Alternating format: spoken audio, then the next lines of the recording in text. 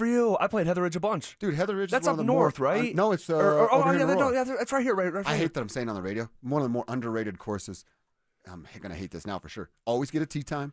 It's nice and open for hack golfers like myself. Yeah. And I'm going to beat my buddy JJ up today. Isn't there a hole like right next to the road that's got a fence next to it? Yes, I remember that. Can't hit the fence. Yes, and there's like a little strip mall across the street, but it's like a highway. Because I remember sprinting across there to get a 6-pack before my round started, and I'm like, I'm not paying for these beers in here. I'm bringing my own sixer in and doing Frogger across the highway to get your to golf shoes. Yes, alcohol is overpriced. Oh yeah. Oh we all my gotta get out. By gosh, the way. yes Oh, yeah. we do. Yes we do. Yes we do. We'll go. Go have fun, I'll be man. you guys' caddy because I definitely can't golf. Yes, right. That's right. Yeah, that's right. Your hand. Yeah, I know, man. I know. So I'm gonna have to tell you guys the angles, the hills. Like you guys gonna have to listen to me though. Yeah, no, dude, you are carrying the bags, and that's it. All right. So what's going on? What is the latest with your hand? Because and just to reset, Phil, about a month ago now? Yeah, it's been about a month. Time flies when you have surgery, right? Cutting food for your daughter and took your eye off the little thing you're cutting, and you sliced deep in your hand. You severed a tendon, and you had to get like real surgery where they had to go inside the middle of your hand and pull the tendon back up. Where are we at with this thing? Yeah, I mean it's. I'm gonna let you see it, Zach. It's looking a lot better. There you go, man. Yeah, I it's mean pretty much healed. Yeah. It's a bunch of skin. So once the skin dries up, the stitches are out. It has the extra skin under the skin, so it's healing right. Now it's just about the rehab part, which is bending and trying to break all that scar tissue up. So it's just like if you would have the knee. You had some sculpt done to your knee, and you have to break that scar tissue up, or it's gonna get stuck. And that happened to me actually senior year in high school. I blew my knee out, and that was the first injury I ever had. I felt like I was a man. I was invincible, and I believe that God told me, "Hey, look, I can give you this superpower in this God-given gift, but I can take it away if you don't treat it the right way, and if you don't go with it being humble." And so I blew my knee out. I didn't have the money to get the proper care when it comes to the rehab part about it, the therapy. They had to go back in. If 6 months later, I had to go back in and go back under. They had to put me under and break all the scar tissue back up. It was that bad, and it built up so much that I couldn't bend or straighten it. Yeah, I remember you saying that a while back. Yeah, it was scary. So ever since then, anytime I have a surgery, I get on top of it now. And with how the surgeries are done, they want you moving. By day 3, they're making you move that joint or the ligament, anything that has to do with a surgery. They're making you move now so it doesn't build up. The scar tissue doesn't build up. Yep. And they have to go back under and break everything up in the joint or the ligament.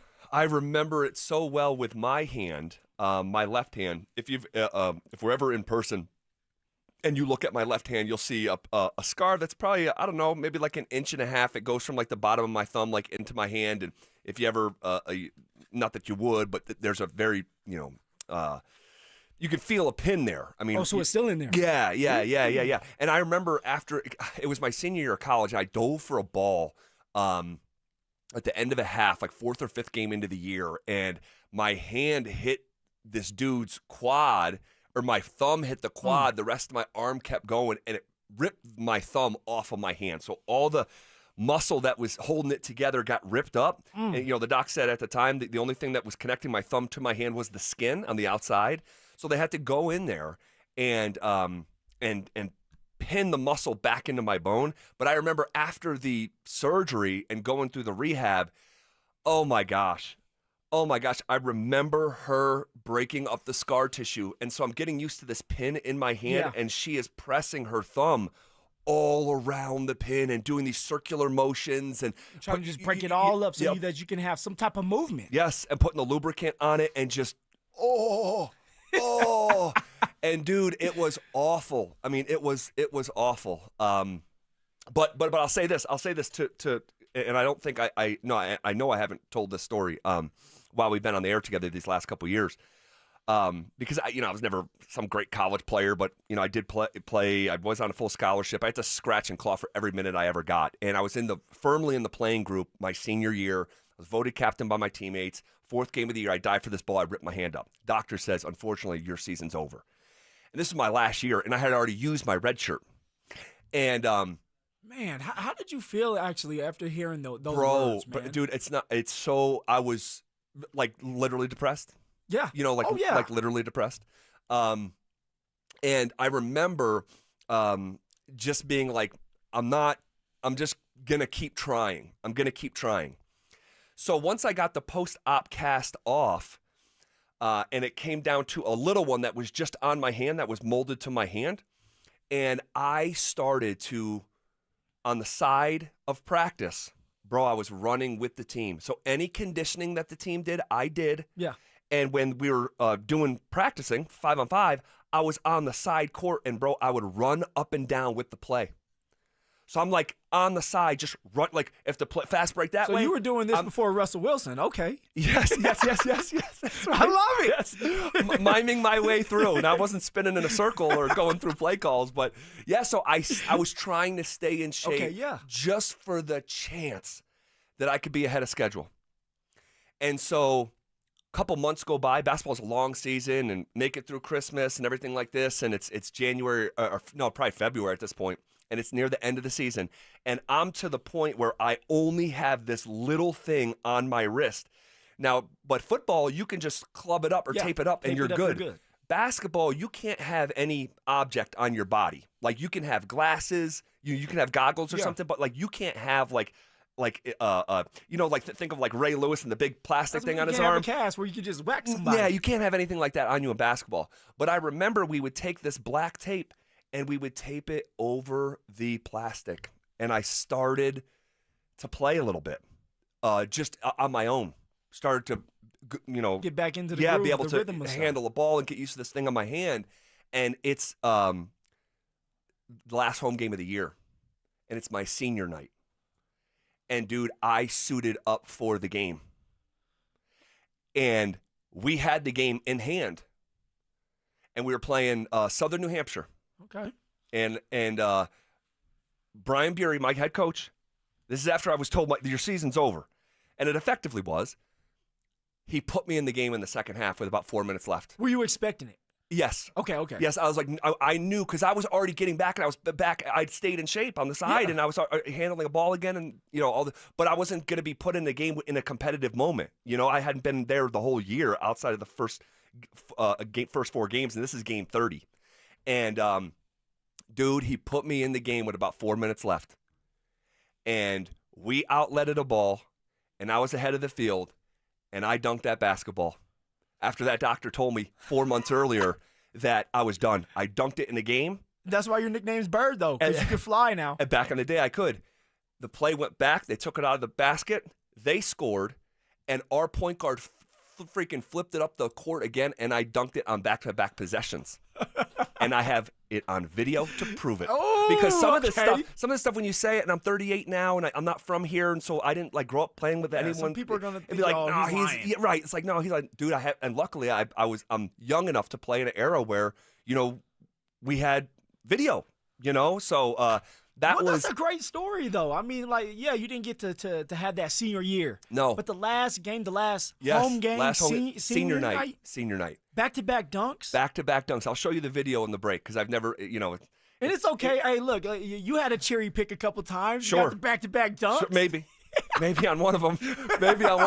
No, you can't do that in a real game. But I did run ahead of the field with the intent on because my guy was like, hey, I'm throwing this up there for you. Yes.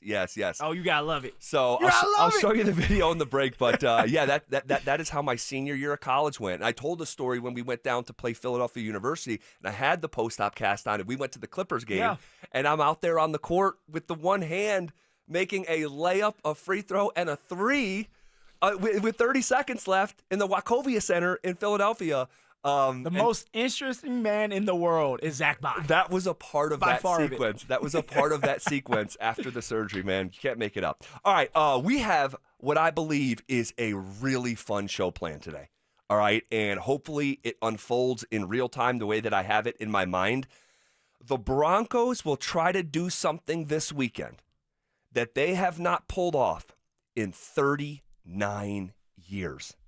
That's where we'll start coming up next. Has a new joker emerged in Sean Payton's offense? Evan Ingram's not the joker. Adam Troutman's made a larger play at the tight end position. The joker is not Evan Ingram. The joker is R.J. Harvey. Denver Sports 104.3. The Fan.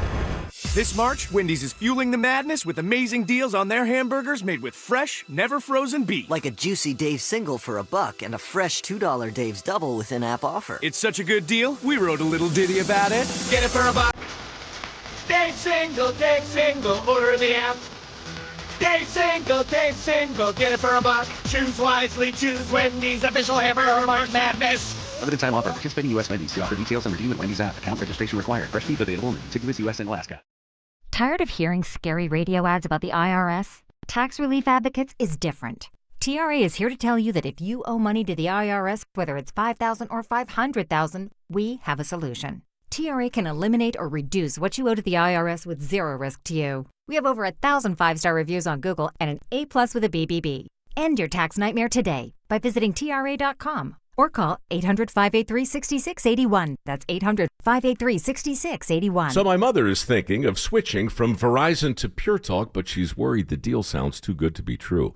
Michael, she said, how can those Pure Talk people offer me the same basic service as Verizon for so much less money? I said, Ma, go ask Google how much Verizon spends on advertising and promotions. A few seconds later, my mother said, oh my goodness, $12 billion a year? That must be a typo.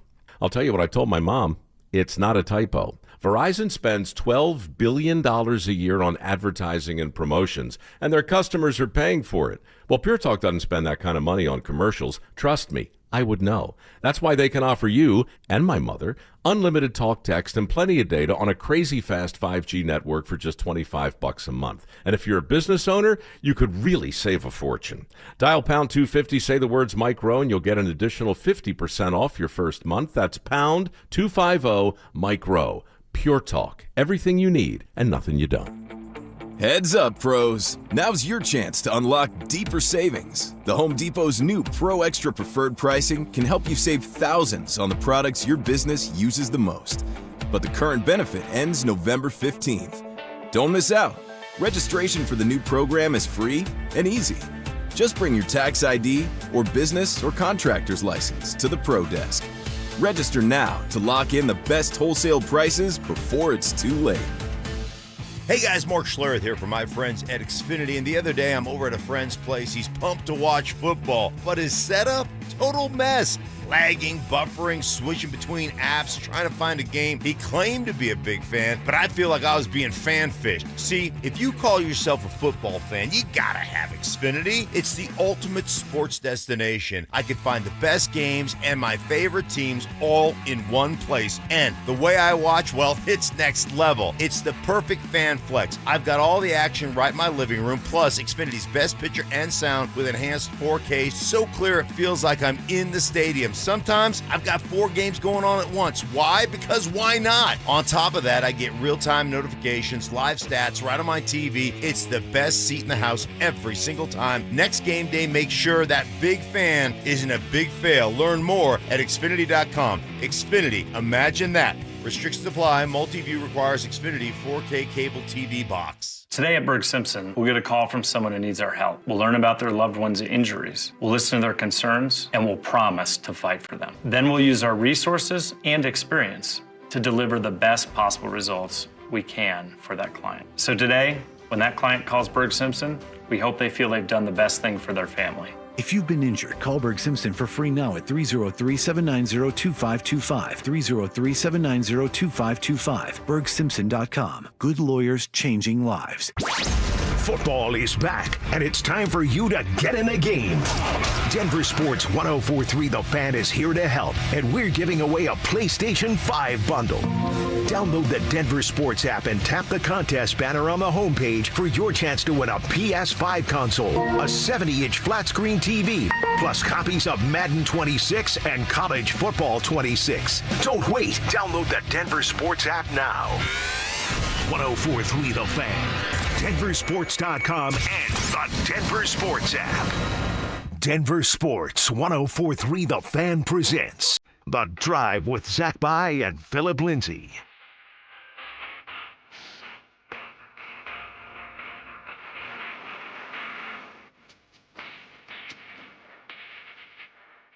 Off and rolling.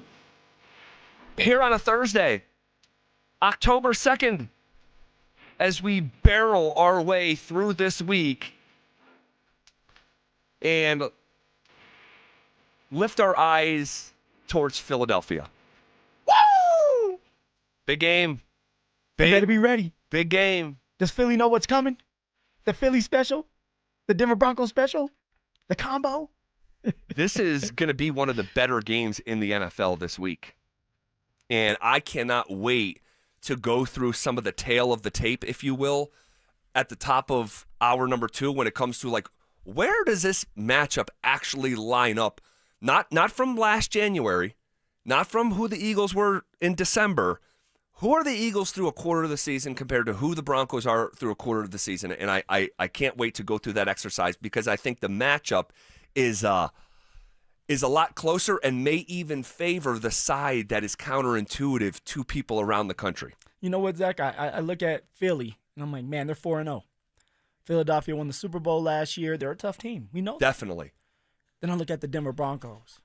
I'm like, damn. We're 2-2.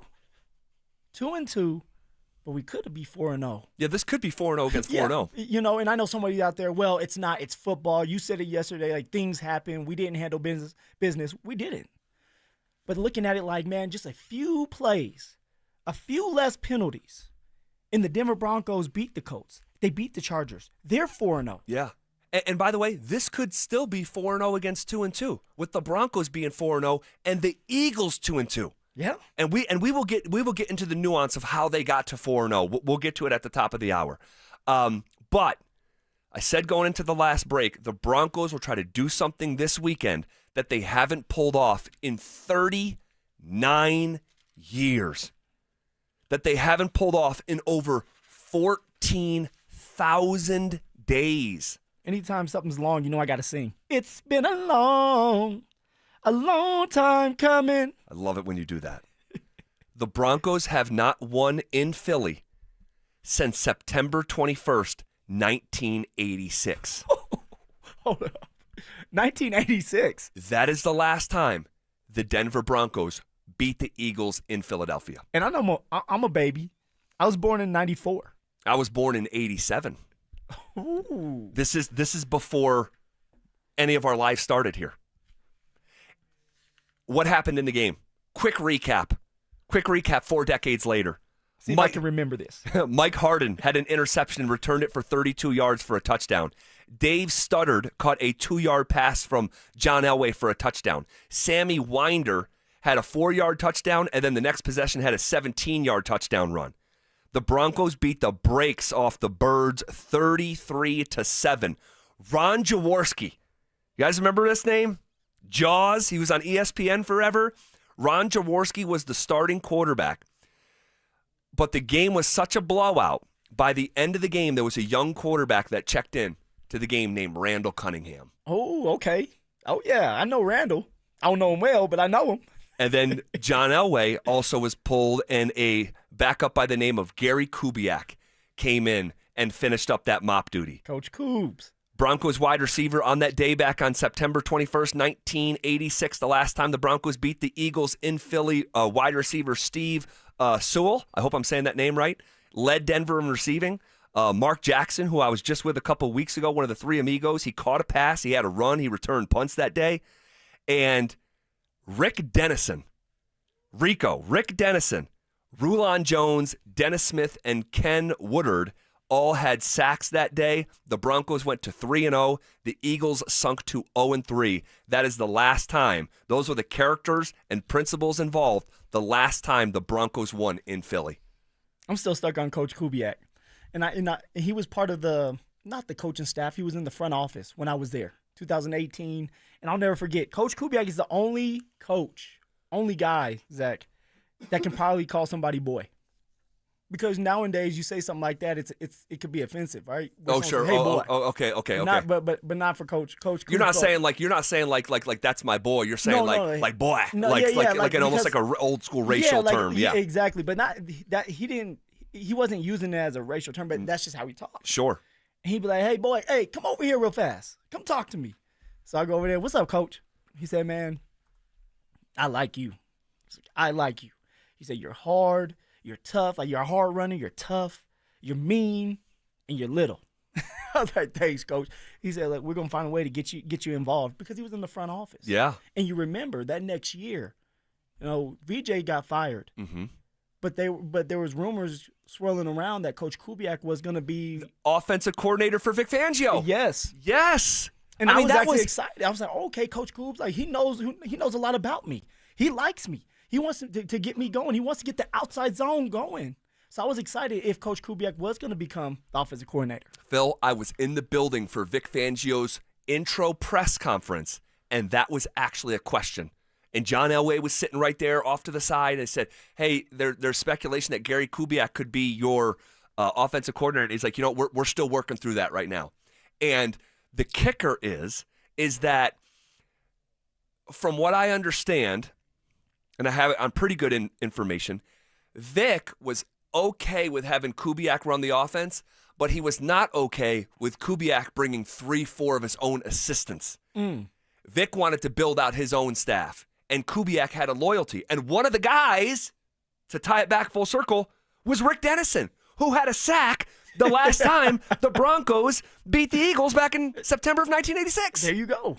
So he wanted Rico to come with him and several others. It was definitely two others along with Rick Dennison. There may have been a third other. So Vic was okay with Kubiak, but Vic didn't want Kubiak bringing people that wanted to be on the defensive side of the staff. Well, I think they were mostly offensive side of the staff. I can see offensively. But yeah, but from what I understand, Vic was like, Coobs can come, but he's not bringing 4 assistants. Like, this is my staff, and like he can be on it. But and I understand, like, hey, if you're gonna lose with your people. Sure. Lose with your people, like, and if you don't feel comfortable with the staff, then don't hire them.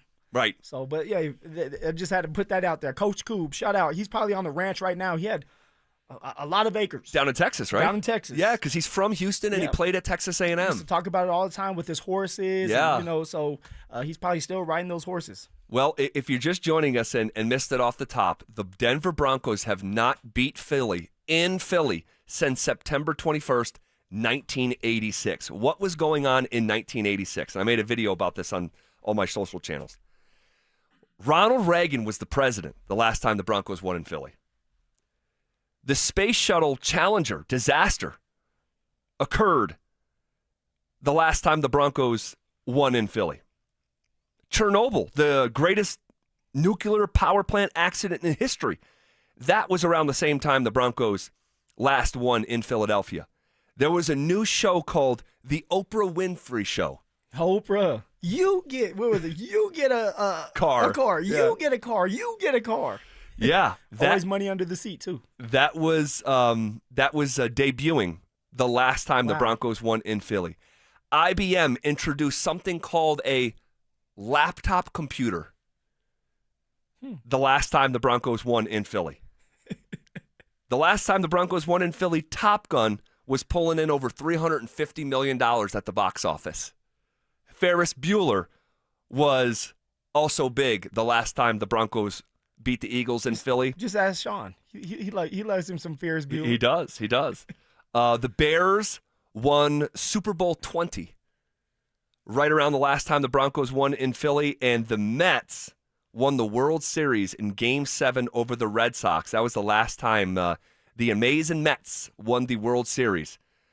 That was the last time the Broncos won in Philly. So this has been a very, very, very, very long time. It's been a long, long time coming. Man. And so we'll see if they're up for the task. My instinct says they will be. And I think, I've talked about it for a couple weeks here. Now, I know.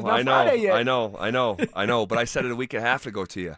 I said I think Broncos are going to go in there and win, and I hope Philly's undefeated when they do go in there. And so we'll see. Official predictions tomorrow, and we'll see how we feel on a Friday. By the way, tomorrow we are going to be live broadcasting from the Recess Beer Garden on a Bud Light Football Friday. We are in Lohi tomorrow. Recess Beer Garden, 2 to 6 p.m. Bud Light is going to be there giving away a pair of tickets to Broncos Giants on October 19th, along with 2 Bud Light VIP tailgate passes. You have to be 21 to enter that contest. You do not have to be 21 or older to be at the Recess Beer Garden to show some love tomorrow. Bud Light, official beer sponsor of the Denver Broncos. Okay, question. Who has been the Broncos MVP through the first 4 games of the season? We'll talk about the candidates coming up next. Changes are coming at 20th and Blake. The Rockies announced that Bill Schmidt is stepping down as general manager, and the team will begin an immediate search for a replacement. Will an external candidate give Colorado a much-needed fresh perspective? Denver Sports 104.3. The Fan. All right, gentlemen, you already know this, but I'm going to say it anyway. Intimacy is a special moment when you feel deeply connected to the one you love. Truly, guys, there are only a few experiences in life as wonderful as these. And I'm here to tell you that Rocky Mountain Men's Clinic is proud of the work they do in treating erectile dysfunction to restore intimacy for patients. How many guys out there have a mediocre sex life? Is it just good enough? Or could it be really good? Nah, better yet, could it be great? Because all you guys out there deserve to have great sex. Maybe the pills are just working okay, but could they work better? At Rocky Mountain Men's Clinic, their treatments work when the pills and herbals fail you. They have treatments with success rates well over 90%, and some of these treatments can have you last an hour or even more. So schedule a consult with Rocky Mountain Men's Clinic today. Your initial visit is only $99, which will include a medical consult with a Colorado licensed medical provider, a TMPSA test, and if medically advised, a test dose. And here's the kicker, gentlemen. If the test dose does not work in the office, the visit is free. They have 5 locations in Colorado to serve you as well. You could go to Fort Collins, North Denver, Central Denver, Castle Rock, and Colorado Springs. So give them a call today at 720-440-7900 or visit RockyMountainMen'sClinic.com. That's RockyMountainMen'sClinic.com. Hi, I'm Terrell Davis, 2-time world champion and Pro Football Hall of Famer. There is nothing more important than your health. That's why I've made the smart move to invest in fitness equipment with Fitness Gallery. It's a game changer. I have a true treadmill at home. It's the smoothest and quietest I've ever been on. Football is here, and Fitness Gallery's fall football sale is your playbook for a winning home gym. Save up to 50% off on select premium equipment. Visit any of our 7 stores from Denver to Fort Collins and score big before the sale ends. What's going on, everybody? Phillip Lindsay here. And last year, I went a little rogue and dropped a discount code from our friends at Hermes Worldwide. And you guys used it so much, they almost got mad at me. Well, I'm feeling a little spicy again this season, so I'm bringing it back, baby. You can get 30% off your ride to the game with Hermes Worldwide for your entire season. All you have to do is mention the code PL30. Again, mention PL30 when you book your luxury transportation to Empower Field. And contact Hermes Worldwide at 303-577-7600 or visit ridehermes.com/DenverSports. Go Broncos! Dan Jacobs with Jacobs Law and 303 Law 4040. Did you know that I actually have some psychic abilities? Yep, had a new client come in the other day to get signed up, and she said, Dan, you know, they've already made me an offer. And I said, well, let me guess. It was $1,500. And her eyes got real big, and she said, Dan, how'd you know that? And I said, let me take another guess. When you said you weren't sure, they said, okay, we'll offer you the maximum amount allowed of like $3,500. The client couldn't believe what she was hearing. But let me let you know in a little secret. I'm not a psychic. I just know all of the insurance companies' dirty little tricks. They use these tricks to put pressure on you so they can get off the hook cheap. At 303 Law 4040, we're here to make sure that they play fair. We're going to make sure you get feeling better and the insurance companies pay what's right. Call us at any time. You can speak directly with me or my lovely wife, Kimberly. Save that number in your phone. You never know when you're going to need it. It's 303 Law 4040. That's 303 Law 4040. Comcast Business can help turn your small business into a connected, secure, modern business. It's how restaurants become reliably up and running neighborhood favorites. How healthcare offices become the data-protecting caregivers that we all depend on. And how wealth management firms become cyber-securing guardians of your information. With reliable connectivity, enhanced cybersecurity, and Wi-Fi backup, your business can stay connected and get threat-ready with Comcast Business. Powering possibilities. Now through November 16th, new Comcast Business customers can get started with 150 megabit internet plus security for $59.99 a month for 12 months with a 2-year agreement. Plus, ask how to get a $500 prepaid card on a qualifying gig package. Call today. Restrictions apply. Requires enrollment in paperless billing and auto-pay with bank account. Early termination fee applies. Equipment, taxes, and fees extra. Attention taxpayers. If you owe $5,000 or more and have missed another tax deadline, you're officially on the IRS's radar. The IRS has resumed aggressive collections. That means wage garnishments, bank levies, even seizures of your home, car, or retirement accounts. If you owe $5,000 or more and missed the deadline, you're stacking new debt on top of what you already owe. Call Priority Tax Relief now. Their experts fight back fast and are saving their clients millions in tax debt every month. I owed over $50,000. And they settled it for pennies on the dollar. These guys are as legit as they come. After speaking on my behalf with the IRS, my entire debt of $25,000 will be eliminated. Whether you've received collection letters or you're already facing liens and garnishments, call for your free consultation. There are no upfront fees. Priority Tax Relief. Let's make your taxes our priority. Call 800-968-3159. 800-968-3159. 800-968-3159. Priority Tax Relief. Eli Manning here, reminding you there's nothing like football and King's Hawaiian Sliders. King's Hawaiian Sliders make you a winner on game day. Pick some up this weekend in the bakery or deli section of your grocery store. Denver Sports Snapshot. Tomorrow night on The Fan, home of the Colorado State Rams, CSU football faces San Diego State with pregame starting at 7:30. Presented by Rocks Heating and Air. Saturday morning on 104.3 HD2, Air Force football faces Navy with pregame starting at 9:30. Then on 104.3 HD3, DU hockey skates with UNLV with pregame starting at 6:30. One of Newsweek's best regional banks and credit unions. Learn more at WistaraCU.com. You're listening to The Drive with Zach By and Phillip Lindsay on Denver Sports 104.3 The Fan.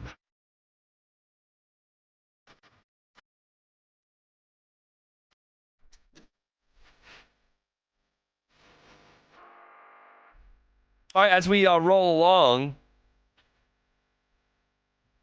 who's been the Broncos MVP through the first 4 games? You know, yesterday we did sort of a just a check-in, you know, from 20,000 feet and say, hey, a progress report. Progress report. Yeah, at you know, quarter of the season, you get the report card halfway through. And we had fun with that. If you want to check that out, you can hit that up on the Drive podcast, DenverSports.com, Spotify, wherever you do your podcasting. If we were to check in and say, hey, who's been the MVP of this team? I think there's a handful of candidates. I'm curious how many, like, obviously I want to know who your MVP is, but like, how many candidates do you think that there is? So we played 4 games already. Yesterday we talked. You asked me how do I feel the Denver Broncos as a whole, how they've been doing, and I said very inconsistent and undisciplined. So when you're talking about an MVP or players that have been doing really, really well, there's to me, there's 3 of them. There's 3 of them that come to mind. All right, hold on. I'm going to write down initials here. All right. 3 of them have been very consistent. Okay. You want me to tell them? Yep. Nick Bonito, Torpedo Bonito, GB Zone, Garrett Bowles. Oh, okay, yeah. Very, very consistent. Yep. And J.K. Dobbins. Okay. Those are my 3. Who'd you have? So, I have Bowles in mind. Okay. But when you said it could be 3, I wrote down the 3 that I thought that you would say, and Bowles wasn't one of them, though. But Bowles is a candidate of mine. He's a candidate of yours. The 3 that I wrote down was Nick Bonito, you had, J.K. Dobbins, you had, and Cortland Sutton. Oh, Court. The most consistent pass catcher on this team, and it's not even close. 266 yards through 4 games, averaging 15 yards a catch. Both of those numbers lead the Broncos. 3 touchdowns, that leads the Broncos. He's got the longest play in the pass game this year. He's got the most explosive plays with 5 in 4 games. And he's well on pace for another 1,000-yard season. The only reason I didn't put Cortland in there, and you just put the facts out there. So, yes, Cortland Sutton has been very consistent. We all know that. Receiver 1 here. From the start, I said that. Receiver 1. Oh, yeah. Well, I mean, who else would it be if it wasn't Sutton? I don't know. You like Bailey for a second. I mean, you're like taking. I told you Sutton would be like. I'm not taking the victory lap on you. A little bit. But yeah, he's clearly number 1 here. Yeah, but he's at a position where he's depending on the quarterback to get him involved. And when the quarterback doesn't get him involved, like against the Colts, you don't end up with the stats that you need to have. Whereas Nick Bonito, Garrett Bowles, and J.K. Dobbins, they're more in control of what happens throughout the play. For J.K., it's like once you get the ball in your hands and you're getting a handoff, you don't have to go and catch. You're getting a handoff. Now it's all about you. It's about being patient. It's about breaking tackles. It's about understanding the scheme, which J.K. Dobbins has done a great job of. Nick Bonito, it's about winning your one-on-one matchup. It's about being able to time the snap count, utilize your God-given gift, which is the get-off that you have, and then getting to the quarterback. And then, of course, for Garrett Bowles, it's also about winning your one-on-one matchup, making sure nobody gets to your quarterback, and when you are run blocking, get downhill, be aggressive, and move the guy.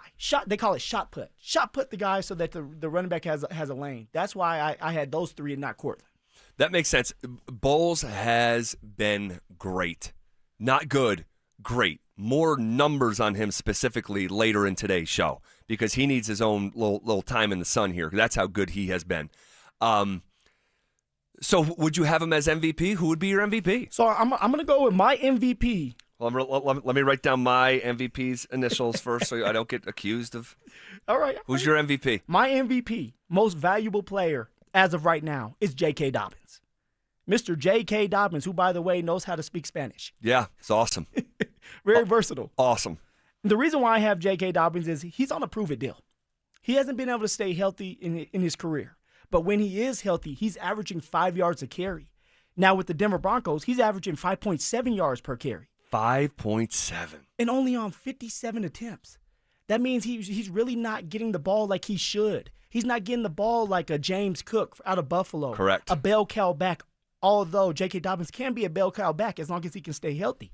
Right now, J.K. Dobbins is fourth in rushing, 323 yards, 3 touchdowns. Zach, you talk about those explosive plays. And last year, how we weren't able to get that many explosive plays off. We didn't have a run past 22 or 23 yards. 21 yards. Oh, there we go, 21 yards. Well, now, everybody is different when it comes to explosive plays. But when it comes to J.K. Dobbins in 4 games, he has 11 runs of 10 or more yards. 11 runs of 10 or more yards. Already. That is so healthy. We're only 4 games into the season. Wow. Very consistent, hard runner, very patient.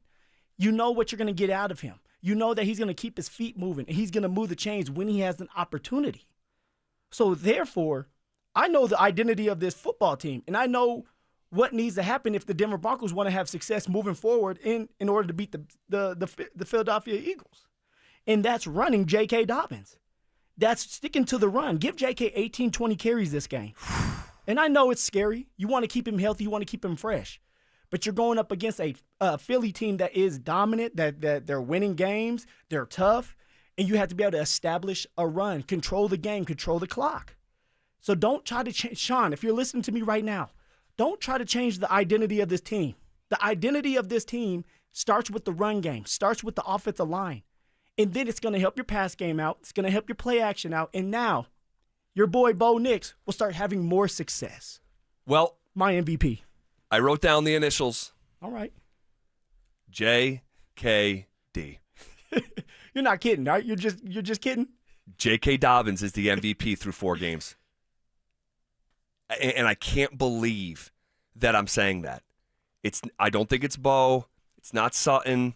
It's not young Harvey. It's not Troy Franklin. I mean, J.K. Dobbins has been excellent. Not PS2. No. J.K. Dobbins has been excellent. The quarter pole MVP. 5.7 yards per carry. Number 4 in the NFL in rushing. Yeah. You know where he is in attempts? He has to be in the middle. I'm going to say 17. He's 16th. Okay, 16th. Tied for 16th. So he's top 5 in rushing, but just inside the top half of the league in attempts. Not in the top 15 in attempts, but 4th in rushing. I mean, it's there. It's there. And this is why someone like JK, when he goes to the podium, I'm telling you guys, like when he said, hey, maybe I can go back to back, he's saying that in a sarcastic way of saying, hey, look, I can do this. I can go back to back. I can have games where I go for 100 yards. It's all about the carries. It's all about the consecutive carries, getting into some type of rhythm and trusting that the running backs and the offensive line can get the job done.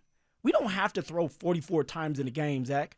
No. We don't have to do that. No. Especially against the Bengals Come when you on. already have it in the bag. Come on. I cannot. I can't. It's Thursday. I still cannot believe with a game control like Monday night, they still passed it more than they ran it. You may be in a situation on Sunday against Philly where you're winning this game. And it comes down to, Sean, can you stick with the run? Or do you have that itch? Yeah. And you must pass the ball. That may end up getting you in trouble if you cannot stick with the run when it's working. Well, it's almost happened already.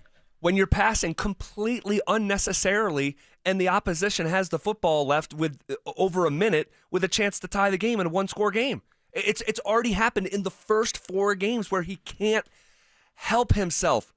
It's my son, my young 7-year-old. Yeah. Like the M&Ms are on the in the pantry. Oh, he's getting to them. And it's 6:30 in the morning. And I'm telling him, bro, if you eat them, you're in big trouble. And I hear the pantry door open. And he's lying to me, and I say, open your mouth. And I see the chocolate at 6:30 in his teeth. That's Sean Payton passing the football. He can't help but eat the M&Ms. Oh, hard-headed. You got to love it, though. Oh, my gosh. All right. And then you try to lie about it. Yes. Like, oh, I didn't do it, Dad. Oh, gosh. All right. ESPN ranked every Power 4 quarterback. Where did CU's Caden Salter end up? Also, what are they saying down at TCU about Dion and the Buffs? That's next. Have Coach Prime and the Buffs established an unfortunate identity? You know who the Colorado Buffaloes are? They're the Dallas Cowboys of college football. There's a lot of stories about them, and about 1% of them are actually about the football that's being played in between the half. Oh, God. You know what that means then. Deion Sanders is the Jerry Jones of college football. Denver Sports 104.3. The Fan. Are joint pain or injuries keeping you from living your best life? I'm Dr. Joel Cherdak with Denver Regenerative Medicine. We don't believe in one size fits all. Instead, we create personalized stem cell treatment plans using your own stem cells or donor cells to help regenerate joints, repair torn muscles and ligaments, and restore mobility. For a limited time, get 10% off through October. Don't wait. Book your free consultation now at denverregen.com. That's denverregen.com. Twin Peaks is the best in the game and the go-to spot for football season with wall-to-wall TVs, hearty eats, ice-cold drinks, and of course, those scenic views. It's a full-on experience whether you're catching college or pro games this season. Twin Peaks. Eats, drinks, scenic views. As days get shorter and roads get busier, fall brings more accidents. If you've been injured, Postman Law is here to help. No fees unless we win. Call 844-POSTMAN. Postman delivers. This is attorney advertising. Hey, bro, weirdest thing is happening at the game. This guy sitting next to me says, "You're our good luck charm." Every time I crack a Bud Light, we score a touchdown. Now his entire family wants to buy me Bud Lights. I think I'm some kind of a football prophet. Talk soon. The team needs me. Anything for Bud Light, the official beer sponsor of the NFL. Stock up today. Enjoy responsibly. Copyright 2025 Anheuser-Busch Bud Light Beer, St. Louis, Missouri. Planning out your holiday pictures? Let's move you to the front because it's Soda Weight Loss. You could drop the belly fat and gain your confidence back, just like Ramon. I used to dread those pictures. I'd position myself behind someone taller or make sure I was holding a plate so nobody focused on my belly. But that was before Soda. Soda gave me more than a smaller waistline. It gave me back the confidence to wear what I want. And they make it simple. No injections, no hunger, just a plan that works. Soda Weight Loss is built for busy people like you. I lost 82 pounds in just 16 weeks. No hunger, no drugs, just steady, real-life progress with the nutritionist who helps you every step of the way. That's why Soda has nearly 9,000 Google reviews. And right now, the most popular offer of the season is back. Join today and your partner joins free. Visit sodaweightloss.com. That's SOTA weightloss.com. Soda is Say it with me. State of the art. Most business owners and decision makers work hard but stay frustrated because customers simply don't know they exist. Marketing isn't about being flashy. It's about making sure people understand how you solve their problem. Audio, video, and online campaigns put your message where your customers are already paying attention. And your friends at Denver Sports, they specialize in connecting customers to businesses. The moment you get clear and show up consistently, growth follows. Don't stay the best kept secret in town. Visit DenverSports.com and click on the Advertise with Us button and start growing today. Stay up to date on the Broncos with our 9 News Broncos insider Mike Kliss. Presented by Fitness Gallery. Hear the latest from every practice and every game every single week during football season. Denver Sports 104.3. The Fan. It's The Drive with Zach By and Phillip Lindsay on Denver Sports 104.3 The Fan.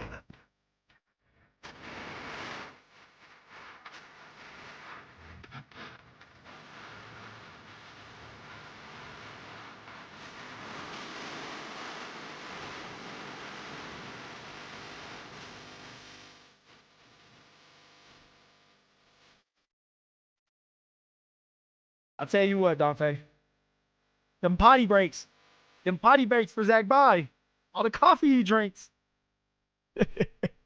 Were you guys okay? We started to lose it in here. Dante, lead it. Lead it. He's a host. You're a host, Denver Sports Tonight. I listened to you on the way home. You're capable. So you're testing him, huh? How long were you guys live? Not long. How long? I think he walked in when Phil started talking. Okay. Okay. If it was any longer, I would have taken over. Okay. Yeah. I honestly, I don't want to Wally Pip you. That's what I'm worried about. Yo, so considerate. So considerate.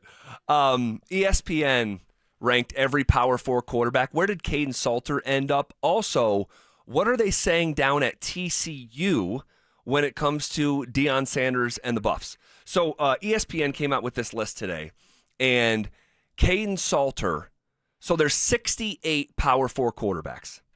68 of them, okay? Caden Salter came in at number 40 of 68. So he's not the worst. He's not the best. 40. Yeah, he's in the back half.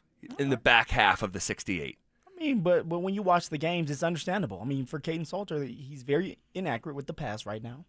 He has wheels, and he'll be elusive when he's on the run. But he's not making the plays downfield. You're going to be 40, 50, or 60 when you don't make the plays downfield as a quarterback. What if I said to our audience a month and a half ago, and I said, they're going to do this exercise after 5 games of the college season? I mean, we're approaching midway point of the season on the college front. Insane. What if I came in and said, hey, ESPN's going to do this exercise, and Caden Salter is going to come in ranked ahead of Arch Manning? He was 1 slot ahead of Arch. Well, and this is before the season starts? Yeah, this is before the season starts. I'm saying, hey, Colorado's undefeated. I would say the same thing. Colorado is rolling. Found their new quarterback. Their solidified quarterback. That's what I would have been saying. Yeah, I would have been saying the same thing. If I would have came in and said, hey, Caden Salter is going to be ranked ahead of Clemson's Cade Klubnik, who I thought ahead of the season could be the number 1 pick in the draft. If I said, hey, he's going to be ahead of Drew Aller from Penn State, who I believe is going to be a first-round draft pick. You wouldn't even believe that.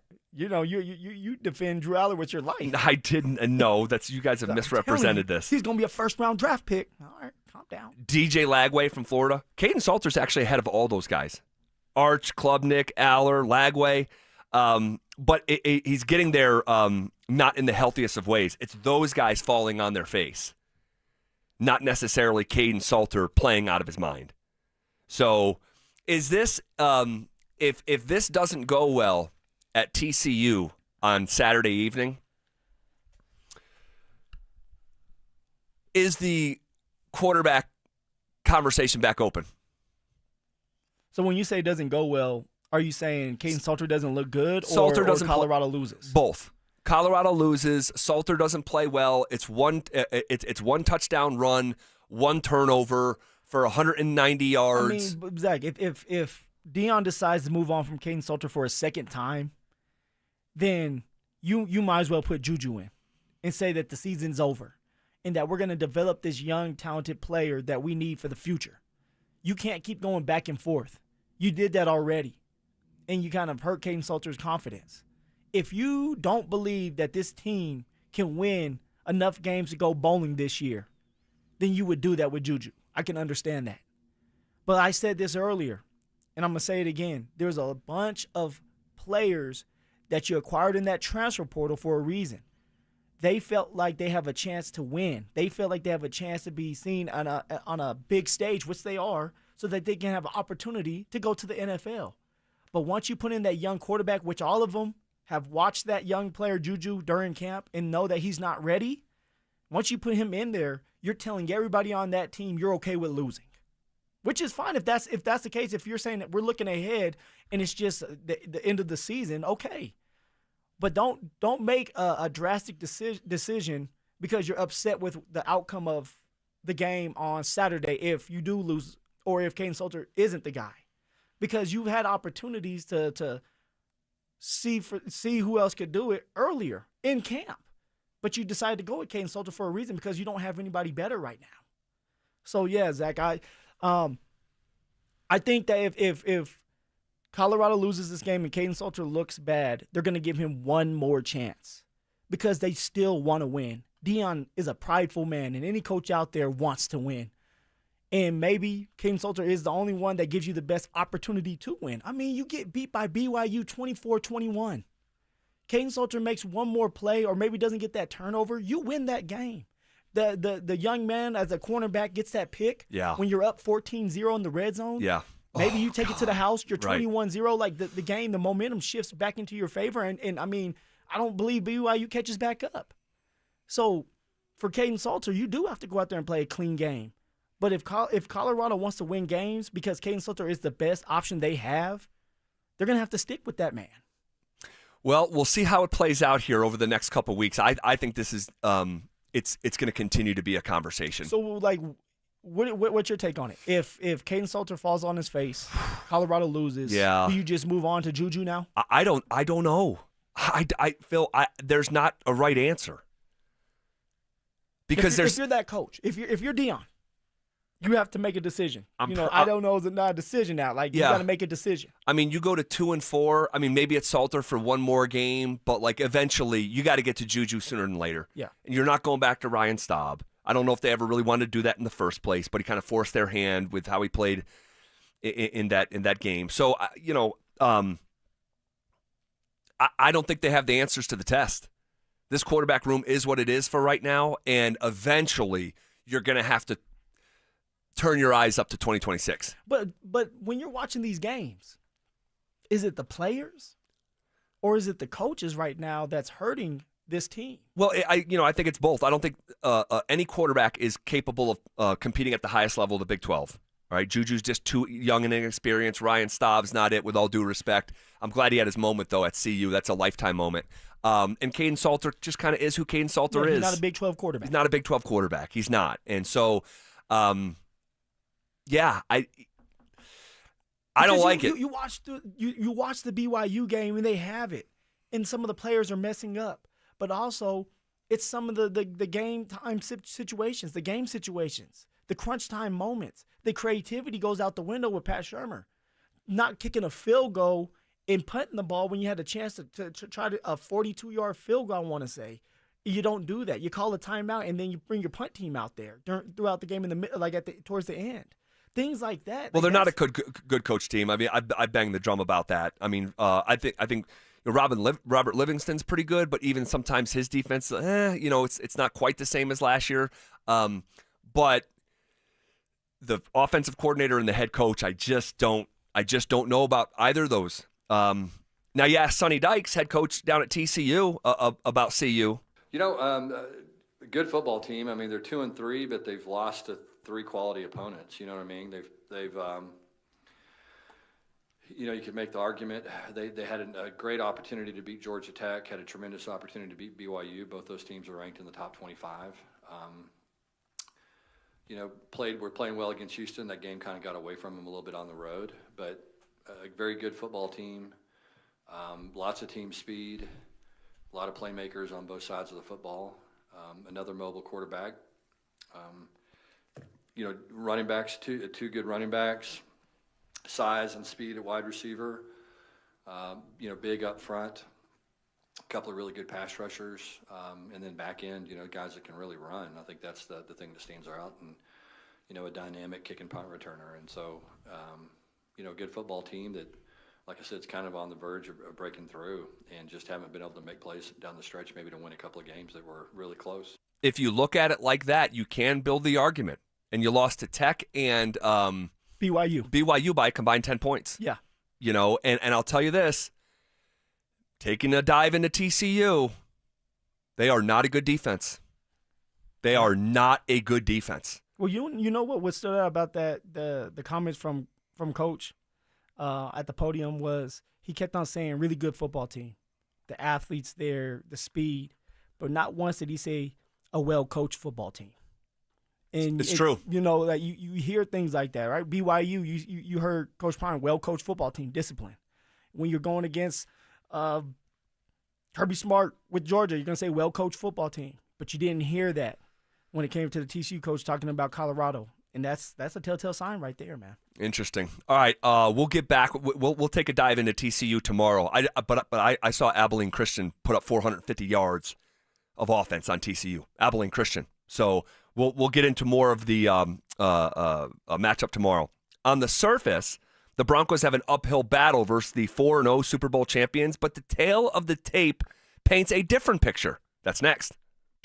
Has a Broncos wide receiver already proven that they're worth every penny? To all the people that said, re-signing Cortland, too much money, he's not a real number one, not a true, quote-unquote number one, whatever that really means. He's been a huge, huge positive for Bo Nix and Bo Nix's development. He's a pro. Denver Sports 104.3. The Fan. Drivers who switch and save with Progressive could save hundreds. With that kind of money, you could go big time. The next time you're out to dinner with friends, you can order the shrimp cocktail for the table. And maybe you'll realize it only comes with 4 shrimp after you've already given away 3, but that one shrimp will be so good. And if you switch and save hundreds, you could get shrimp all the time. Switch to Progressive and you could save big time. For shrimp. Progressive Casualty Insurance Company and affiliates, not available in all states. Potential savings will vary. Let's go! You're still glowing, flirting, grooving. You've still got it. But your immune system weakens as you age, making it harder to fight flu, pneumococcal pneumonia, RSV, and COVID-19. Vaccines are a key part of any health routine and help strengthen your immune response. Ask your doctor or pharmacist which vaccines you need. Schedule in minutes at vaxassist.com. Sponsored by Pfizer.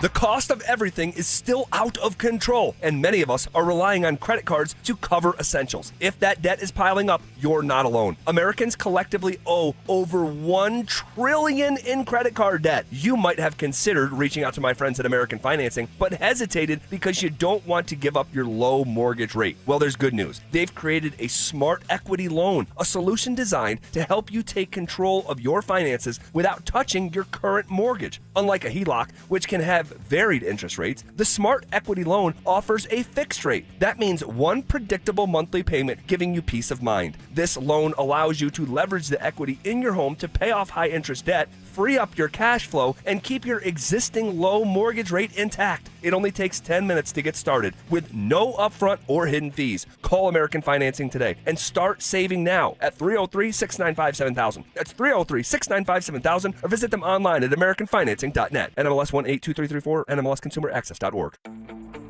You could save thousands of dollars on the products your business uses the most with the Home Depot's new Pro Extra Preferred Pricing. Registering is free and easy. Just have your tax ID or business or contractor's license ready. But don't wait. The current preferred pricing benefit will end on November 15th. Visit your local Pro Desk to register now and unlock the deepest savings on the products you choose. Mike Evans here for Copperhead Plumbing. Your home doesn't have to flood before you know there's a problem. With the Mow and Flow Smart Water Shutoff System, you can monitor your home's water usage in real time right from your phone. You'll get notified the moment a leak starts. Trust Copperhead Plumbing for professional installation. Ask about installing a Mow and Flow system today. Copperhead Plumbing, built to last. Call us once, you'll forget the past. Copperhead Plumbing. They plumb different. They plumb custom. Hi, I'm Terrell Davis, two-time world champion and Pro Football Hall of Famer. There is nothing more important than your health. That's why I've made the smart move to invest in fitness equipment with Fitness Gallery. It's a game changer. I have a true treadmill at home. It's the smoothest and quietest I've ever been on. Football is here, and Fitness Gallery's fall football sale is your playbook for a winning home gym. Save up to 50% off on select premium equipment. Visit any of our 7 stores from Denver to Fort Collins and score big before the sale ends. They say there's no such thing as a free lunch, but not true, I say. Hey, everybody, Dan Jacobs with Jacobs Law and 303 Law 4040, and I'm here to tell you about the best, absolute best free meal in all of Denver. Times are tight right now. You go to the grocery store, things are insane, so we all could use a little bit of help. No questions asked. Anybody that needs it can come by every first and third Thursday. Here's how it works. You pull up, you pop your trunk, they put free groceries for the week in your trunk, and they say, how many hot meals do you need? We pass those to you right through your window, and this is good stuff. This is not soup kitchen stuff. I smoke these meats personally. Delicious pulled pork. I got my special secret Chipotle chicken recipe. It is fantastic. Please help us spread the word. Anybody that needs it, Smoky Hill and Arapahoe Road every first and third Thursday, 4 to 6 p.m. If you have any questions, you can reach out to me personally. It's Dan Jacobs at 303 Law 4040. Peyton Manning here. Throughout my football career, staying healthy was a big priority, but bumps, bruises, and injuries were part of the game. And for me, it's not just the clinical excellence and expertise that sets a medical team apart. It's also the compassion, kindness, and empathy they show. At Common Spirit Health, healing is quality care and human kindness. And my friends at Common Spirit are teaming up with their partners to spread human kindness and create healthy communities. Common Spirit Health. Hello, human kindness. This segment on 104.3 The Fan's brought to you by Williams Jewelers, the official jeweler of the Colorado Avalanche. KKFN and KKFN HD1 Longmont, Denver. You're listening to Denver Sports 104.3 The Fan. Denver Sports Snapshot. Tomorrow night on The Fan, home of the Colorado State Rams, CSU football faces San Diego State with pregame starting at 7:30. Presented by Rocks Heating and Air. Saturday morning on 104.3 HD2, Air Force football faces Navy with pregame starting at 9:30. Then on 104.3 HD3, DU hockey skates with UNLV with pregame starting at 6:30. One of Newsweek's best regional banks and credit unions. Learn more at WistaraCU.com. Leading off with the big story of the day, here's The Drive with Zach By and Denver, Colorado's own Phillip Lindsay. 1 hour in the books. Quicker than a New York minute. Hanging out with you Thursday, October 2nd, just a couple days ahead of a huge football game with the Super Bowl champions. Eagles have been really a model of consistency. They have been a model of draft and develop. They've been a model of just identifying talent. Howie Roseman has done a incredible job. And that's from drafting, and that's in free agency as well. Saying, hey, that guy with New Orleans, Zach Bond, he's really talented. But there's even more there. Let's bring him in here. Yeah. And, well, that's all about your scouting department as well. Sure. Like trusting your scouting department, putting the right people in there that have the same vision of you, as you, and then hitting on these players and giving them a chance. And someone like Zach Bond, right? He was with Sean. He was with Sean and wasn't really given that opportunity, although because of certain situations and being behind a couple really good linebackers. But that's like kudos to the Eagles organization, just being able to see through that and say, hey, let's give him that opportunity. Let's see what he does with it. And he was able to have a great year last year because of that. Well, on the surface, I think if you just ask people around the country, the Broncos have a real uphill battle versus the 4-0 Super Bowl champions, who are 20-1 in their last 21 games. That is psychotic. 20-1. 20-1 in their last 21? That's insane. In a league built for parity. But when you actually look at the tail of the tape, I think it paints a bit of a different picture. So if you just isolate the different portions of the football teams and compare them head to head, all right? The Broncos' rushing offense is 5th in the NFL, 143 yards a game. Top 5 number. Who would have thought? The Eagles, Phil, have the 16th ranked rushing offense, averaging 113 yards a game. A real advantage for the Denver Broncos. And think about this, guys. The Eagles have Saquon Barkley, who won Offensive Player of the Year last year.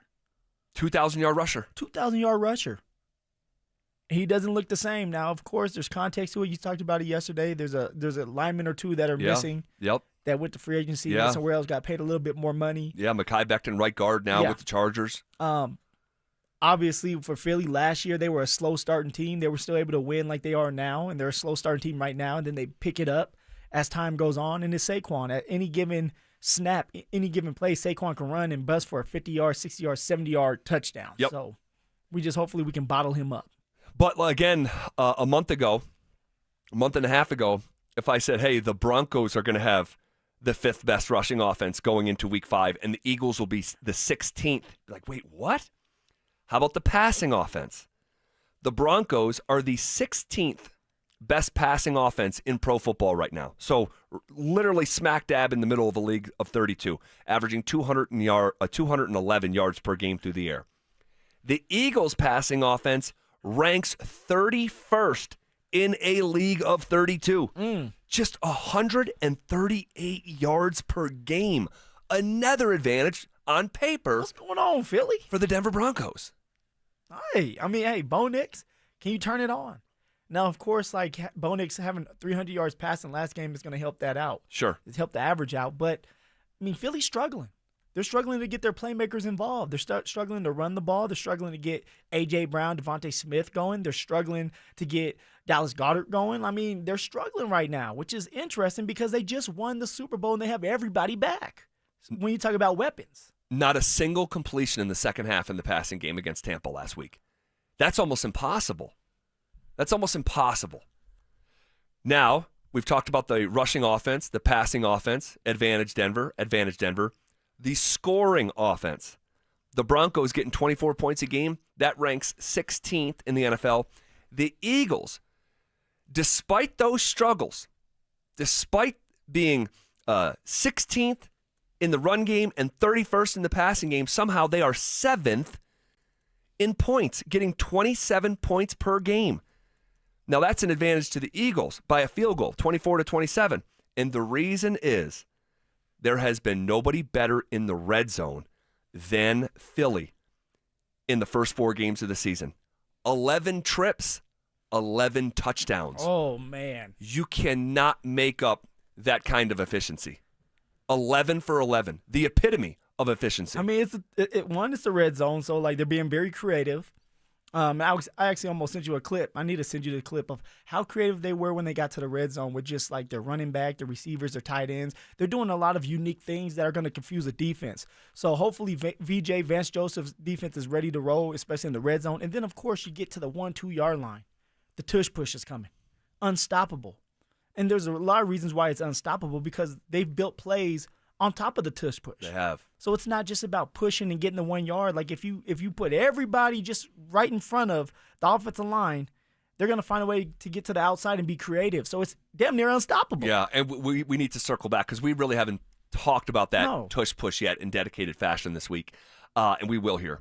So advantage Broncos in the rushing offense, advantage Broncos in the passing offense, advantage Eagles with their scoring offense because of how good they have been in the red zone.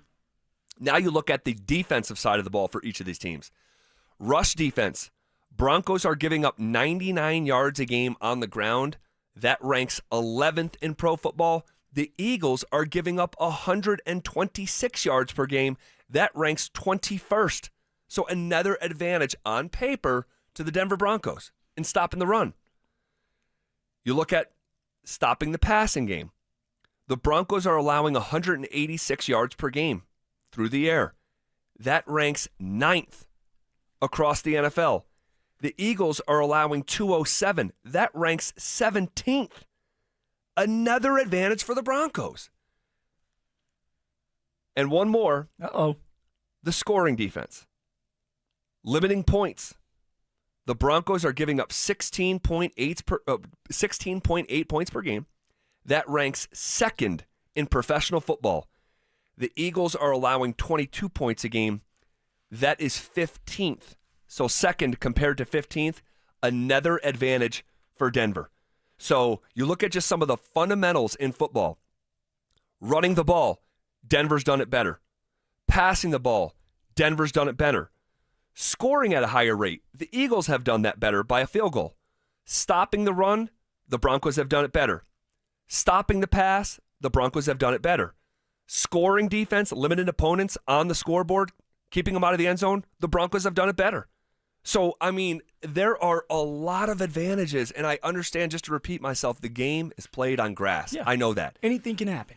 But 4 games is not nothing. And I just could not have anticipated a month and a half ago us coming into Eagles Week with this many on-paper advantages for the Denver Broncos. So are you confident? You went through all these stats. And I know you're already really confident on Denver in this game for different reasons, and I know we're going to discuss it tomorrow. Yeah. But after going through those stats, should all of us, all the listeners out there, should we be confident that we could come away with this with a win? You know what? I think so. And I'll tell you this. I'm confident. I've been confident. I told you Monday morning the first thing I did was take the Broncos plus 4.5. Yeah, you didn't brush your teeth. You took a piss, and then you hit the number. That's exactly how that went. I'm confident, and it comes from a couple different places. The one, Sean Payton can drive me nuts. Sean Payton can flat out drive me nuts. And I believe I'm fair with Sean, and to be fair with Sean is to be critical.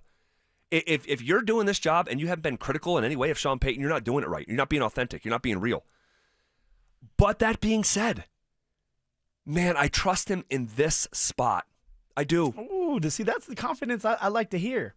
I trust him in this spot. The same way that you go into Arrowhead last year and the Chiefs were undefeated and you had them beat. You had him beat in Arrowhead. You think about the 2023 season, his first year in Denver, Monday Night Football. He had that team ready to play in Buffalo, and they beat Josh Allen and the Bills. Now, there was some circumstance. Remember, there was 12 men on the field at the end definitely. of the – but still, by the way, real quick fun fact. Go ahead. That's the last time the Bills lost at home. Zach, I told you now, you were like, oh, Phil, you're like, no, I'm not going to listen to it. I'm saying, I don't think the Buffalo Bills are going to get beat at all this year at home. Truly. We'll see. A little bit of magic. It's already tough to beat Buffalo in Buffalo. I've been there 4 times and came out with a foot in my ass. Truly. And what do you say? Like, in turned. Like, stick it up there and turn it sideways. Like, literally, like, you go into Buffalo, you're coming out a different guy. Yeah. It's just different. Well, over that's there, how it's man. been. But so think about that. The last time the Bills lost at home was a Sean Payton-led group. So in this spot, yes, he drives me nuts sometimes. And he can bring his agenda into his game day order of operations. We've seen that multiple times. It's unacceptable. Yeah. But I trust him in this spot to have these dudes ready to play. The one thing I don't like about this is the short week and then the cross-country travel going to the East Coast, where historically that has just been those early East Coast start times have been unkind to the Denver Broncos. Yeah, and it's tough to wake up in the morning in the time change and get ready to go against a physical team in a hostile environment, and a team that knows that they are good and that they are trying to get back to the Super Bowl, and you're a team that's like, hey, we're still trying to figure our identity out. Right. They already know their identity. as the Philadelphia Eagles. They know what they want to do, and they're going to try to run the ball. They're going to try to get their big boys and their big receivers and their fast receivers more involved and take shots down the field. But what are the Denver Broncos going to do? Now, you say you trust Sean, and I trust Sean for the most part. And you brought up the Kansas City game last year. We had that one. But we didn't end up winning that game because of special teams. Yep. Sean didn't obey his eyes. Alex Forsythe, and you said it that you went back and you had video, and throughout the weeks, Alex Forsythe continued to get ran over and almost had the ball blocked a couple times. It was over and over. I didn't put the video together. Somebody did, but I think it was Brandon Perna, actually, I want to say. Yeah. I hope I have that right. Shout out. But, yeah, it was over and over and over again that he allowed that to happen. Sean didn't make any adjustments to that. You finally had the Kansas City Chiefs beat, and you give up a block field goal. You're getting ready to go into this game against Philly. Philly's winning these games, not just because of their offense and defense, but they're making plays special teams wise. Definitely. It's two literally blocks. already won them games. 2 games. Yep. 2 blocks against the Rams. One to end the game. They took it back to the house. Big boy had the fastest time. Crazy. Yeah, 18 miles per hour. 18 miles per Said, hour. Quinyon Mitchell? Yes. Yeah. Last Sunday, there was a punt blocked with the Tampa Bay Buccaneers. Scoop and score. Touchdown. You go back and you look at the score of that game. That's why they won. So, yes, Denver has the advantage when it comes to like head-to-head, when it comes to the pass rushers, the defense, the running game right now, Bo Nix passing the ball. But do you trust the special teams? Now, Sean made an adjustment with the special teams coach. Brought in his guy. He did. He had a top 10 Rizzy. special teams unit, and he fired him, brought in Rizzy. Yeah, his former guy, yeah. Zach, and we're going to talk about it more throughout this show. I trust Sean when it comes to the X's and O's offensively. I trust that that VJ is going to get it done. But I'm not so sure that our special teams is ready for the task that they're going to have to go against Philly. Philly is very dominant when it comes to special teams. This is why it takes all 3 phases. Right. We got to start opening our eyes. Yep. When it comes down to it, it may not be because of Bo Nix or the defense. It may be because of a block kick. It could be. Or a kick return taken back to the house. It could be. Do we trust Sean when it comes to the special teams because he's the head coach? Well, yeah, and ultimately the buck stops with him. Yeah. And the Broncos have lost multiple games here in the last couple years because of special teams. We already lived through it within the last month, right? You had the game won, and you had a special teams gaffe. Kansas City, you had the game won, you have a special teams gaffe. The Chargers, late second half Thursday Night Football, that you should have never been playing on Thursday Night Football because all that stuff. That he opted into, but a special teams gaffe leads to the first free kick in 57 years, and they're hanging points. So it's hurt the Broncos, and it's cost the Broncos. And to think that it couldn't on Sunday would be naive. So they have to be completely buttoned up. That's why that's just another reason why I don't like the short week here, combined with traveling to the East Coast on an early start time in a place that you have not won at since September of 1986. Is the last time the Broncos beat Philly in Philly. The Broncos can do it. They definitely can. You just lay down the stats. Like, it's real. They are the real deal. Penalties and closing out that damn game. Can the Denver Broncos do that?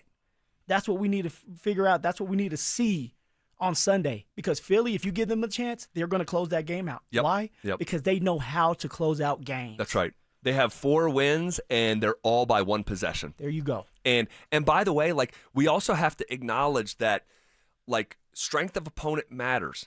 And the Broncos have beat 2 football teams that are bad.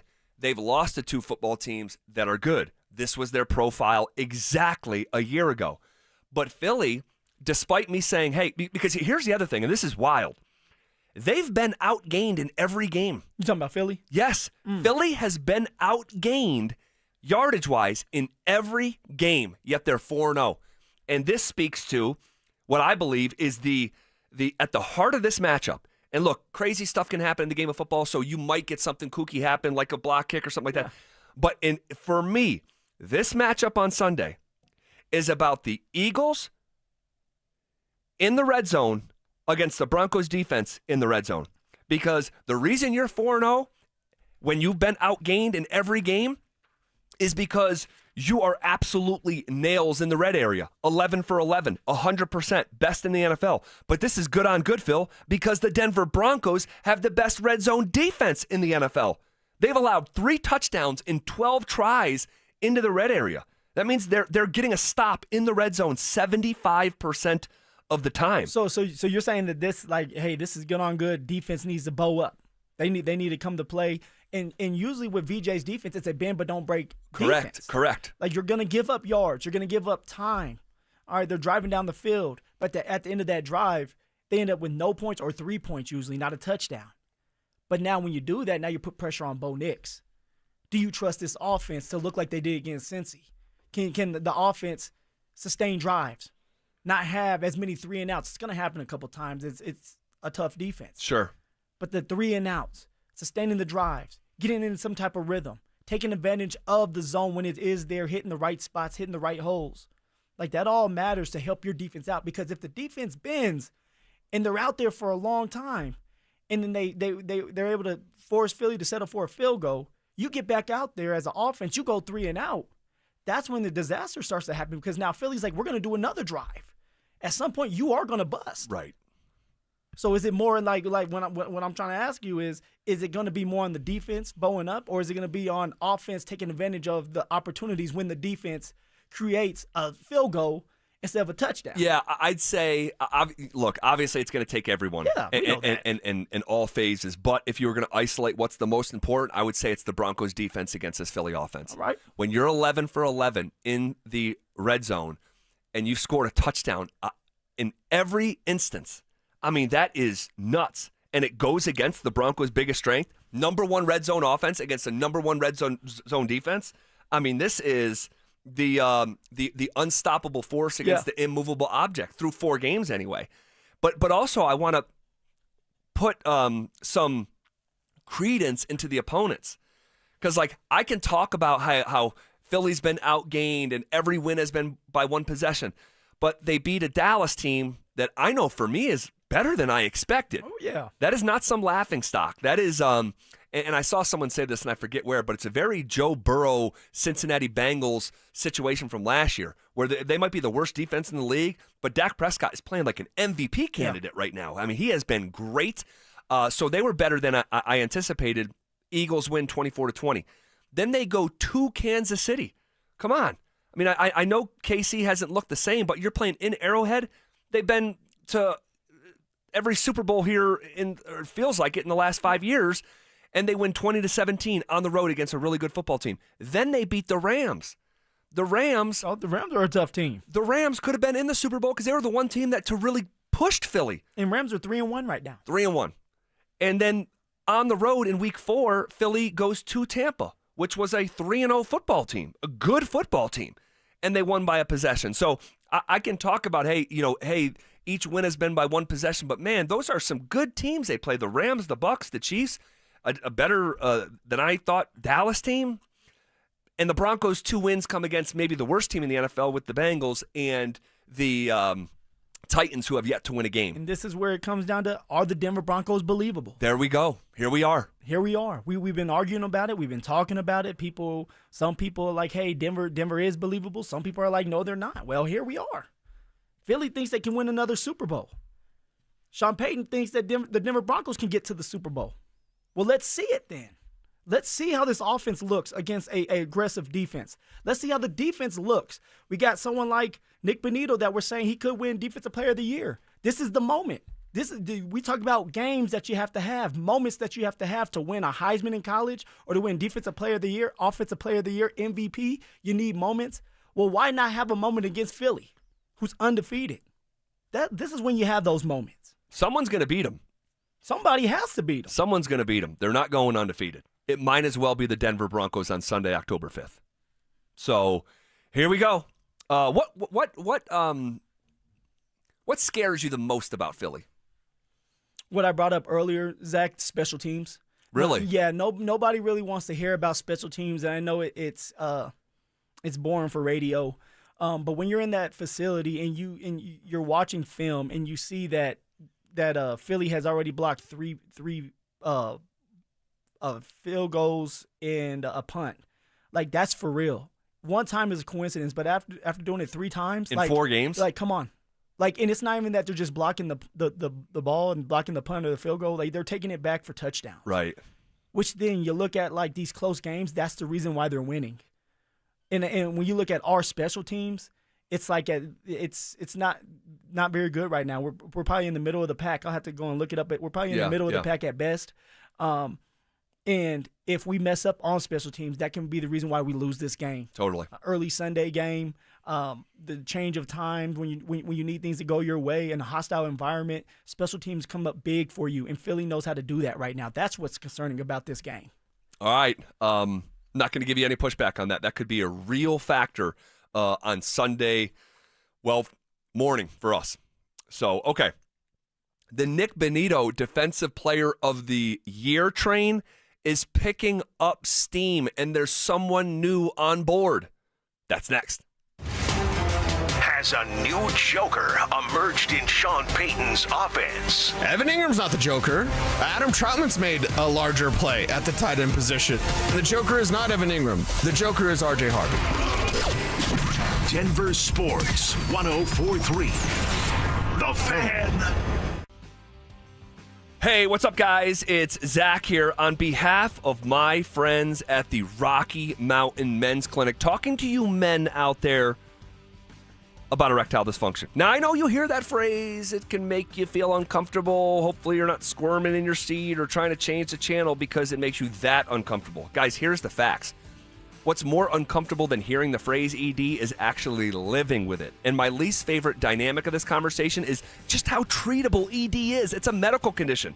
All right, and like most other medical conditions, you can do something about it. And I'm talking about success rates at the Rocky Mountain Men's Clinic of over 90%.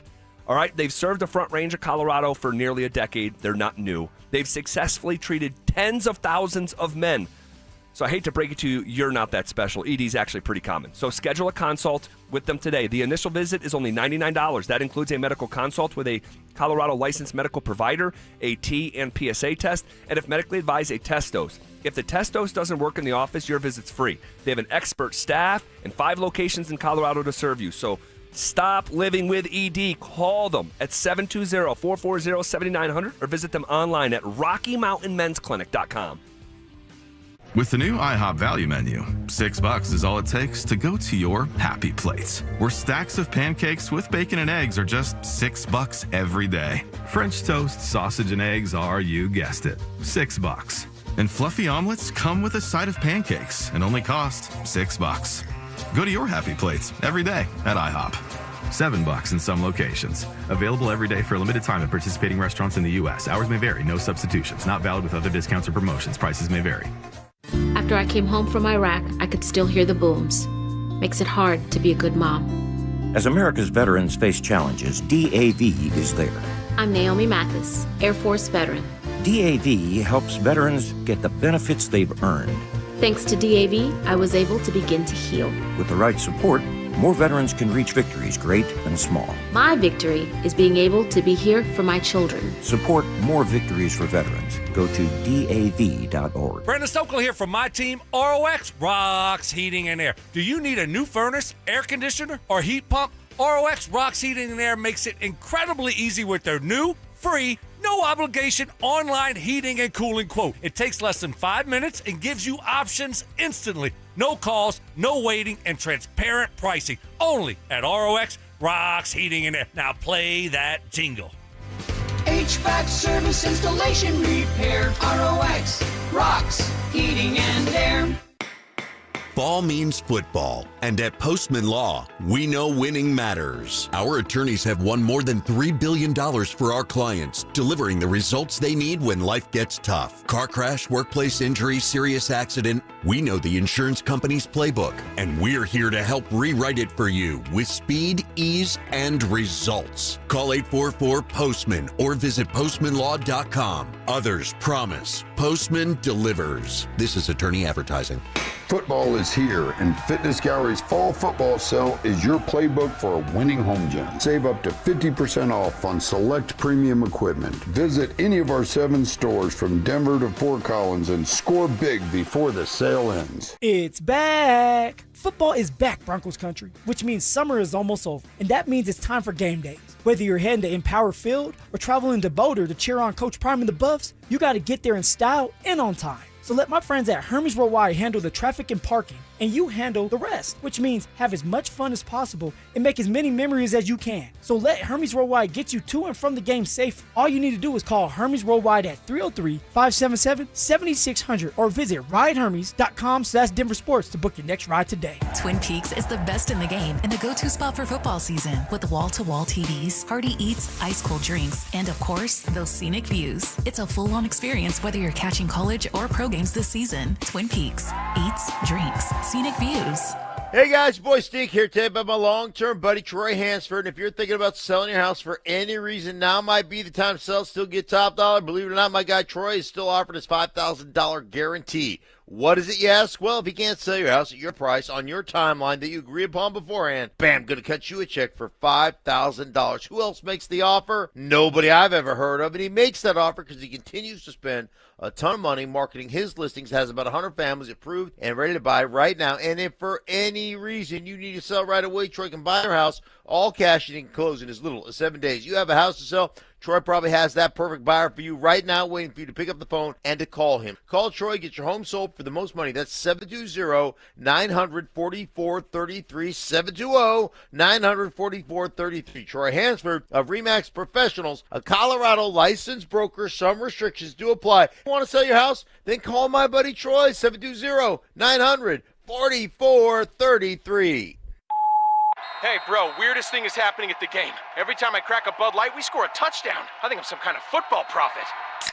Bud Light, the official beer sponsor of the NFL. Stock up today. Enjoy responsibly. Copyright 2025 Anheuser-Busch Bud Light Beer, St. Louis, Missouri. Spending 2 hours staring at the back of someone's bumper isn't the best way to end your day. So Jack in the Box is giving you a bonus with their new Bonus Jack combo. Fries, drink, and a burger with 1, 2, or 3 patties starting at just $3.99. Get so much more. Want to partake in our contests? Check out the rules at DenverSports.com. Denver Sports Snapshot. Tomorrow night on The Fan, home of the Colorado State Rams, CSU football faces San Diego State with pregame starting at 7:30. Presented by Rocks Heating and Air. Saturday morning on 104.3 HD2, Air Force football faces Navy with pregame starting at 9:30. Then on 104.3 HD3, DU hockey skates with UNLV with pregame starting at 6:30. One of Newsweek's best regional banks and credit unions. Learn more at WistaraCU.com. Every day at 3:30, the drive comes off the top rope to hit you with a 1, 2, 3. Finally, The Rock has come back to Denver. Tape your wrists, stretch your spandex, and oil your hair. Here's Zach and Phil with today's 3 count on the drive. All right, let's come off the top rope with it.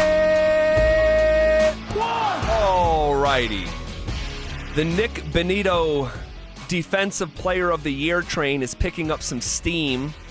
There's someone new on board. We did this segment yesterday. You were first. Yeah, I'm somewhere near the front of the car. We were first. Yeah, we did that segment yesterday. You betted that one too, right? I do. I have Nick Benito at 60-1. So that was at the beginning. Very early August, and then I got him again at 40-1. After he took over that series in the San Francisco 49ers game. I'm like, ooh, I'm just going to double dip here.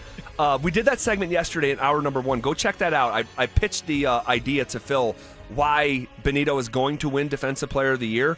But ESPN's Bill Barnwell, really smart guy, he was taking stock of the races for individual awards after the first 4 games of the season, and he handed out 7 awards at the quarter poll, much like we did progress report type stuff yesterday. His Defensive Player of the Year, Nick Benito. He says, quote, "I'm just not sure how we can put anyone ahead of Benito, who rates out as the best pass rusher in the NFL this season by about every metric I can put together beyond sacks, where his 4.5 are a half sack behind Brian Burns of the Giants. Benito has done that on 86 pass rush opportunities, while Myles Garrett is at 98 and Brian Burns is at 127. End quote. So think about that. It reminds me of the J.K. Dobbins conversation we were just having of like he's fourth in the league in production, but he's not top 15 in attempts. Benito is a half sack off of the league lead, but he's done it on only 86 pass rushes, where Burns is leading the NFL, and he's got 127 opportunities. But see, that's good for Nick Benito. Like, look what he's doing with less reps. But when he's in there, he's well rested. So he needs to continue to do this, because the more rested he is, the more he can explode out of there, and you can get more out of him. And it's great that we have depth so that he can do that. There's going to be a time where these other pass rushers, they're going to get ran down. They're getting run to the ground. They may end up with an injury because of that. And Nick Benito's going to thrive and peak at the right time. And this is when he's going to start stacking those sacks. Or maybe it's a forced fumble that he picks up and takes back to the house for 6 points. Or maybe it's an interception. So it's a long season, and they're doing a great job. The Denver Broncos are doing a great job of resting Nick Benito and giving him that rest because of the depth that they have at that position. Well, you love to see this. It's more just a spotlight shined on Benito at the ESPN level. Barnwell went on to write, quote, "Quick pressures? ? Benito's 15 quick pressures are 4 more than anyone else in the league, and his 17% quick pressure rate is almost laughably outlandish. The second best quick pressure rate, the second best quick pressure rate for guys with 80 pass rush opportunities or more is Myles Garrett at 11%. Garrett is closer to 23rd than he is to Benito at first. That is insane. Take that, Myles Garrett. That is insane. Wow. Incredible, blistering start for Nick Benito. 1, 2. All right, Thursday Night Football. San Francisco at Los Angeles. The 49ers have ruled out Brock Purdy. They've ruled out Ricky Pearsall. They've ruled out Juwan Jennings. George Kittle, Brandon Ayuk, Nick Bosa, who will all not play as well. Those guys are obviously starters. Rams are an 8.5-point favorite here. Damn. What do you think about that? It's the Niners' injuries again. Yeah. It always catches up with them. The guy that it's like, hey, when are you next? And it's like, knock on wood, it's Christian McCaffrey's been able to stay healthy. But honestly, he's the whole team right now. He's getting 10 receptions out of the backfield, 17 to 20 carries a game. Like, that's not sustainable. No, you're right. And now that you don't have Brock Purdy, you don't have your starting receiver, you don't have your starting tight end. I mean, and the Rams are tough. The Rams are tough. 3-1. They should have beat Philly. Philly was able to get the field goal block there at the end. I don't know, a Thursday night game, San Francisco, man. Mac Jones, that's your boy, Zach. What does he do? Man, you know what? He's a good backup quarterback, Mac Jones. He's a good backup. I just don't know. I mean, you're talking about 2 starting wide receivers out. I mean, in addition to Kittle and your franchise quarterback. Right. I mean, it's just a mess. Something tells me, because this is a crazy league, that it'll be a 1-possession game in the fourth quarter. Dante, you got something here? I do. What do you make of... So Brock Purdy played last week, and then he's out again with the same injury. Phil, I mean, you can probably speak to this better than others. Do you think he's a little mad at the 49ers training staff for clearing him to play last week when it's clearly still an issue? Yeah, he can't necessarily be mad because nobody can make you go out there. He could definitely tell them, hey, look, I'm not ready to go. But because he's a competitor, because he wants to be in the game, he's going to do what he can to be put in the game. It's still on the training staff to say, look, we need to sit you down for another week. But it's hard for them to say that and do that when you have pressure put on you by the general manager and the head coach. So Brock Purdy needs to be able to be the one to say, hey, look, I'm not ready to play. Because if he goes out there again and messes it up, because obviously he had a setback with his toe, which is going to happen because it needs time to heal, he may be done for the rest of the season if he can't settle down. Man. It's a buildup. Yeah. Turf toe. Turf toe. Turf toe is not just stubbing your toe, guys. You break your toe. Yeah, they need to rename that. And I know there's been discussions about that, but it's like it sounds like because it's just your toe. Oh, you gotta hurt your little toe? Like, no, dude. Like, I can't do anything. I can't put pressure on. I can't run. It hurts. I mean, Turf toe. I got turf pinky right now. Yeah, you do. You do have a turf pinky right now. All right, finally in the 3 count. 1, 2, 3. All right, I feel bad, personally, that we didn't get to this yesterday. Just got caught up. Eric Johnson retired yesterday, officially. This guy is an absolute legend, okay? When you talk about the longest tenured athletes in the state of Colorado, Todd Helton, John Elway, Jason Elam, and Tom Nalen.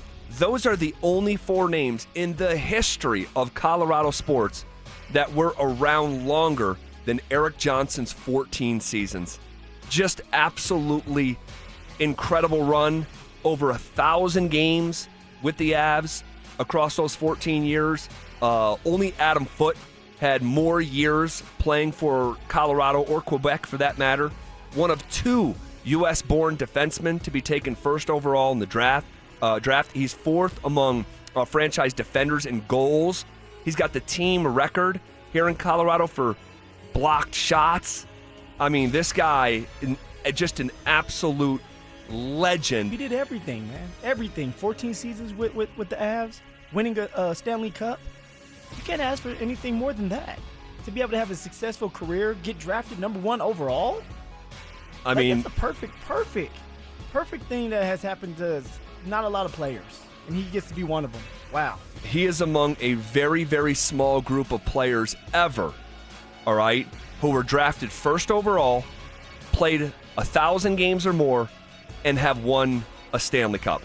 I mean, that list is like insanely small. Mike Modano, Alex Ovechkin, Sidney Crosby, Patrick Kane, Guy Lafleur, Bobby Smith, Marc-Andre Fleury, EJ. I mean, you're talking like 10 total guys to ever be in that club. Just incredible run, and I will never forget him lifting that trophy over his head. Just all-time special stuff. All-time. Okay, the Broncos may have the best player at his premium position in the entire NFL, and it doesn't feel like anyone's talking about it. That's next. Changes are coming at 20th and Blake.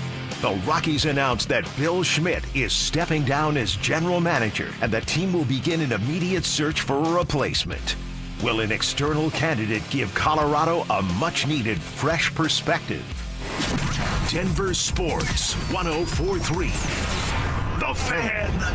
The Fed has finally dropped interest rates, and that's great news for American homeowners. Wages are flat, prices keep climbing, and for many, the only way to make ends meet is to lean on credit cards. If you're a homeowner, I want you to call my friends at American Financing. Right now, interest rates have dropped. Many homeowners are seeing options in the low 5s. Compare that to credit cards charging rates in the 20s or higher. American Financing can help you pay off that expensive debt, free up your cash flow, and keep your budget under control. Their salary-based mortgage consultants are saving customers an average of $800 a month. And if you get started today, you may be able to delay your next mortgage payment. Call American Financing today at 303-695-7000. That's 303-695-7000, or visit them online at AmericanFinancing.net. NMLS 182334, NMLSConsumerAccess.org. APR for rates in the 5s start at 6.327% for well-qualified buyers. Call 303-695-7000 for details about credit costs and terms. Advent Health is Littleton's home for highly specialized, life-changing heart care. From preventive screenings to personalized treatment options, it's heartfelt care from expert hands. The Advent Health Heart and Vascular Institute is now open, ready to provide wholehearted care for your whole health. Hey, bro, weirdest thing is happening at the game. Every time I crack a Bud Light, we score a touchdown. I think I'm some kind of football prophet. Bud Light, the official beer sponsor of the NFL. Stock up today. Enjoy responsibly. Copyright 2025 Anheuser-Busch Bud Light Beer, St. Louis, Missouri. The right financial strategies can make a huge difference, especially if you're nearing retirement. Adam Mueller talks retirement strategies with Mile High Money. Saturday mornings at 8 on Denver Sports 104.3 The Fan. Hey guys, it's Zach By here for 5280 Exteriors. Right now, they've got a great deal on windows, so take advantage before the snow starts falling. Order your windows in October, finance your project with them, and you won't pay anything until November of 2027. Be warm during the holidays. Don't wait to upgrade your home. Order windows or siding from 5280 Exteriors before the cold weather arrives. Call 5280 Exteriors now and see how low your monthly payment can go. 5280 Exteriors, the altitude of quality. At Berg Simpson, we are passionate about what we do. We bring that passion and our expertise to the office and courtroom every single day. We're always working hard and are committed to doing everything we can to give our clients the best opportunity to have a great result. If you've been injured, call Berg Simpson for free now at 303-790-2525. 303-790-2525. BergSimpson.com. Good lawyers changing lives. It's not just a slogan, it's who we are. More than a few of our patients have talked to me about their first time, but it's not the first time you're probably thinking about. It's the first time that erectile dysfunction ruined the moment. This is Jeff for the Rocky Mountain Men's Clinic, and if you're over 50, it's likely you've had that first time yourself. But the good news is that if you're like most men, that first time can be the last time that ED impacts your sex life. At the Rocky Mountain Men's Clinic, we're experts in treating ED. We've treated tens of thousands of men using protocols with success rates well over 90%. And those treatments have, in most cases, made sex great again for both them and their partners. You could even find that you're performing like you haven't in years. So if ED has been affecting your intimacy, it's time to make the last time that happens the last time that happens. For just $99, you'll receive blood work, a medical consult, and if medically advised, a test dose. And if that test dose doesn't work in the office, your visit is free. Call 720-440-7900 or go to RockyMountainMen'sClinic.com. We have 5 offices across the Front Range to serve you. This message comes from Viking, committed to exploring the world in comfort. Journey through the heart of Europe on an elegant Viking longship with thoughtful service, destination-focused dining, and cultural enrichment on board and on shore. With small ships that bring travelers closer to the destination, there's more time to explore. And every Viking voyage is all-inclusive, with no children and no casinos. Discover more at Viking.com. Go from daydreamer to industry leader with Amazon Business. From office supplies to IT essentials, Amazon Business provides tools that help you save costs and make insight-based decisions. Learn how to bring your visions to life at AmazonBusiness.com. You still got it, but your immune system weakens as you age, making it harder to fight flu, pneumococcal pneumonia, RSV, and COVID-19. Ask your doctor or pharmacist which vaccines you need. Sponsored by Pfizer. Football is back, and it's time for you to get in the game. Denver Sports 104.3 The Fan is here to help, and we're giving away a PlayStation 5 bundle. Download the Denver Sports app and tap the contest banner on the homepage for your chance to win a PS5 console, a 70-inch flat-screen TV, plus copies of Madden 26 and College Football 26. Don't wait. Download the Denver Sports app now. 104.3 The Fan, DenverSports.com, and the Denver Sports app. Denver Sports 104.3 The Fan presents The Drive with Zach By and Phillip Lindsay.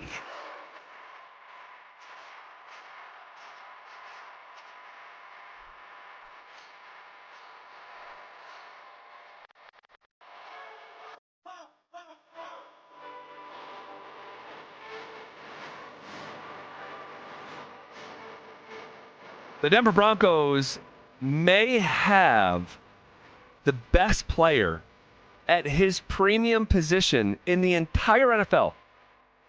And it doesn't feel like we have talked about it enough. I certainly haven't heard conversations enough about this. But I can promise you, if we didn't have this guy, it might be the only thing we would talk about. Garrett Bowles is playing at arguably the highest level of his career through the first quarter of this football season, Phil. It's insane. It's insane that Garrett Bowles is getting older. He has to be 30, maybe a little older than 30. I think he's like 31. 31, 32. I'll double check here. But yet, the man is getting better every single game, every single year. The same guy, and I always have to bring this up. Wow, he's 33. Oh, so he's 33. Wow. Man has a couple gray hairs on his chin. Yeah. Right. But not too long ago, people hated Garrett Bowles. The boos. His family couldn't go to the games. And now we can't go without him. We need him because of how consistent he is. Because he's able to hold up in pass protection, but also very versatile in the run game, and he's fast and athletic. Like, it's pretty amazing his story when he's done. And obviously he has more to his story of how he even got to the NFL and got to college. So it's a great story that's continued to be written right now. It is. For GB. And we were just talking about a few minutes ago how ESPN's Bill Barnwell was like taking stock of the individual races for these individual awards through the first 4 games of the year, and he handed out sort of some awards at the quarter pole. So the NFL, and I'm so glad that they're doing this. I'm so glad because it feels like it's like decades overdue. The NFL this season is handing out the first ever Protector of the Year award, recognizing the league's best offensive lineman. And Barnwell of ESPN has Garrett Bowles as the 3rd most likely offensive lineman to win the award. And that is so cool and just a great a litmus test or indicator for just how well this guy has played through the first 4 games. In 164 pass protection snaps, he has allowed 4 total pressures, 0 sacks. Wow. That's a pressure rate of 2.4%. Just incredible. His pass pro effectiveness grade is a 91.2. That is top among all offensive linemen in the National Football League. And I almost feel a little bit bad because it feels like, and not like legitimately bad, the guy's getting well compensated, but like, I don't feel bad for him. Just a little bit of type of way that it feels like that he's kind of been taken for granted a little bit here. Oh, I mean, like that's probably the first time I've heard that around town that Garrett Bowles is being taken for granted.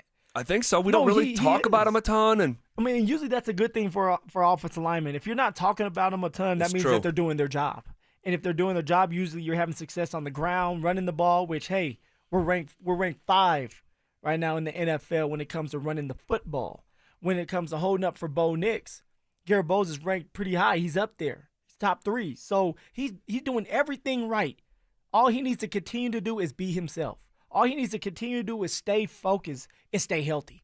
If he can do that, he'll win that award. That's just because of who he is and what he wants. And I know he wants that award. It's going to be the first time, correct? Yeah, the first time this has ever been presented for an offensive lineman, which is a great idea. Like, give them some love. Show them some love. They're doing all the dirty work. They're getting banged up every single game, but they're also helping these teams and helping these running backs and quarterbacks have success, but yet we don't ever talk about them. So that's why we're talking about Garrett Bowles today. His name is not Garrett Holds anymore. Not anymore. It's Garrett Bowles. A bad mother. Shut your mouth. Well, I absolutely love it. You love to see it. It adds to the lore and the story that is Garrett Bowles here in Denver. And so we'll see if he wins that award. Whether he wins the Protector of the Year award. It would be amazing if he won it because you'd be like the Neil Armstrong of the Protector of the Year award, like the first ever guy to win that award. You'd be the answer to a trivia question 30 years from now. And we're going to play trivia here in just a couple minutes, by the way. The guy that Bill Barnwell had winning the award after 4 weeks was Penei Sewell, offensive tackle for the Detroit Lions, followed by Deion Dawkins in Buffalo, and then eventually Bowles. So really good. But the Protector of the Year award aside, like if this dude puts together another All-Pro season, and I know we talk about this stuff in the offseason, it's not as I think appropriate in season, but if he's got another All-Pro season and he plays out this contract, and you're the left tackle for a decade in Denver, and the second half of your career has winning to it, starting last year, and if they continue to win at a high level, and I don't know, man, he'll have a shot. I don't know if he'll ever get there, but he will have a shot at the Ring of Fame. It's just crazy, many years from now. It's like I said, just knowing Garrett Bowles and knowing what he has been through, and yet he's the one still standing. He's the one still standing, and he's getting better every single year. At 33 years old, make that make sense. still has his athletic ability, can pull his ass off, like pull around for the running backs, I should say, to be more detailed. His story is it's insane to listen to, but he's still writing it, like I said earlier, right now. And he's going to help Bo Nix in this offensive rushing attack out to have success this year, and for Bo to have that success and make that year 2 jump. Yeah. Wow. Man, I just would have never thought. I would have never thought back in 2017, 2018, 2019 that, like, hey, dude, like, Garrett Bowles, you're gonna be asking the question, if a couple things go right for him at 33 years old, could he be in the Ring of Fame? It's just insane. It's a great story. It's a great story, no doubt. All right. If you want to react to that conversation at all, you can hit us up on the RamosLaw.com text line. We're going to play trivia here in just a second. Before we do, got to tell you, tomorrow we are heading to Lohi on a Bud Light Football Friday. We're going to be broadcasting live from Recess Beer Garden from 2 to 6 p.m. Bud Light will be giving away a pair of tickets to the Broncos-Giants game on October 19th, along with 2 Bud Light VIP tailgate passes. You have to be 21 to enter the contest. You do not have to be 21 to be at Recess Beer Garden with us if you wanted to come say hello. All right, 2 to 6 tomorrow. Would love to see you there. Bud Light, official beer sponsor of the Denver Broncos. We're going to play a little trivia coming up next. Have Coach Prime and the Buffs established an unfortunate identity? You know who the Colorado Buffaloes are? They're the Dallas Cowboys of college football. There's a lot of stories about them, and about 1% of them are actually about the football that's being played in between the half. Oh, God. You know what that means then. Deion Sanders is the Jerry Jones of college football. Denver Sports 104.3. The Fan. I'm still going for it, even with higher stroke risk from atrial fibrillation, an irregular heartbeat not caused by a heart valve problem. Over a 3-year study, Eliquis apixaban tablets reduce stroke risk better than warfarin, and over 97% of Eliquis patients did not experience a stroke. A first stroke occurred in 2.9% of warfarin patients versus 2.3% of Eliquis patients. Don't stop prescription Eliquis without asking your doctor. Stroke risk may increase. Eliquis can cause serious and potentially fatal bleeding. Don't take if you have an artificial heart valve, abnormal bleeding, or antiphospholipid syndrome. While taking, you may bruise more easily or bleed longer. A spinal injection increases blood clot risk, which may cause paralysis. Get medical help right away for unexpected bleeding or bruising, or back pain, tingling, numbness, muscle weakness, or incontinence. Aspirin products, NSAIDs, SSRIs, SNRIs, and blood thinners increase bleeding risk. Tell your doctor about planned medical or dental procedures. Learn more at Eliquis.com or call 1-855-ELIQUIS. Looking to upgrade your kitchen, laundry room, or outdoor cooking area? Look no further than Mountain High Appliance. Family owned and operated for the past 31 years. I'm Brad Barnett, president of Mountain High Appliance. We have hundreds of appliances hooked up live for a true try-before-you-buy experience, plus professional delivery and installation. Our price match guarantee ensures you receive the best deal, and special financing options make your purchase affordable. When it's time for new appliances, think Mountain High Appliance. Mountain High Appliance, your favorite appliance store. Thank you. Hey, Mr. C, it's me. Well, I just picked up the ring. I actually went to Hellsberg. Thanks for that recommendation. Kate's gonna love that hers is from the same jeweler you got Mrs. C's ring from. They were so helpful throughout the whole process. They even knew your family by name, and the ring looks great. Anyways, I just couldn't wait to let you guys know. Call me back and wish me luck. Hellsberg, designed with care and craft since 1915. Shop in store or at hellsberg.com. Marketing can feel overwhelming. Where to start? What works? What doesn't? That's where your marketing experts at Denver Sports come in. Audio, video, online marketing, and we know how to cut through the noise so your customers finally hear your story. You don't have to waste time guessing or spinning your wheels. We'll guide you with a proven plan that turns your marketing into growth. Let us handle the hard part. You do the easy part. Head over to DenverSports.com and click Advertise with us and start growing your business today. You're listening to Leaf Filter Radio, and the guru of gutter protection himself, Chris Coonahan, is here to take your most pressing leaf-related questions. Hey, everybody, Chris here. I understand we have Ron on the line. Ron, where are you calling from? Uh-oh. Ron, are you calling from a ladder? Well, I was.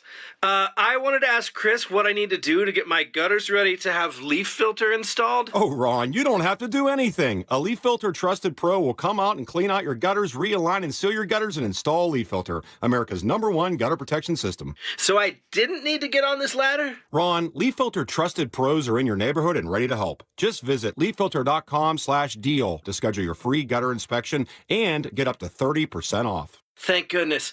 What was that site? To get this special radio offer, go to leaffilter.com/deal for your free gutter inspection today and get up to 30% off. That's leaffilter.com/deal for up to 30% off. leaffilter.com/deal. See representative for warranty details. Is water damaging your home? Contact Groundworks, the basement concrete foundation experts. Get your free inspection today. Learn more at groundworks.com. Licensed in all states where work is performed. KKFN and KKFN HD1 Longmont, Denver. You're listening to Denver Sports 104.3. The Fan. Denver Sports Snapshot. Tomorrow night on The Fan, home of the Colorado State Rams, CSU football faces San Diego State with pregame starting at 7:30. Presented by Rocks Heating and Air. Saturday morning on 104.3 HD2, Air Force football faces Navy with pregame starting at 9:30. Then on 104.3 HD3, DU hockey skates with UNLV with pregame starting at 6:30. One of Newsweek's best regional banks and credit unions. Learn more at WistaraCU.com. You're listening to The Drive with Zach By and Phillip Lindsay on Denver Sports 104.3 The Fan.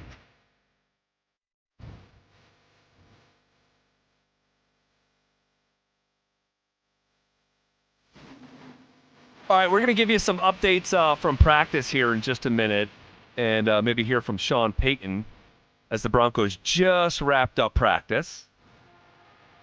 We'll do that here in just a second. But here during the football season, on Thursdays, right around midway through the show, we play a little trivia. We've been going back and forth with our morning show. It's really been, we were dominating for a while, over like a 2-month period. And then we've kind of gone back and forth here. We both went 4-0 2 weeks ago. I think we both went 3-1, I want to say, last week. And do we know how they did this morning, fellas? I was trying to find it. I think they went 1-3. I think they got the who's the current leading passer in the NFL question, and then I think they went 0 after that. Okay. So let's see if we can put him in a headlock again. Dante Gomez, hit the music. All right, guys, got a baseball question for you for question number 1. Of this group, who ranks highest for most career home runs in the regular season only? David Ortiz, Mark McGwire, Rafael Palmeiro, Frank Thomas, or Manny Ramirez? Ooh. Okay. So David Ortiz, this is regular season only. David Ortiz, Mark McGwire, Rafael Palmeiro, the Big Hurt, Frank Thomas, and then who was the last one? Did he say? Was it Manny Ramirez? Ramirez. Okay. Planet Man Ram. Okay. What you think about Ortiz? Look, I think all these guys are going to be amongst the all-time leaders. These are all great players, all Hall of Famers. My gut, it's a little bit maybe counterintuitive, but Rafael Palmeiro was fantastic, and I know was really high on this list. Also part of the steroid era. Big era. Time. For sure. Testified on Capitol Hill. Oh, you remember him pointing his finger? Mm-hmm. He said, he was like, read my lips or something like that. He's like, something like that, yeah. I did not take, well, you did.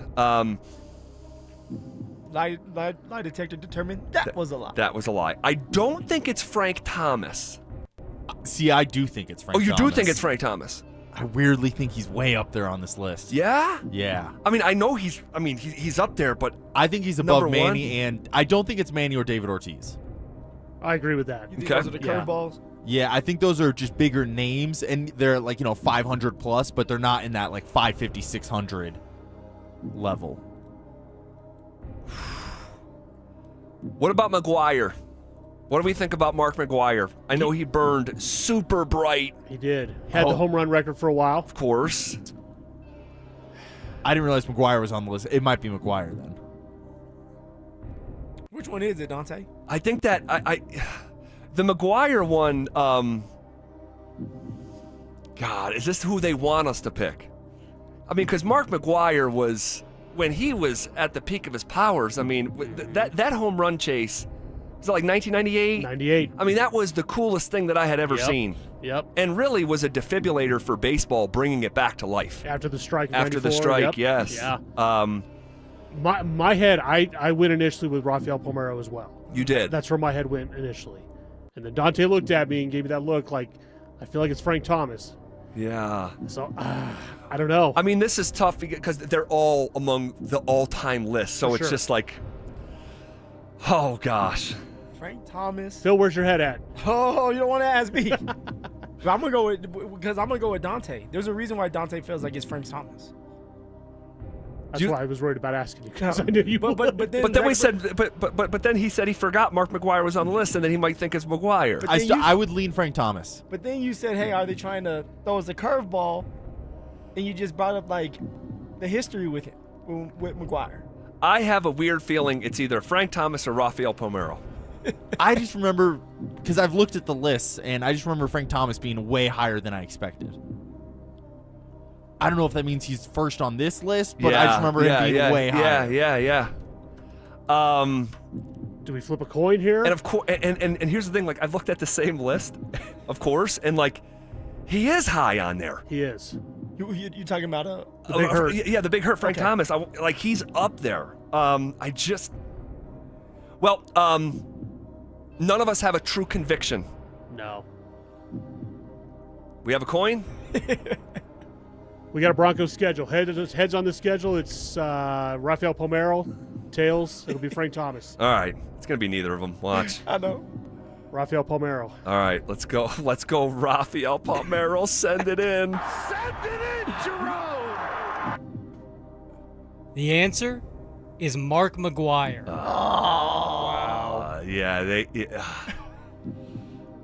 God, that stings. It That does, stings. because you just put all the facts out there. Yeah, that stings. All right. I don't feel that bad about that one. Missed opportunity. You guys looking at the list right now? We are. McGuire had 583. Palmeiro had 569. Close. So it was Palmeiro next. Palmeiro was next of the guys that they mentioned on that list. Yeah, Manny yeah. Ramirez was actually third with 555. I'm going to hand up here. I was thinking of Frank Robinson. Oh. Goodness. Who is above Mark McGuire? He is, but not mentioned on the list. Yeah, a hand up, my bad. All right. You know what? I like the admission. Yeah. Run back to the huddle. Don't look at your hands. You drop the ball. Just run back to the huddle. It's on me. Next question. All right, guys, for question number 2, got a Who Am I question. I was the number 1 overall pick in the 1998 NBA draft that saw future Hall of Famers Vince Carter, Dirk Nowitzki, and Paul Pierce all drafted after me. Who am I? So the number 1 pick in the 98 draft. I'm completely useless on this one. I have nothing. Draft is not my specialty. And he said that was the draft with Dirk. Yeah. Paul Pierce. Who was the other one? Vince Carter, Dirk Nowitzki, and Paul Pierce all drafted after me. Who am I?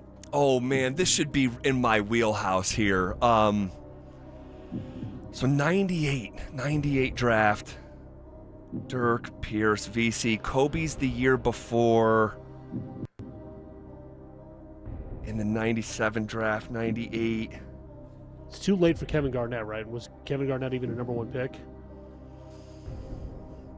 I don't believe KG was a number 1 pick because he was coming out of high school. Right. I don't think. Or was he the top pick? Goodness. When was D Wade? In there? Wade. He was the 03. That was later. He was That's the Melo, LeBron. Yeah, Okay. a few years after that. Hmm. Oh. Number 1 pick, 98 draft.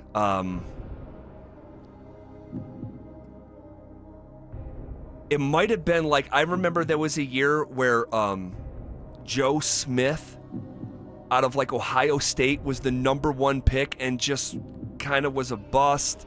That was in that era. Oh man. 90, it was what about Tim Duncan? Tim Duncan. Now he might have been the 99 class. But Tim Duncan was the top pick coming out of Wake Forest, and it was right there during that time period. Dante, you're awfully quiet over here. I don't like this. Yeah, I don't have a good idea. I like the Kevin Garnett name you threw out there. Were high school kids going number 1 overall back then a lot? That's what I can't remember because for some reason in my head I feel like Garnett might have been later in the round. I don't remember. Yeah, Garnett like 4th. Yeah, he was up there. I mean, he was up there. I just don't remember whether he was number 1, and I don't think he was. Well, then let's go with Tim Duncan. Yeah, I think we might have to. Crap. Man, I'm going to kick myself here. Well, real quick before we do that, do you know who won the 97 NCAA championship? Kentucky, maybe? No, I wasn't. I think was it Arizona? Was that? I think Arizona actually. Was that the year they beat Utah? Richard Jefferson, Gilbert Arenas. Yeah, but none of those guys were top number picks. 1. Okay. But you're right. That was that era. I forget the exact year. I mean, I'm in elementary school here, so I'm not like really watching college basketball like that. Who was that stud player from Utah? Was it Keith Van Horn? Did he go number 1? I don't think so. No, Keith Van Horn did not go number 1. Okay. Man, oh man, oh man, oh man, oh man. This is going to drive me nuts. Okay, I mean, we're up against it. We gotta make a pick. What do we think? Duncan? I mean, Duncan, we know he was the number 1 pick, at least. Yeah. And he was right there in that era. Right there. I think we go with Duncan. Okay. Yeah, let's go Tim Duncan. Final answer. Send it in. Send it in, Jerome! I'm about to throw up here. The answer is Michael Olowokandi. The Candy Man. Wow. Michael Olowokandi to the Clippers, number 1 out of Duke, I think. The Candy Man. I think Duke, maybe. Oh God!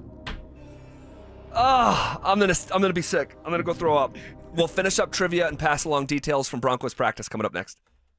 Has a Broncos wide receiver already proven that they're worth every penny? To all the people that said, re-signing Cortland, too much money, he's not a real number 1, not a true, quote unquote number 1, whatever that really means. He's been a huge, huge positive for Bo Nix and Bo Nix's development. He's a pro. Denver Sports 104.3. The Fan. For many of us, it's happened before. Your hair is thinning, crowns disappearing. Maybe the hair loss has you feeling your identity is lost altogether. The solution that worked for me, it's an incredible yet simple one-day treatment that starts growing your own natural hair the very next day. And it's guaranteed to grow for life. It's the Advanced FUE from Advanced Hair. We've all seen the pills and lotions that come with monthly subscriptions. They help retain what you have, but what if you want your own natural hair permanently in specific areas? From Advanced Hair's state-of-the-art facilities to world-class Dr. Tanya Paul's, it's not maybe your hair will regrow, it's guaranteed that your new hair will grow. You decide how much, how thick, and where. It's why Advanced Hair is the winner of Westward's Best of Denver. For your free consultation, $250 off and 250 free hair grafts, call 720-459-HAIR. That's 720-459-HAIR or advancedhair.com. Football is here, and Fitness Gallery's fall football sale is your playbook for a winning home gym. Save up to 50% off on select premium equipment. Visit any of our 7 stores from Denver to Fort Collins and score big before the sale ends. Heads up, pros. Now's your chance to unlock deeper savings. The Home Depot's new Pro Extra Preferred pricing can help you save thousands on the products your business uses the most. But the current benefit ends November 15th. Don't miss out. Registration for the new program is free and easy. Just bring your tax ID or business or contractor's license to the Pro Desk. Register now to lock in the best wholesale prices before it's too late. Bonnie from O'Meara Ford has convinced me they really want to earn your business. So, talk to me, Bonnie. Well, O'Meara has over 1,000 vehicles to choose from. Plus, we have the largest service center in the region with 84 service bays. And we've sold 1 million vehicles since 1913. Our friendly staff will treat you right. And when it comes to repairs, our knowledgeable technicians do it right the first time. There it is. O'Meara saves you time and money, whether you buy new or used. O'MearaFord.com. The Wilhite Law Firm handles accident cases differently. If you're injured, we'll drive to your home, return every call, and keep you updated. After an accident, you want Wilhite. Get your free case review right now. Just call 303-GOOD-LAW today or visit WilhiteWins.com and win big with Wilhite. Thinking about buying a home in Colorado? You're not the only one, and now might be your best shot. We're officially in a buyer's market, which means you've got the upper hand. More homes are on the market, competition is down, and serious deals are out there just waiting to be found. Whether you're a first-time buyer or looking to upgrade or downsize, now's the time to get pre-approved. And American Financing can make that happen in 24 hours or less. And here's the kicker. When you work with both American Financing and their partner American Home Agents, you can receive a credit on closing costs of up to 1% or a max of $10,000 on your home loan. If you've been sitting on the sidelines, it's time to step in, and American Financing is the place to start. Don't let the 20% down myth stop you. You could buy a home with as little as 3% down, and with down payment assistance programs available, getting into a home might be easier than you think. Pick up the phone, call them at 303-695-7000. That's 303-695-7000, or visit them online at AmericanFinancing.net. NMLS 182334, NMLSConsumerAccess.org. Hi, this is Dr. Joel Cherdak from Denver Regenerative Medicine. When it comes to healing, there's no one-size-fits-all. Every patient receives a unique treatment plan designed just for them. We use either your own stem cells or carefully selected donor cells to treat degenerative joints, torn muscles and ligaments, and even back injuries. Our goal is lasting healing without unnecessary surgery. And right now, we're offering 10% off treatments through October. Schedule your free consultation today at DenverRegen.com. That's DenverRegen.com. Planning out your holiday pictures? Let's move you to the front because it's Soda Weight Loss. You could drop the belly fat and gain your confidence back, just like Ramon. I used to dread those pictures. I'd position myself behind someone taller or make sure I was holding a plate so nobody focused on my belly. But that was before soda. Soda gave me more than a smaller waistline. It gave me back the confidence to wear what I want. And they make it simple. No injections, no hunger, just a plan that works. Soda Weight Loss is built for busy people like you. I lost 82 pounds in just 16 weeks. No hunger, no drugs, just steady, real-life progress with the nutritionist who helps you every step of the way. That's why Soda has nearly 9,000 Google reviews. And right now, the most popular offer of the season is back. Join today, and your partner joins free. Visit SodaWeightLoss.com. That's SOTA weightloss.com. Soda is, say it with me, state of the art. Brandon Stokel here from my team, ROX Rocks Heating and Air. Do you need a new furnace, air conditioner, or heat pump? ROX Rocks Heating and Air makes it incredibly easy with their new, free, no obligation online heating and cooling quote. It takes less than 5 minutes and gives you options instantly. No calls, no waiting, and transparent pricing. Only at ROX Rocks Heating and Air. Now play that jingle. HVAC service, installation, repair. ROX Rocks Heating and Air. This segment on 104.3 The Fan is brought to you by TradeGen Wealth, your trusted local fiduciary advisors. Joel Klatt, the nation's leading voice in college football, joins Stokely and Evans with Mark Schlereth every Wednesday morning. Presented by Groove Toyota. Here we go. Tune in at 8:10 for exclusive insight, bold analysis, and maybe just a hint of shenanigans. Denver Sports 104.3 The Fan. It's The Drive with Zach By and Phillip Lindsay on Denver Sports 104.3 The Fan.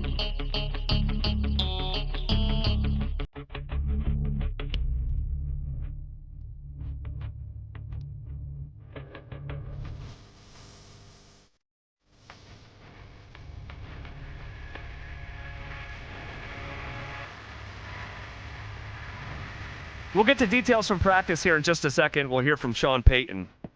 But we need to get through trivia first, so let's go ahead and finish that up. Dante Gomez, hit the music. All All right, guys, got a football question for you for question number 3. The Rams play the 49ers tonight. Who is the Rams' all-time leading rusher?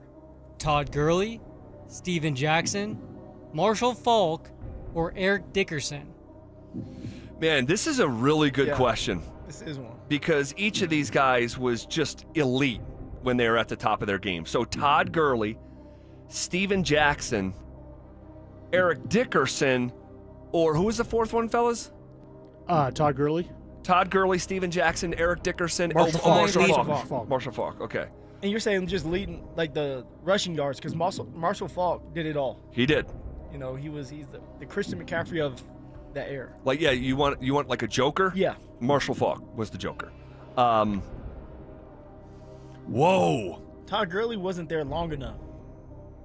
You know, he had a great career, but I mean, what, 7 years? Yeah. I'd say 6 or 7 years, then he really messed his knee up really bad.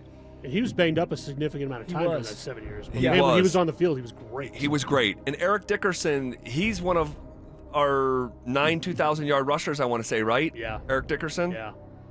But Steven Jackson. Does Steven Jackson have the longevity?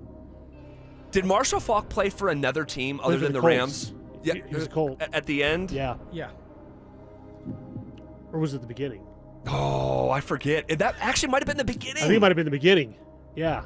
And then he went to the Rams. He went to the Rams because he was in St. Louis when they won the Super Bowl. Man, Steven Jackson's a sneaky one. It is. Because I wonder if he checks the longevity box while maybe wasn't as elite as Dickerson or Faulk. Does he? But people talk about Todd Gurley. I mean, he racked up yards. Totally. He racked up a lot of yards. He was one of the final like big money long-term deals. Yeah. And then the league was just like, we have to go away from this. I think the easy answer would be Eric Dickerson. Yeah. I think that's bait. You have Marshall Faulk that's up there in Boulder right now. Yeah. You know, something that you have to think of. Like, okay, are they tricking us or are they giving us the answer right there? Dante, any thought here? I like Steven Jackson. I like it too. He was a great fantasy guy when I started playing fantasy in like middle school. Drew, final thought here before we... I think I'm leaning towards Steven Jackson as well. I don't know if Faulk was there long enough to have done it. So to me, that narrows it down to either Dickerson or Jackson. And I think you guys are right. I think Jackson did do it long enough. Yeah. This would be the dark horse, clearly. Yeah. Yeah. Because Dickerson does feel like the easy answer. I like. But maybe so did Mark McGuire. That's true. Yeah. You know? Are we overthinking it here? Are we overthinking it?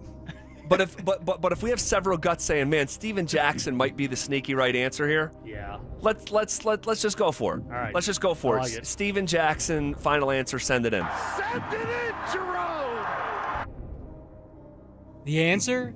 Steven Jackson. Let's go! Holy smokes. Holy smokes. You were nervous, weren't you? I feel like I just lost 5 pounds.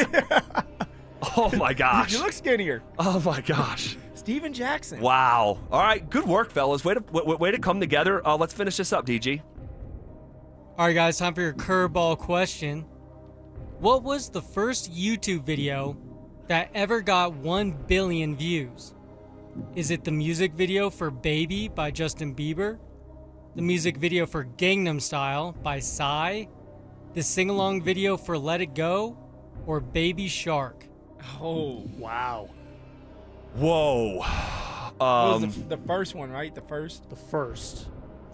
So these all hit 1 billion. Yeah. Pretty sure these all hit 1 billion. Yeah. So it's just who did it first. And if you go in order, I think Bieber's song came out first, followed by Gangnam Style. Yeah. Yeah. And then it's the Bieber view. Let It Go. Or no, was Baby Shark before or after Let It Go? Baby Shark. Baby Shark. I think Baby Shark was after Let It Go. I want to say it was big in like 2019 because I remember during like MLB playoffs they'd play it all the time. Yeah. Okay, so it went Let It Go. Baby yeah, Shark. because Frozen came out. I want to say like 2012. Yeah. Yeah, I think you're right. So it's not Baby Shark. We don't think it's Let It Go. No. I think it might be Gangnam Style. You think so? Because that song was so Over popular Bieber, though? worldwide. It was, and again, it's not who did the most numbers. It's who hit $1 billion first. Right. Yeah, I'm with you on this because it was that's such when, a trend. That's when YouTube really got hot. Right. And Baby, that was Justin's first single, right? It was, yeah. I like Gangnam Style or Baby Shark. Baby Shark? Yeah, I thought Baby Shark came so much later. Yeah, Baby Shark just came It out. not did, too long but ago. that thing is a monster. But there's no way like Gangnam Style didn't hit $1 billion views. There's no way. Oh, I think all these hit $1 billion. I don't know. Numbers back then were different too. Like 100,000 used to be a lot, Sure, and now sure. it's like regular. I don't know. I wish I could phone a friend. Will said something about Baby Shark recently on a Denver Sports Tonight, like last week. I think it's because Baby Shark's the most viewed video ever on YouTube. Okay, maybe that's what he was talking about. But he did talk about Baby Shark. I don't know if you remember what I'm talking I about. think so, but I think it's because it's the most viewed ever, not the first. I think it's actually the most recent. Gangnam Style. Yeah, I think that's what it is too. Gangnam Style? I think Yeah. so. You used to be. I know you were in your living room doing it. Just because of the dance and yeah. And worldwide Before it was so Baby. popular.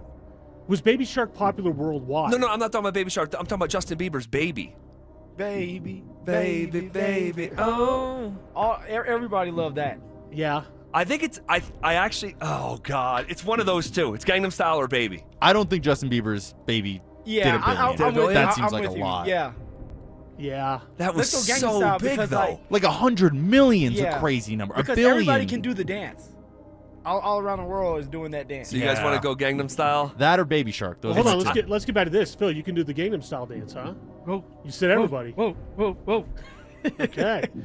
I forget what that song sounds like. Can we maybe bump back in with that? Yeah, we can get it. All right. So who's for Gangnam Style? I am. So Phil and Drew. I think it's Baby. Baby from Justin Bieber. Yeah. Man. I'm outvoted. You think it's Baby Shark?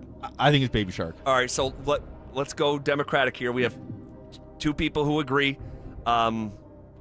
Let's go Gangnam Style. Final answer. Send it in.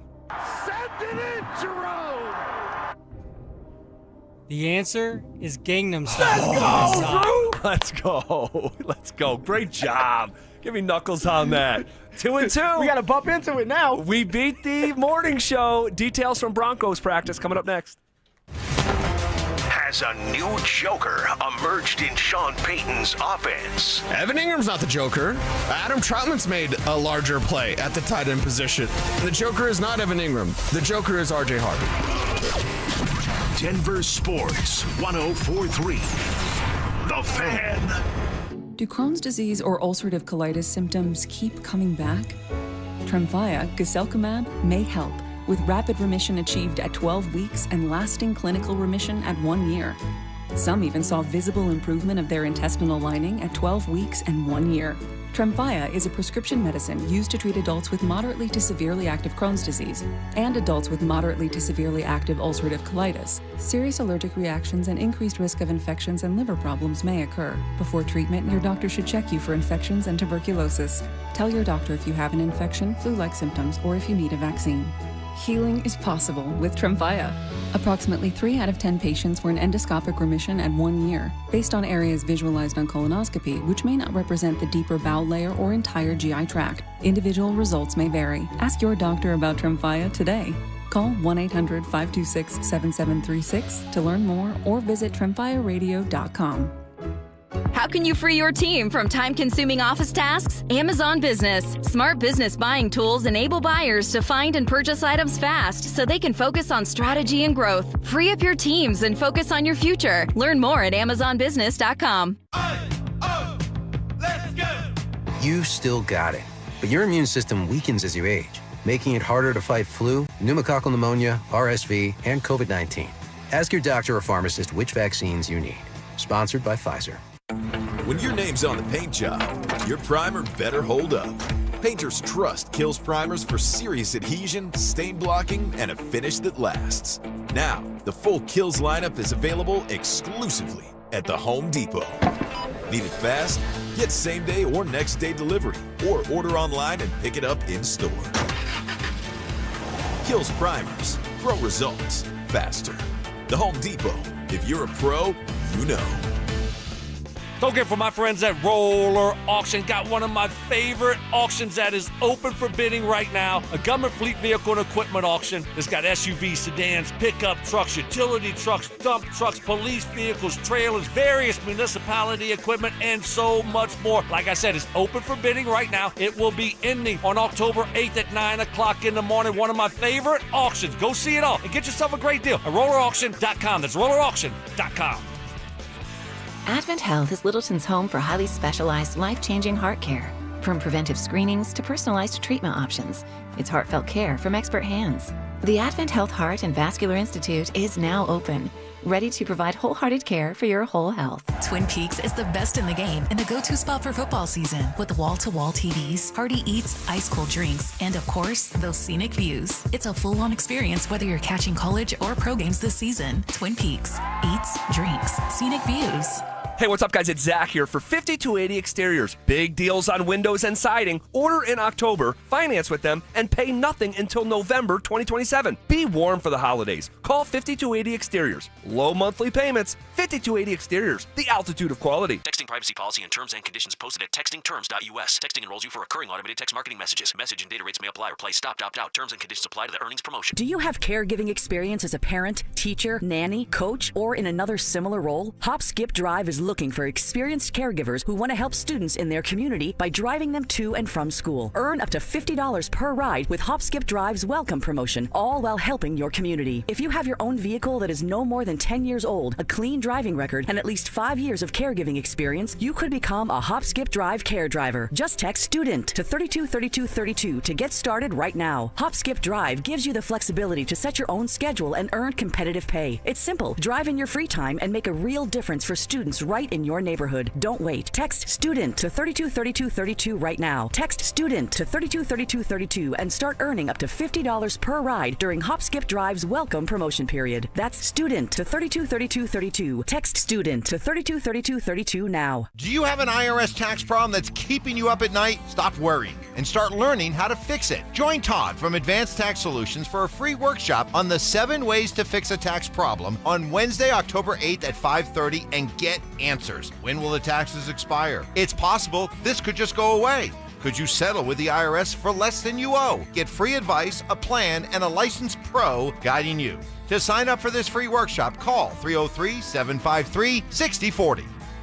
At 303 Law 4040, we know getting into an accident stinks, and so does getting worked over by the insurance company or even your slick-talking made-for-TV lawyer. So if we can help, just give us a call. 303 Law 4040. Save that number in your phone. You never know when you're going to need it. That's 303 Law 4040.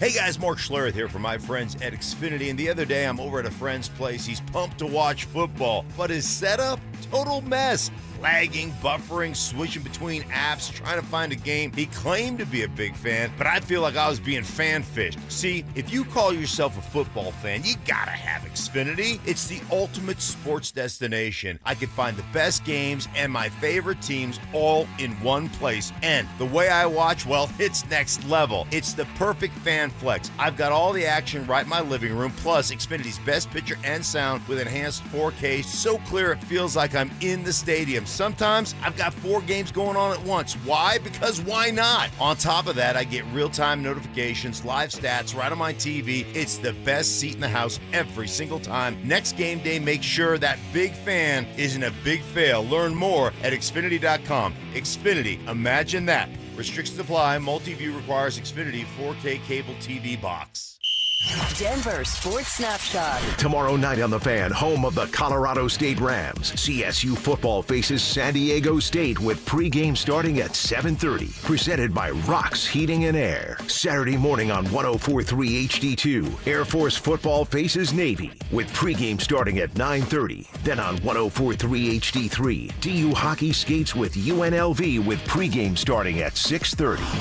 One of Newsweek's best regional banks and credit unions. Learn more at WistaraCU.com. Denver Sports 104.3 The Fan presents The Drive with Zach By and Phillip Lindsay. Oh.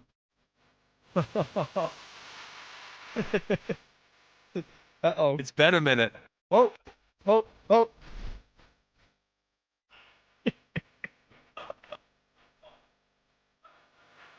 This thing still slaps. Oh, man. Oh, my Lord. Get those knees up. There was a time. There was a time. Like, imagine, like, explaining this to, like, your kids, like, years from now. Like, no, like, this was a banger. This was a global banger. Oh, my God. This is what we used to listen to Little Rub. I don't understand the word.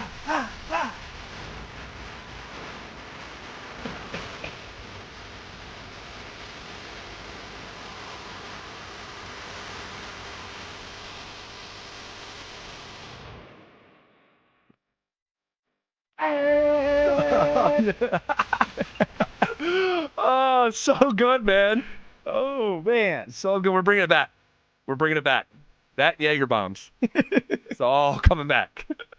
All right. Let's check in with the Broncos from practice here. Let's just go over a couple house cleaning things in terms of the injury report. All right.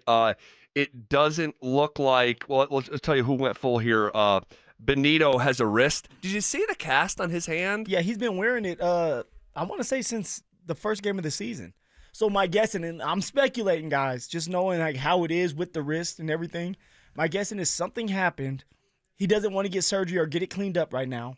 I wouldn't be surprised by the end of this year, once the season's done, he wins Defensive Player of the Year, that he goes under and gets a cleanup done to his wrist. That's why it's casted up right now. Either something broke, there's little bones in there that broke, or like a ligament that's messed up that you have to get cleaned out to kind of get it going again. That's kind of what happened with me. I had to get 2 cleanup jobs, a major surgery and 2 cleanup jobs just throughout the time because it's being hit all the time. Yeah.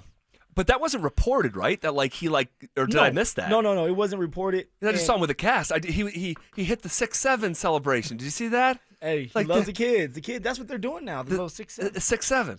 Yeah, okay. All right. Might start mixing that in. Just like the fellow kids and me. Let's go. 6'7", baby. Dante, do you say 6'7"?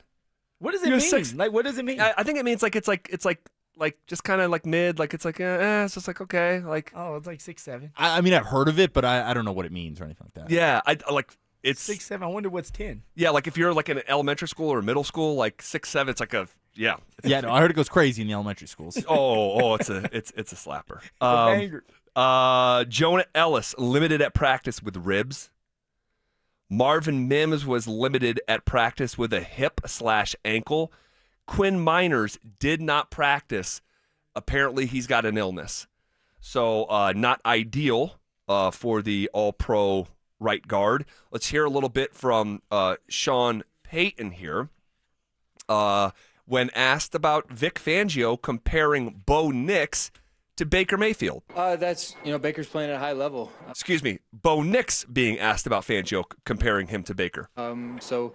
Anytime you get compared to a good competitor like that, it's great. But at the same time, I'm just in my lane doing what I can do to help our team win. And comparison sometimes the thief of all joy. So got to be careful comparing to other people, or you'll miss what's right in front of you.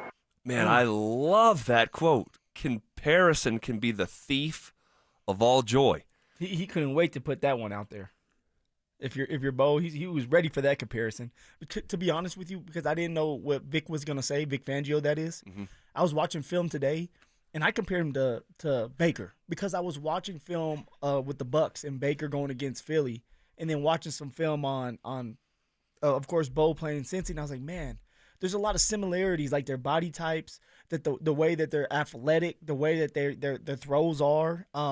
They can move on the run, but both of them always had their eyes upfield, even on the run, where it's like, I'm not looking just to run to pick up yards. I'm looking to pass first, and if there's a lane there, I'll take it, and has the athletic ability to do it. So, and smart. Both of them are very smart, and they're competitors. Yeah, I didn't mind that at all. I didn't mind that comparison at all. Like, we know Baker Mayfield, since he got to the Bucs, has thrown the most touchdown passes in the NFL. I mean, so yeah, I've heard some people sort of bristle at that comparison, but I think it's pretty damn good. How hard was Luke Wattenberg to watch on Monday Night Football? It was hard watching old Wattenberg go to work and hold, because if he doesn't hold, J.K. Dobbins has 100 yards before he gets to the fourth quarter. If Wattenberg doesn't get called for some of those penalties, it sustains some of those drives, and now it's not 28 points, it's 35 points. Sure. But I also do know that the Crew, and you brought it up, Zach, Monday, that the Crew is the most penalized crew in the league right now. I think averaging 24 and a half, 24, something like that, penalties a game. Yeah, 24 flags thrown a game by that Crew. So you have to play fundamentally sound football and do everything perfectly in order for you not to get called for a hold. And for Wattenberg, it was one of these things where you were holding, and they were paying attention. After you got a couple penalties, they're going to continue to watch you. Here is Payton talking about those penalties on Wattenberg on Monday. Yeah, I'm gonna come to his defense, because there were a handful of them, and we never send it into the league. But there were a few of them that, if you guys watch the tape, he's been playing well. There's a couple we can clean up ourselves, being downfield on a screen or whatnot. But he's playing well. I like that from Sean. Of like, hey, I'm just going to take this moment real quick. I'm going to defend my guy. Yeah, 5 flags. There's stuff to clean up, but hold on, a couple of this stuff, I'm not going to go send it to the league, but a couple of it was, ticky tack. Oh, it was definitely ticky tack, and it was like there was a bunch of penalties throughout that game, where you even had the broadcasters saying, "Hey, like, I don't understand why you call that." Yeah, call that penalty on the blindside block. Yeah, it was like, what are we doing here? Like, come on, man, don't sit here and take the joy of the fans and of watching this game because you want it to be all about you guys. Nobody cares about the referees.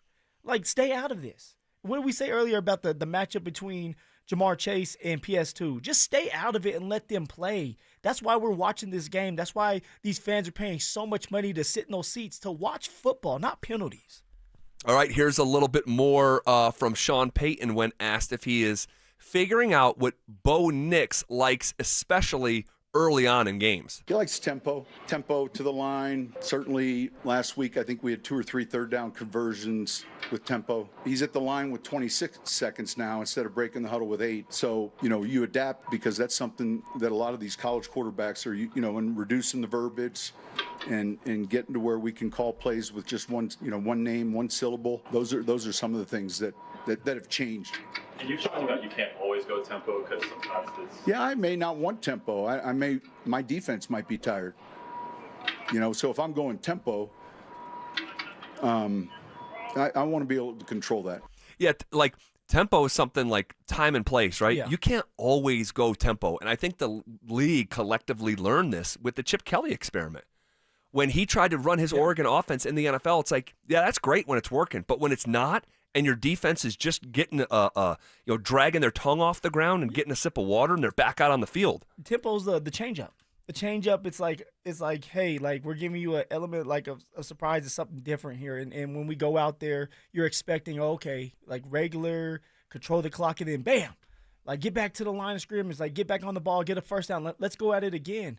But also, I will say this, the reason why I believe Bo wants more tempo is because he does have more time. Because there's way too many times throughout these games where Bo is clapping his hands. Because there's so much that's being said in that huddle from Sean relaying the message and it being a long play call that when he's breaking the huddle, he doesn't have time to get everybody set up and then identify the defense. When you're tempo, or you don't have to do as much identifying because you're just going fast paced and you're hoping that the defense gets out of place because they're tired or they don't know what to do. And now you have a gash in the play that you're calling. That's why Bo wants to do more of that. It's just easier to identify when you're on the line of scrimmage and you're going fast.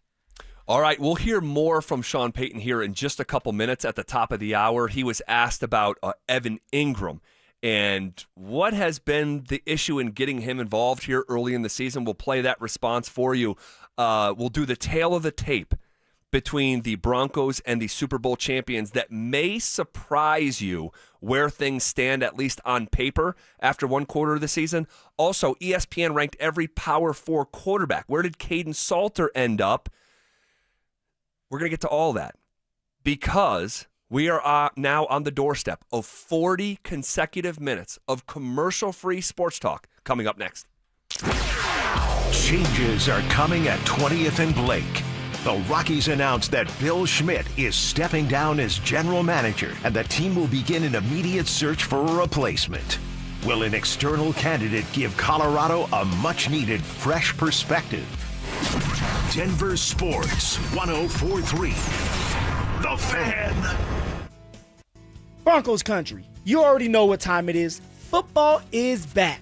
Summer is officially over, and that means it's all about the game days. Whether you're heading to Empower Field or traveling up to Boulder to cheer on Coach Prime and the Buffs, you know you need to get there on time and in style. And speaking of going to Denver Bronco games, you can get 30% off of your ride to the game with Hermes Worldwide the entire season. All you have to do is mention the code PL30. Again, mention that code PL30 when you book your luxury transportation to Empower Field. So what I'm trying to tell you is let my friends at Hermes Worldwide handle all the traffic and parking hassles. They'll get you to and from the game safely so you can focus on the important stuff, like making as many memories as you can with your family and friends. And all I want you to do is call Hermes Worldwide at 303-577-7600 or visit ridehermes.com/DenverSports. Again, you can give them a call at 303-577-7600 or visit ridehermes.com/DenverSports to book your next ride today. Most business owners and decision makers work hard but stay frustrated because customers simply don't know they exist. Marketing isn't about being flashy. It's about making sure people understand how you solve their problem. Audio, video, and online campaigns put your message where your customers are already paying attention. And your friends at Denver Sports, they specialize in connecting customers to businesses. The moment you get clear and show up consistently, growth follows. Don't stay the best kept secret in town. Visit DenverSports.com and click on the Advertise with Us button and start growing today. Kwiat Diamonds, a legacy of brilliance since 1907. We're proud at Williams Jewelers of Inglewood to have been chosen as Colorado's exclusive Kwiat diamond jeweler. From Kwiat's Mine to Shine diamond, the natural diamond cut, polished, and designed just for you. To Kwiat's red carpet collections of designer jewelry, including American Beauty, Lyric, and Kwiat Star. They're all here. Kwiat diamond rings and diamond studs, Kwiat diamond bracelets, and Riviera necklaces have long been the toast of Fifth Avenue. Because Kwiat's whiter, brighter, and larger looking diamonds cut to the world's highest standards. I'm Dylan Williams. Shayna and I invite you to come experience the breathtaking beauty of Kwiat diamond jewelry for yourself. Or the one you love. For the American beauty in your life. At Williams Jewelers of Inglewood, Colorado's exclusive Kwiat jeweler. Where Colorado shines. Williams Jewelers, we can make diamonds a part of your life. Williams Jewelers, the official jeweler of the Colorado Avalanche. You have personal and private wishes. You've revealed that, quite simply, you want peace in your life. My name is Glenn Jameron. I'm president of Alpine Bank, member FDIC. A very wise old man told us how to bring peace into your life. First, fill yourself with caring, for yourself, for others.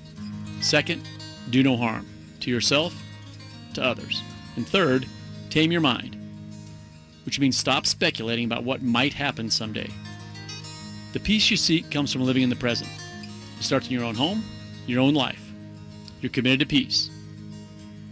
I realize that Alpine Bank visits with you on a very personal level. I realize that can feel somewhat startling, but it's what friends do. It's a commitment. Alpine Bank, committed to Colorado and you. Being dependable for your family. We get it. At Corwin Toyota, we've been family driven for over 100 years.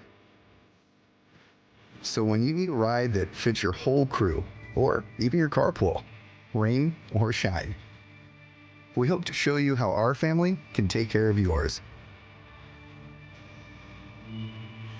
Corwin Toyota, family driven for over 100 years. Hey, it's Mike Evans. Let's talk about your hair. If you're losing it and desire it back, then do what I did and go see Dr. Tanya Pauls at Advanced Hair Restoration. Their simple one-day treatment offers life-changing results that I can personally attest to. Guys, it's not magic, but close to it. They put hair where you need it the most, and bam, it grows. It's actually science. Advanced Hair has it all. Top-rated Dr. Tanya Pauls, modern technology, and best of all, you get your very own natural hair that begins regrowing the very next day. way. Advanced Hair even guarantees it to grow for life. So schedule your free consultation today. Call 720-459-HAIR and you'll get $250 off and 250 free hair grafts. That's 720-459-HAIR. Advanced Hair is the winner of Westward's Best of Denver, and they've changed tens of thousands of lives, including mine. Become inspired with the before and afters at advancedhair.com. That's advancedhair.com. Introducing Slate, the cure for overpriced, overcomplicated cars. It's a truck, it's an SUV, it's whatever you need it to be. Reserve yours at slate.auto. Stay up to date on the Broncos and the latest news from around the league with our NFL insider James Palmer, exclusively on Denver Sports 104.3 The Fan. Mondays on The Rundown with Richie Carney, Tuesday afternoons on The Drive, and Friday mornings on Stokely and Evans with Mark Schlereth, all season long. Denver Sports 104.3 The Fan, DenverSports.com, and the Denver Sports app. You're listening to The Drive with Zach By and Phillip Lindsay on Denver Sports 104.3 The Fan.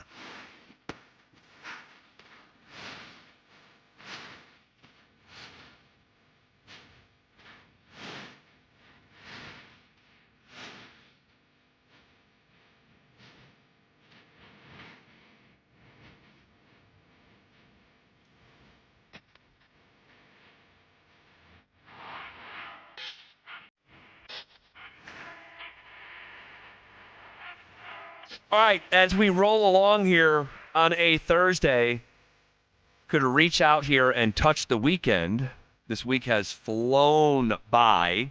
All right, and we're going to do the tail of the tape, Broncos-Eagles here in just a couple minutes. I think that if I did this segment that we're about to do at the top of the hour and the rest of the NFL community around the country got to hear it, they might say, really? So we'll talk about why here in just a couple. Change their tune a little bit, huh? Maybe so. ESPN ranked every Power 4 quarterback. Where did Payton Salter end up? What if I told you, this is crazy. What if I told you 2 months ago that Payton Salter would come in on ESPN's Power 4 quarterback rankings, 1 through 68, ahead of Arch Manning, Cade Klubnik of Clemson, Drew Aller of Penn State, and DJ Lagway of Florida? I would say, hey, we're undefeated. We coming. Yeah. That's exactly what I would say. I think I would have said the same thing. But believe it or not, Salter is ahead of those guys while simultaneously being 40th out of 68 Power 4 quarterbacks ranked today by ESPN. So in the back half, it just goes to show you, we've talked about this, that a lot of these hyped up quarterbacks have not played well. No. Really, they just have not. You got the Drew Allers, your Klubnik. You were really high on him and telling everybody. I thought Klubnik could be the number one pick in the draft. I just dead wrong. Just dead wrong. Salter 40th out of 68. I mean, that's nothing to cheer for. Like it really isn't. No. For Payton Salter, like you're at the Power 4 level, Big 12. In order to win, you're gonna have to be one of the best to do it in that conference, and yet you're not. And when we need you to come up, I'm talking like an alum. When we need you to come up big, you don't. You have some athletic ability. You're able to utilize your legs, and when you do that, you're successful. But when it's time to throw the ball in crunch time moments, you don't get it done. And that's not going to help this team out. We need to get to a point where we can finish games. Yeah. It's not just on the quarterback. It's on the team. It's on the defense. It's on the offensive line, which, by the way, the offensive line has been doing a great job of holding up for the quarterback and was able to have success running the ball, actually, against BYU. But nothing will work in the league, in the NFL or college, if you don't have a quarterback that you can trust, especially to close out a game. Totally, man. I think this is going to be a persistent conversation all season long. Buffs are a 13.5-point underdog going into Fort Worth. I will say, though, taking a dive into TCU here this morning, that defense is not good. They're human.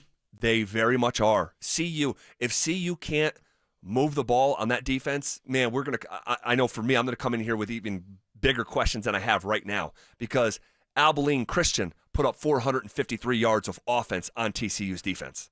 Well, if Colorado can't move the ball after what you just said, and then the statement that Prime made yesterday about how he needs the offense to play like their Yeah. life depends on Right, it. right. And they go out there and they don't look good. Yeah. There's going to be somebody that doesn't have a job. That's just how it goes in this league. It's all about performing. I don't ever want anybody to lose their job. Of course. But if you're not being able to get your offense rolling and moving and sustain drives and be creative in the red zone, something has to give. Because the head coach, any head coach is going to want to win. And they're going to start pointing fingers if things don't go right, because that's what head coaches do. They give the keys to the defensive and offensive coordinators to make it work. You're only as good as the people around you, no matter what you do. So this is a big game for Pat Shurmur, and it may be a big game for Caden Salter. It could be. I think this is actually going to be a higher scoring game because TCU's offense, Josh Hoover, one of the better quarterbacks in the country, they have a trio of wide receivers that are fantastic, and they have a really good running back who got hurt right out of the gate. He's coming back. He's back at practice. We'll talk more about it tomorrow. But, this is it's an opportunity. I watch teams get upset every single week in college football as legitimate underdogs. And CU can play that role on Saturday night. Speaking of which, Sonny Dykes, head football coach for the Horned Frogs. Now, this was CU's first ever game. We all remember. And by the way, that day where they went down in September, went down to Fort Worth and beat TCU, they were a 21.5-point underdog. All right, so we've seen it in this matchup. This is Sonny Dykes comparing this team that he'll see on Saturday to that team that they saw in 23. And they had those guys for 2 years, and now they're retooling a little bit. But they've got really talented players now, guys that, and they're much deeper now than they were. I think that's the biggest difference is, you look at their defensive front, and they're rolling guys through, and they've got depth. Offensive line, I think, is a much better group than they've had. They just kind of keep getting better up front. And so, really, really good team. And, you can see that they're building it with depth and a lot of transfers. I think 10 of the 11 transfers of the starters on defense, rather, are transfers. So they've got a lot of guys that have played football and have experience and have come in and kind of pick up where they left off. All right. I mean, he's saying now what Deion was saying in the preseason. Yeah. When Deion said with conviction, we are a better team. We are deeper. So eventually, while he wasn't like necessarily hyping up his team like Sean Payton was, eventually you have to see it. And you got to win a game you're not supposed to win because they're probably going to be an underdog in every game moving forward outside of maybe one or two. No, yeah, and it's just interesting because as a player, usually when you're listening to other coaches talk about your team or your coaching staff, if you're a well put together team and you're coached the right way, they're gonna say, hey, they're coached the right way, they're well coached team, they're tough, they're fundamentally sound. But that's something that you don't hear when people talk about the Buffs. You hear them talk about the talent. You hear them talking about that they're deeper in certain positions. But you need to hear, hey, this is a well-put-together team, well-coached team that are fundamentally sound, and if you don't do the right things, they will make you pay. And that's when you become a really good team. That's something that Coach Prime and his staff have to get to because for Coach Prime, he's raving about these coaches, right? BYU. Yeah, Kalani Sitake. Yeah. You understand what he brings to the table, and it shows throughout a 60-minute football game. That has to be the case going up against TCU on the road. The coaching staff, not just Deion, but Shurmur and Robert Livingston, they're going to have to put together a well-put-together game plan to beat TCU. All right, man. We'll see if they can do it. 5:30 on Fox. Prime time. Network television. Down in Fort Worth. 13.5-point spread. We'll see what we're in store for there. And then on the Colorado State side, by the way, they actually play tomorrow night at 8:30 on CBS Sports Network, I'm pretty sure. And they're playing San Diego State.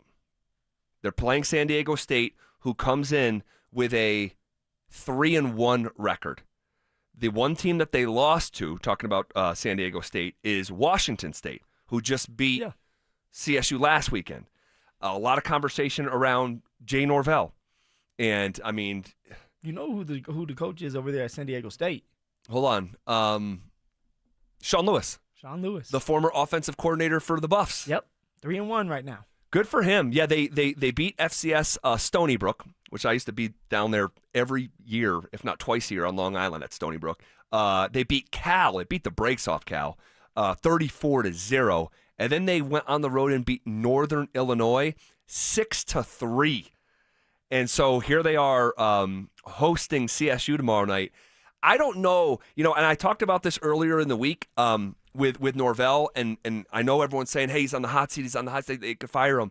And I brought up, and this is about the 5th time I've said this, with the new era of college sports with paying players, these universities are not in a rush to fire coaches, pay them out, pay their staff out, and then turn around and hire a whole new staff. Yeah. And Norvell, I was listening to a conversation earlier in the week saying he's in his last year. He's not in his last year. He's got another year left on his deal. So does Colorado State want to write him a check for nearly $2 million, I think it's $1.5 million, and then pay out his staff? You would think, hey, that's not a lot of money, but when you're now financially, you really have to be financially responsible. Yeah. Norvell came here, won 3 games his first year, 5 games his second year, 8 games his third year. I understand people are frustrated. I just don't know if the university, and maybe I'm dead wrong about this because the AD up there did not hire Norvell, so maybe they will swallow it, but I don't know. And you're talking about they would swallow that after the season because I don't see any changes being done right now where you're firing Jay Norvell and you still have a bunch of games left on your schedule. It's not going to happen because you will have to pay him out and buy him out and his staff out at the end of the year. And it was just last year they were 1 game away from playing in the Mountain West Championship game. And I don't want this to come across the wrong way here, but I don't know. I'm gonna catch myself here because I don't want it to come across the wrong way. The guy was just 1 win away from the conference championship game. I think it was a loss to Fresno at the end of the year. You're talking about last year. Last year, yeah. I just don't know if you're Colorado State, you're in a position to fire him and his whole staff when he had a 3-year arc of growth. And then, it sucks this year. It looks like Braden Fowler Nicolosi forgot how to throw the football. And now he's been replaced. Well, then there's a context to it, too, with the defense. They have a whole brand-new defensive staff and the players out there. There's only 1 starter that came back from the team last year. Yeah. So there's just a lot going on this year for the Colorado State and Jay Norvell. All right, we'll see what it looks like tomorrow night. The 1-3 Rams with that 1 win coming with that double XL size asterisk next to it as well against Northern Colorado. So they cheated them young men out over there in Greeley. He said it. I didn't. He said it. All right, this is KKFN and KKFN HD1 Longmont, Denver.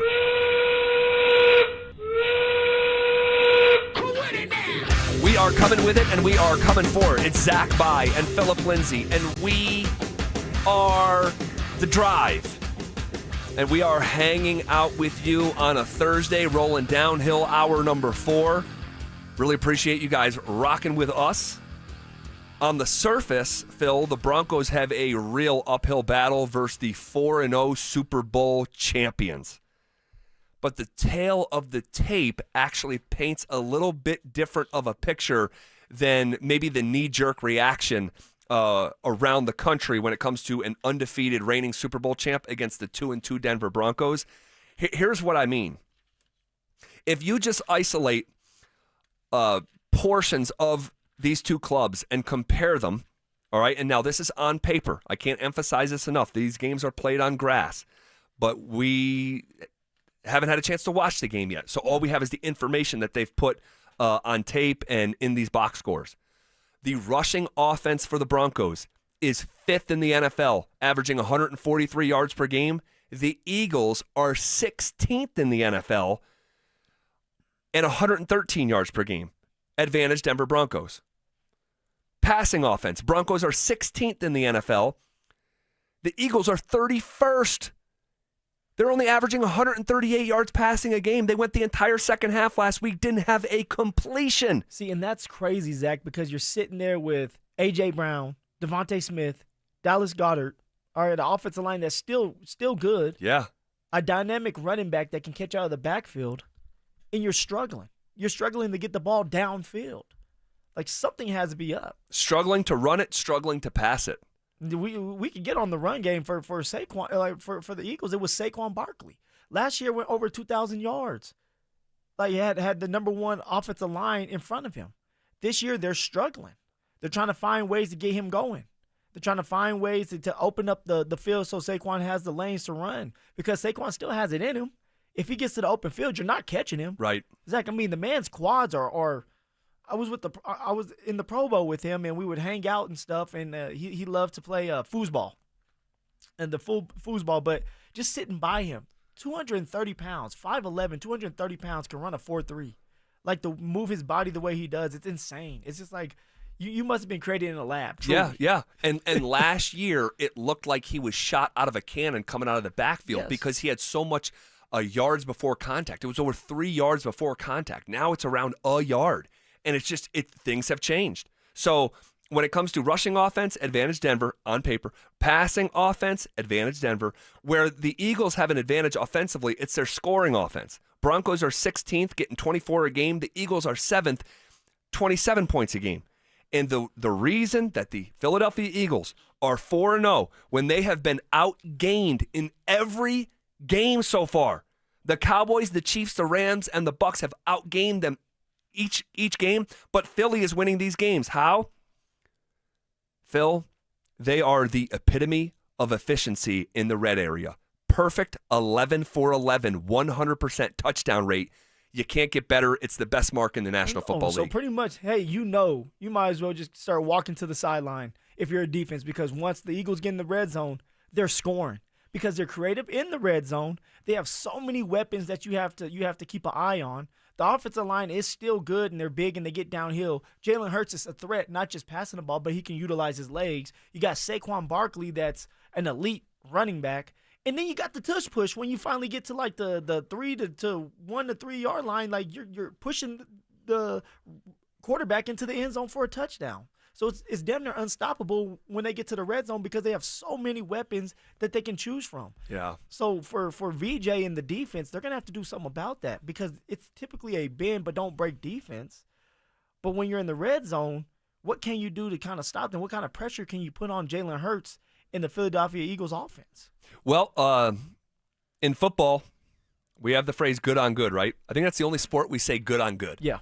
Well, this is good on good because the Eagles have the red zone efficiency that is 100% perfect for 11 for 11, best in the NFL. But the Denver Broncos, as fate would have it, have the single best red zone defense in the NFL, allowing only 3 touchdowns in 12 red zone trips. That means 75% of the time, the other team is either getting stopped on 4th down or kicking a field goal. They are not getting into the end zone. So this is the best red zone offense in the NFL against the best red zone defense in the NFL. Let me just knock out the rest of these numbers here. When it comes to the defense, all right, we established advantage Denver in the run game, advantage Denver in the passing game, advantage Philly in the scoring offense category by a field goal, 24-27. When it comes to stopping the run, the Broncos are 11th in the NFL, allowing a paltry 99 yards a game. Eagles are 21st, 10 spots behind Denver, allowing 126 yards a game. So another advantage for the Broncos. Stopping the pass defense. Broncos are 9th in the NFL, allowing 186 yards per game. Eagles are 17th, allowing 207 yards per game. Another on-paper advantage for the Broncos. And when it comes to scoring defense, the Broncos are allowing 16.8 points per game, less than 17 a game. That ranks 2nd in the National Football League. The Eagles are allowing 22 points per game. That ranks 15th. Another on-paper advantage for the Broncos. So it's simple. Just all the Denver Broncos need to do is just step on the field. I don't know about that. Fly away, Eagles! You guys are scared now. Well, they're due. They're due to get beat. Yeah. And if you were wondering when the last time that the Broncos went into Philly and won a football game, the date was September 21st, 1986. Oof. It was John Elway in his first Pro Bowl season going head-to-head with Ron Jaworski, Jaws. It was such a blowout for the Broncos. By the end of the game, Gary Kubiak was playing quarterback for the Broncos, and a young quarterback by the name of Randall Cunningham was getting reps under center for the Eagles. So 1986. 1986 was I was the still last. floating around. Yes, you were. Yes, you were. The Broncos went to 3-0. The Eagles that year and that day sunk to 0-3. So the last time that the Broncos won in Philly, Ronald Reagan was the president. All right. The Oprah Winfrey Show had just debuted. IBM introduced something called a laptop computer. It was called the PC Convertible. Top Gun was pulling in over $350 million at the box office. Ferris Bueller not far behind at the box office that year. The Bears won Super Bowl 20 with Mike Ditka, and the Mets beat the Red Sox in Game 7 of the World Series. That was the current events the last time the Broncos went into Philly and beat the Eagles. That's insane. That's insane. So they are due for one, but Philly's tough. They're right now. They're on a 12-game win streak at home from last year until now. They're 4-0 right now, and I think two games they've won this year at home. So they're due for one. They but are. Can Denver do it? You just put the stats out there. It looks like Denver can do it.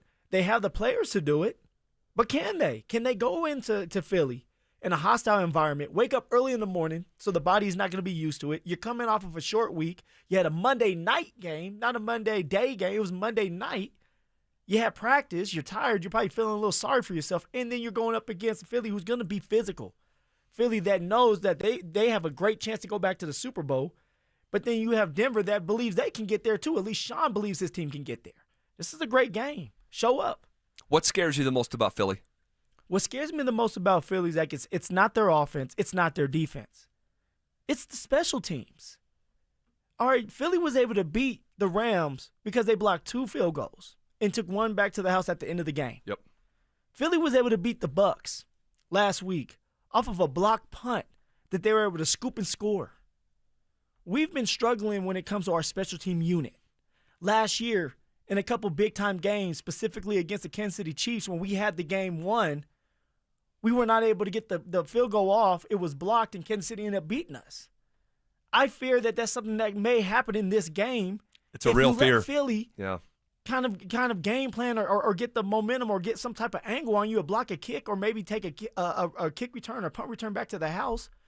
If you're able as a special team unit to score a touchdown as a punt or kick returner, you give yourself a 70% chance of winning that game already. That's just special teams alone. Then you still have the offense and defense that have to go at it. So what scares me is our special team unit versus Philadelphia. And then you add on that Philly knows how to close out games. They've been in a lot of close games this year. They were able to win the Super Bowl last year, and this unit is kind of everybody's pretty much back. So they know how to win. We have yet to find a way to finish a game when you're going up against a tougher opponent like the Colts, like the Chargers. Now you have to go and play Philly on the road. That's going to be tough. So those are the two things that I'm concerned about, but really it's the special team unit. I don't want to have a situation, Zach, where we're looking there and we have a chance to win the game. It's a 45 or 50-yard field goal, and Philly blocks it again. Oh, my gosh. It would be all too familiar. We've seen these Broncos lose on the last play of special teams multiple times within the last calendar year. It's an unorthodox answer to what scares you most about Philly, but I really like the angle that you took there. Sean Payton speaking earlier today. All right, so did Bo Nix. But this is Payton, and this is one of my – and I know you just mentioned it here. I don't like the short week then traveling to the East Coast for the early start. That has been historically unkind to the Broncos. Just like I pound the table and say, coming to Denver in September as a road team is the greatest historical home advantage for the Broncos. It's in altitude in the month of September, the best winning percentage in NFL history, hosting week 1. If you look at the Broncos' history traveling to the East Coast, and I know you lived it, it's been so unkind. And then the scenario is now on a short week, and it's against the Super Bowl champions. I mean, like, we used to play the Buffalo Bills all the time. And when you get there, you have to wake up extra early. You have to go out there and hear Bills Mafia talk bad about you and your mama. It's like, it's like, why are you bringing my mama into this? And then you look there and the old lady's jumping off the the house onto a table. So I'm like, okay, they're crazy over here. And then you end up losing that game because Buffalo is a tough team, but it's hard to wake up for those type of games.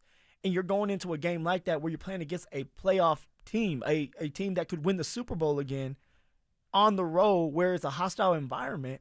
And you have to be ready for that moment. Those moments throughout the game where it's like you want to be a star player, make the plays. Players make plays, players win games for you.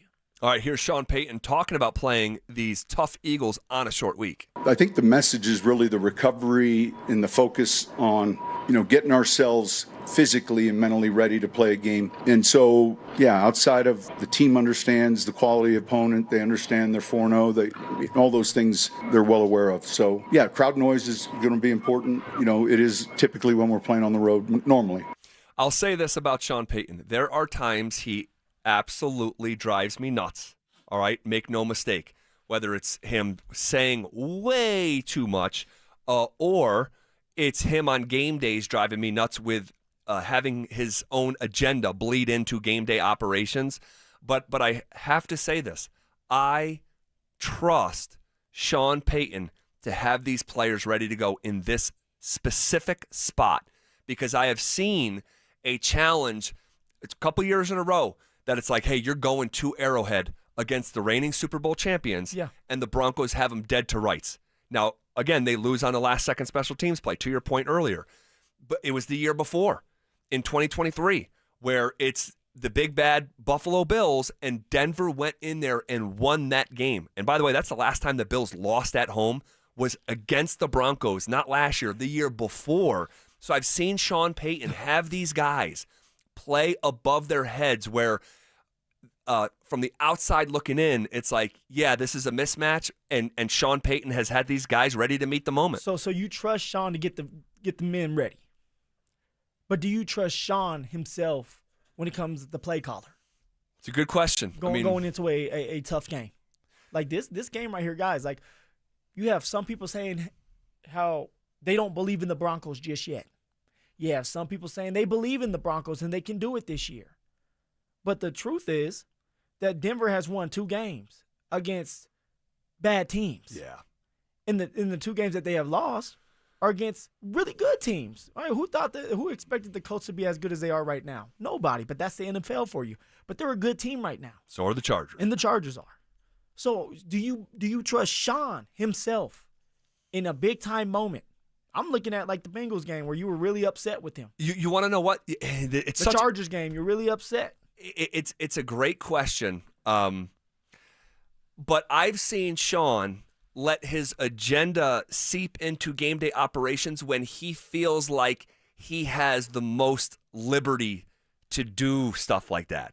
So like he's confident against the Titans, like these guys aren't going to go down and score. So I'm going to throw it on 4th and long in a 1-possession game instead of kicking a 53-yard field goal instead of making it 2 possessions. Yeah. Like we've seen him do stuff like that. But you don't have the luxury in this type of environment. So I think he's going to play this thing absolutely by the book. And like last week's a great example. Why in the world, when you are pounding an opponent 28-3 and game control is 1,000% on your side, they're not crossing midfield quite literally, but you throw it more than you pass because you feel like you are in a position to have the license to get fancy and to have your own agenda with Bo. But in this situation, so in this situation, if the run's working, does Sean stick with the run? Yes, that would be the first time he does it. Then I know, but like if that's what's working, you have to stick to what is working and completely obey your eyes if you're going to knock off a team like the undefeated Eagles, who are 20-1 in their last 21 games. So to answer my question, you trust Sean? I trust Sean Payton to push the right buttons on Sunday morning. I do. Because there's nowhere else to turn. There's very little margin for error. So you cannot color outside the lines, if you will. So how about you? I'm on the other side of this one, which when it comes to trusting Sean right now, I need to see it to believe it. Like, I need to see that, like, hey, you are all in for this team and not just for Bo Nix to rack up some yards, especially when you know you're playing against Philly. Like, I need to see you be able to run the ball consecutive times or even 3 or 4 times in a row. Let's go 5 if it's working. Like, even if it's not working, like, run the ball. I need to see you be able to draw up plays for people like Evan Ingram and the baby joker, Marvin Mims. I need to see everybody getting involved. Then I'll trust that. And then when it comes to the game management at the end of the game, making the right decisions, calling the right timeouts, deciding to go for it on 4th down or not. I need to see that. Like, this is the game to do it. Because, hey, like, let's just say you do end up getting to the Super Bowl. You may end up playing the Eagles again. You may end up having to play them. You're back on the Super Bowl train. I'm just like, I'm listening to Sean Payton. God.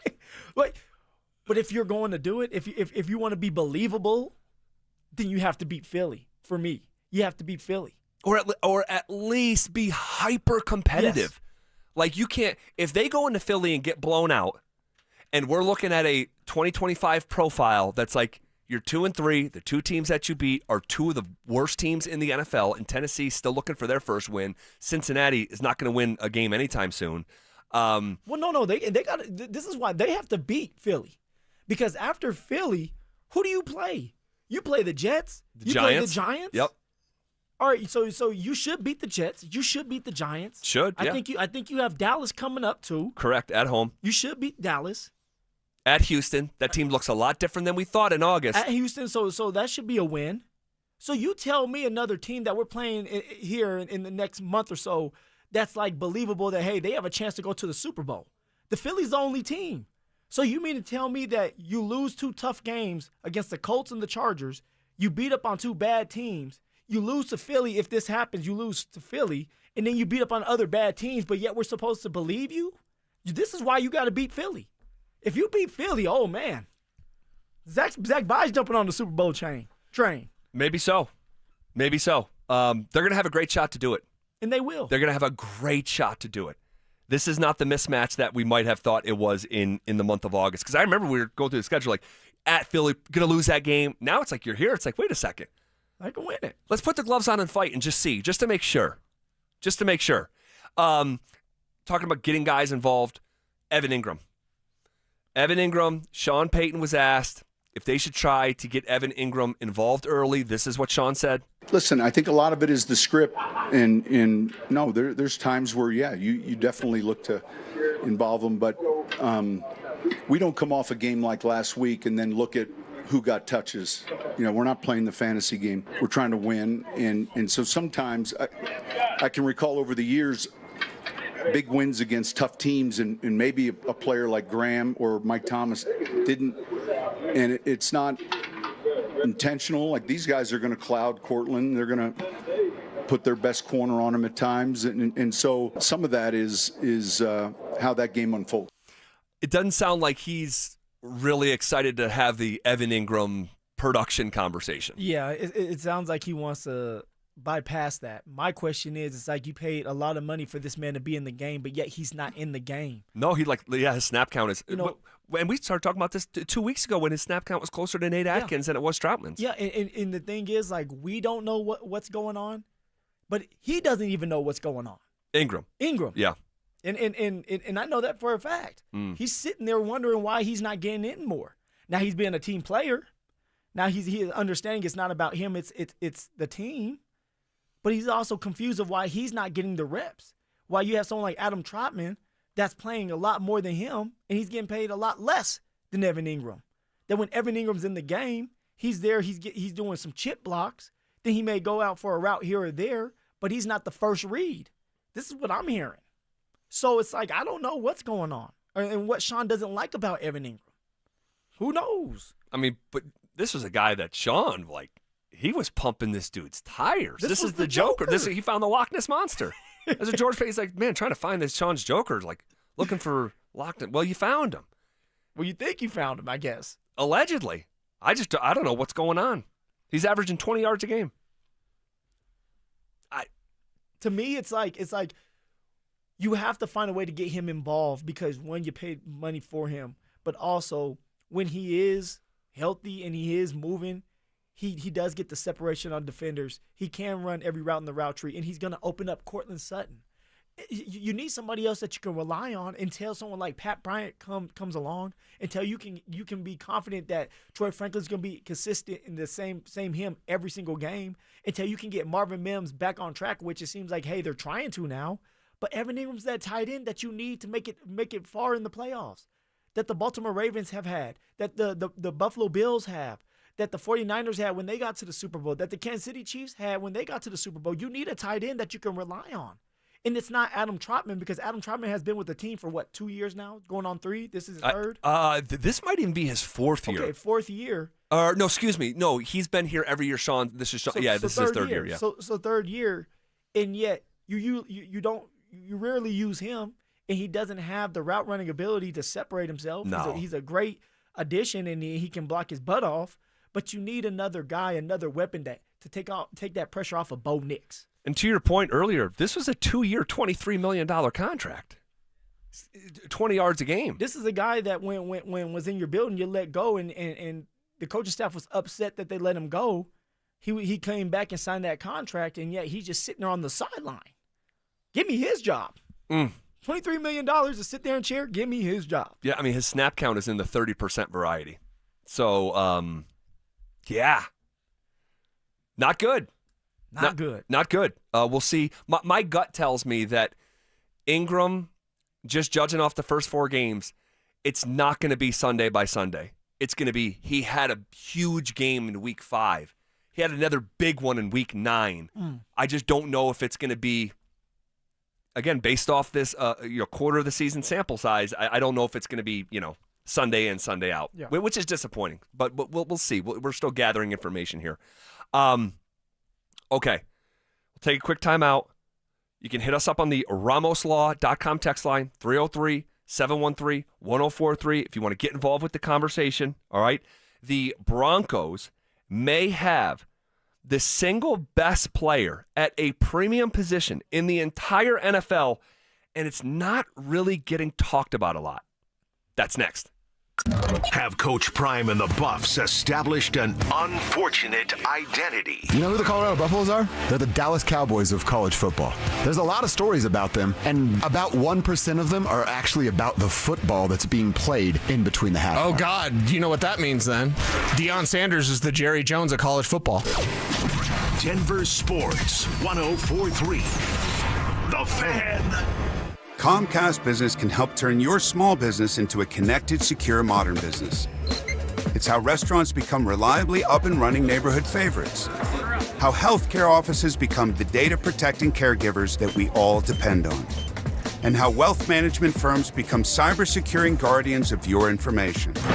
With reliable connectivity, enhanced cybersecurity, and Wi-Fi backup, your business can stay connected and get threat-ready with Comcast Business. Powering possibilities. Now through November 16th, new Comcast Business customers can get started with 150 megabit internet plus security for $59.99 a month for 12 months with a 2-year agreement. Plus, ask how to get a $500 prepaid card on a qualifying gig package. Call today. Restrictions apply. Requires enrollment in paperless billing and autopay with bank account. Early termination fee applies. Equipment, taxes, and fees extra. So my mother is thinking of switching from Verizon to Pure Talk, but she's worried the deal sounds too good to be true.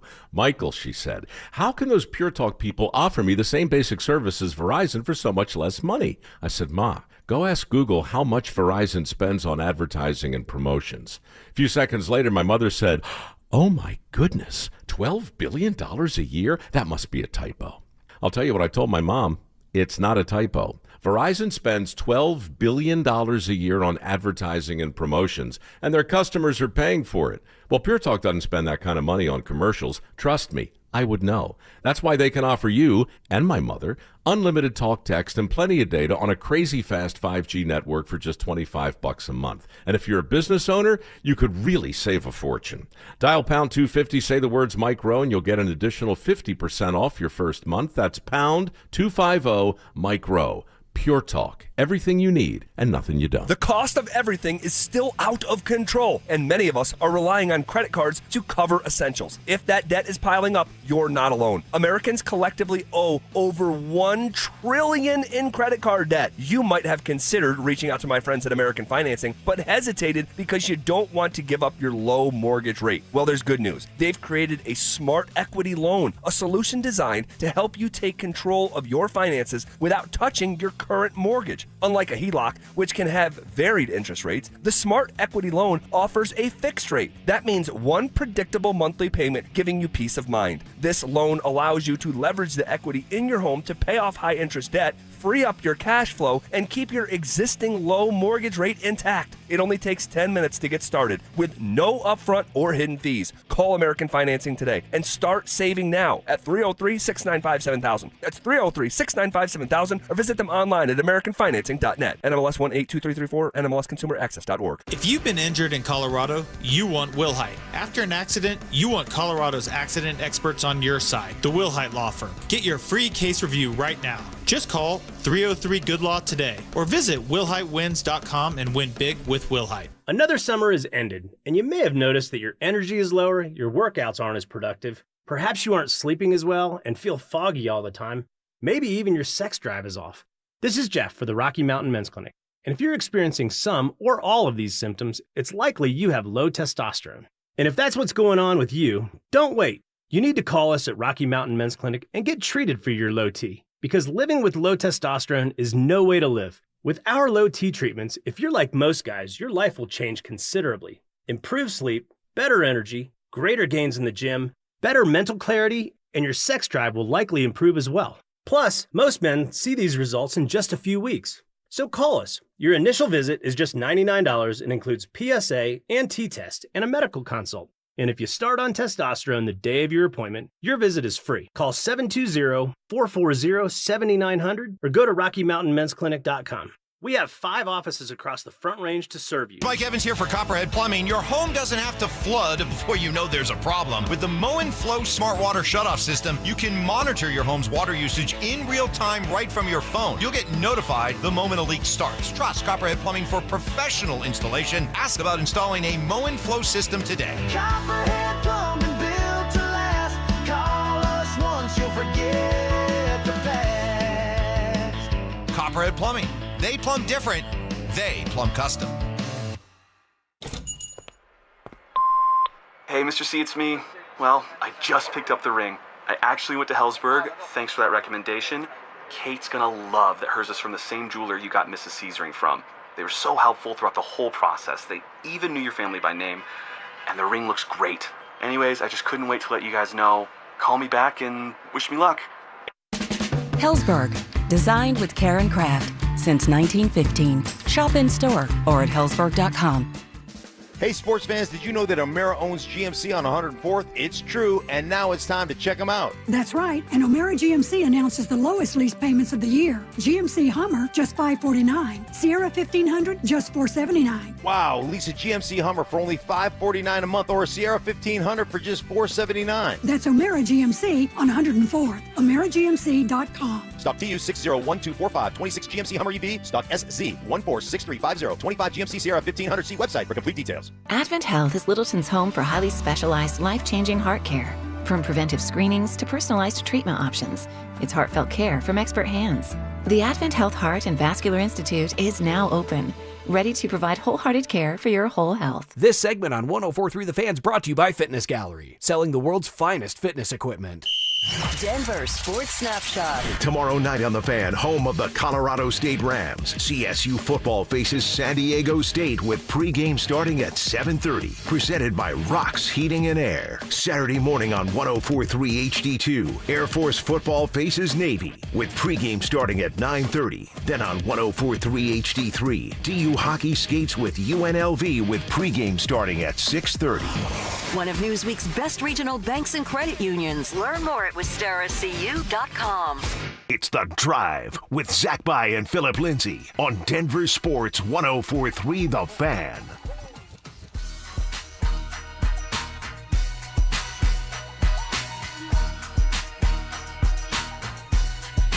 All right, bottom half of hour number 4 here on a Thursday.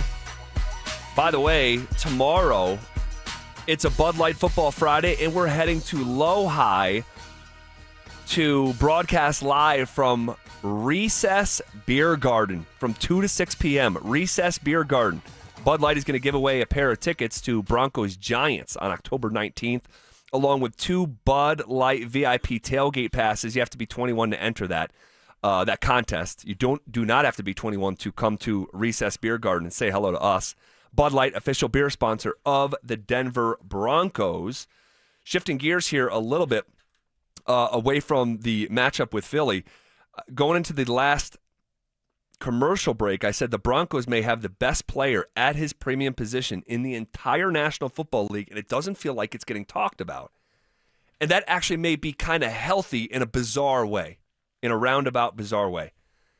So this dude, Garrett Bowles is playing at the highest level in terms of at least a 4-game stretch in his career. In terms of his pass blocking, in 164 pass protection snaps, he's allowed 4 total pressures, 0 sacks. That's a 2.4% pressure rate. His pass pro effectiveness grade is among the top among all offensive linemen in the National Football League. The NFL this year, and I really like this, they're giving away an award called Protector of the Year for the very first time.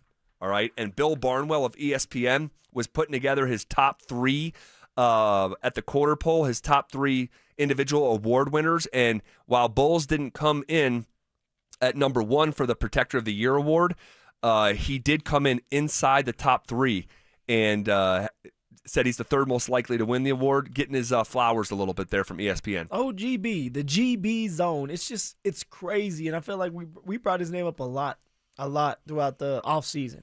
And we're doing it again now because he's being so consistent. He's out there. He's holding up for Bo Nix in the pass game. He's getting downhill in the run game. And thanks to him, I was able to get to 1,000 yards in 2 years because of what he did as well. It wasn't just my fullback, Andy Janovich, or everybody else. Like, it was a unit. But Garrett Bowles, a lot of my big-time plays came from the left side. Yep.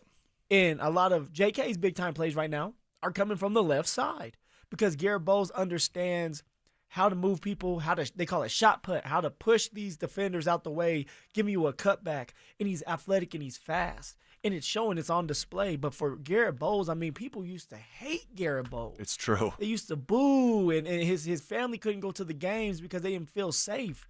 And now you look up, and he's so consistent. He's one of the most consistent left tackles in the game. One of the most important positions is the left tackle, and Garrett Bowles is doing a great job of that, protecting Bo Nix. Now, of course, Bo Nix is helping Garrett out by getting the ball out of his hands fast. I want to say the Denver Broncos have only given up, 3 sacks? I think it's 3 sacks in 4 games. You know, that's the whole unit doing a great job. But for Garrett Bowles on his blind side, Bo Nix's blind side, it's important that you hold up. And so now, look, Garrett Bowles has put himself in a situation where if they can win some more games, and he can continue to do what he's doing, which he will, because that's just his mentality now, he will be in the Ring of Fame because of it, which is insane. Or at least he'll have a fighting chance. He'll have a chance to get in there. Yeah, if he gets to another All-Pro this year and he plays out his contract and he's a decade-long left tackle for the Broncos, and you know, obviously the wins have to come along with it. You know, I said the same thing about Sutton. I remember when he signed his extension. I'm like, there's a very real scenario if he plays out that extension and winning, you know, some real winning comes along with it. Both of those guys could have a shot. They're just such long-standing Broncos. Yeah, man, I think that at a certain point in time, he's got to have another accolade or 2 for sure, and they have to win. The Broncos have to win. He'll have a shot, man. He will have a shot. Okay. Let's hear a little bit from Bo Nix. He spoke earlier today at the podium, and he was asked, what did the offense learn on Monday night? You know, we showed ourselves when we run the football early, we get in 3rd and manageables.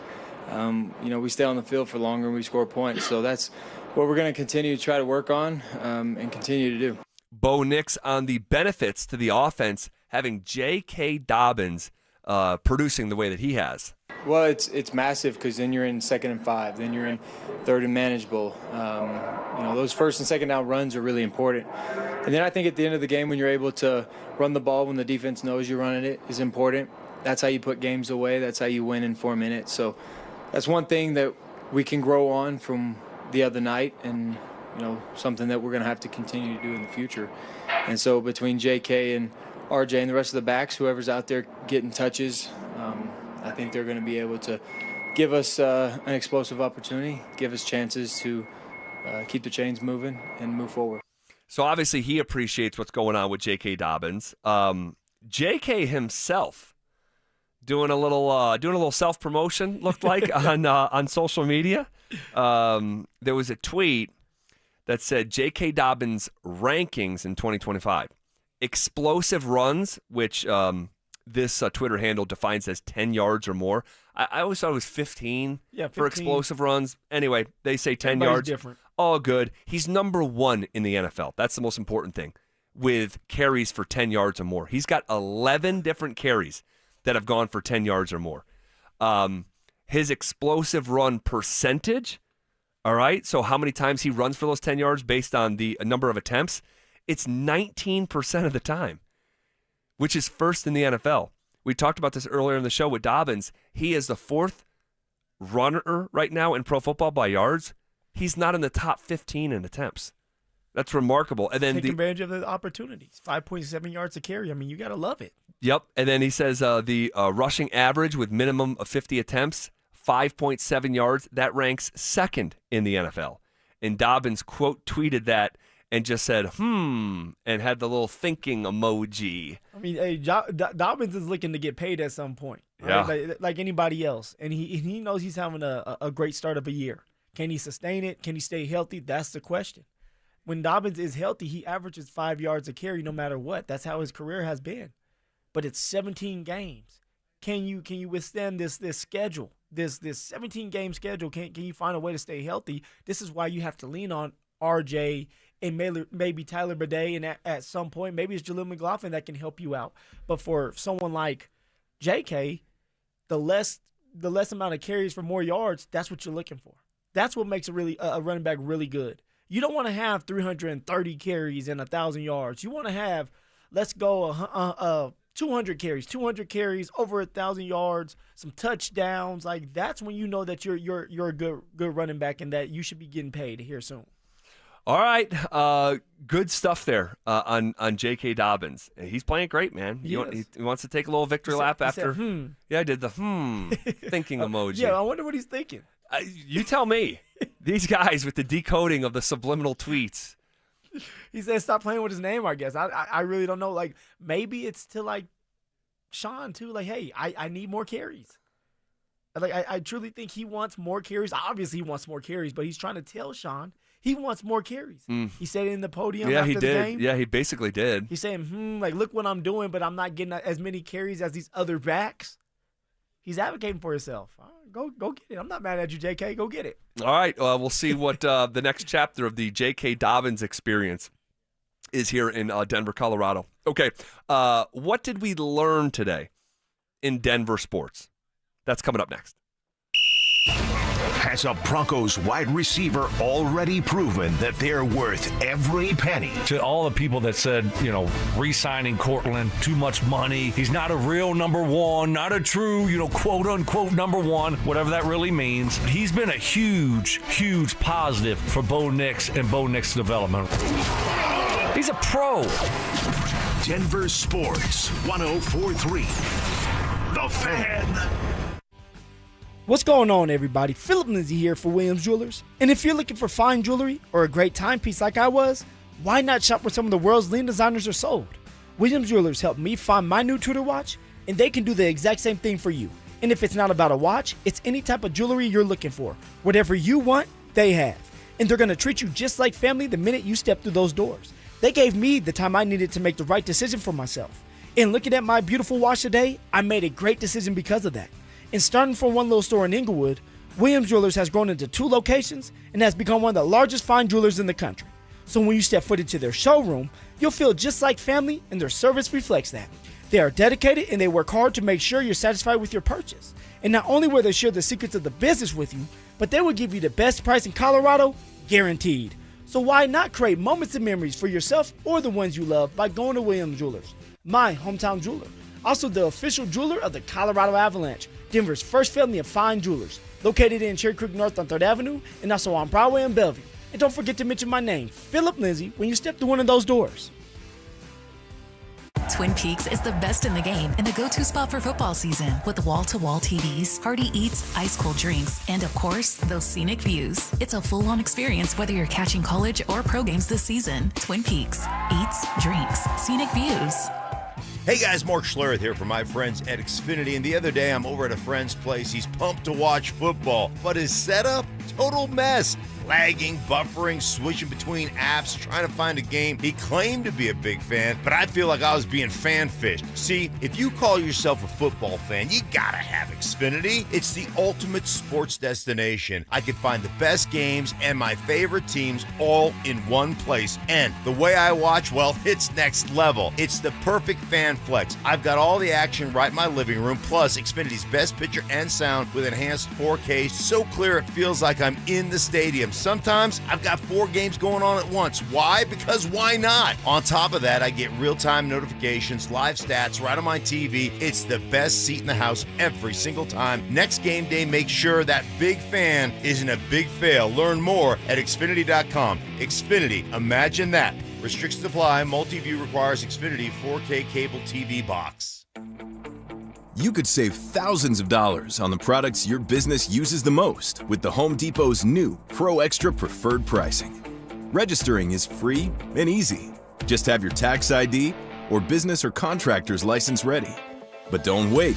The current preferred pricing benefit will end on November 15th.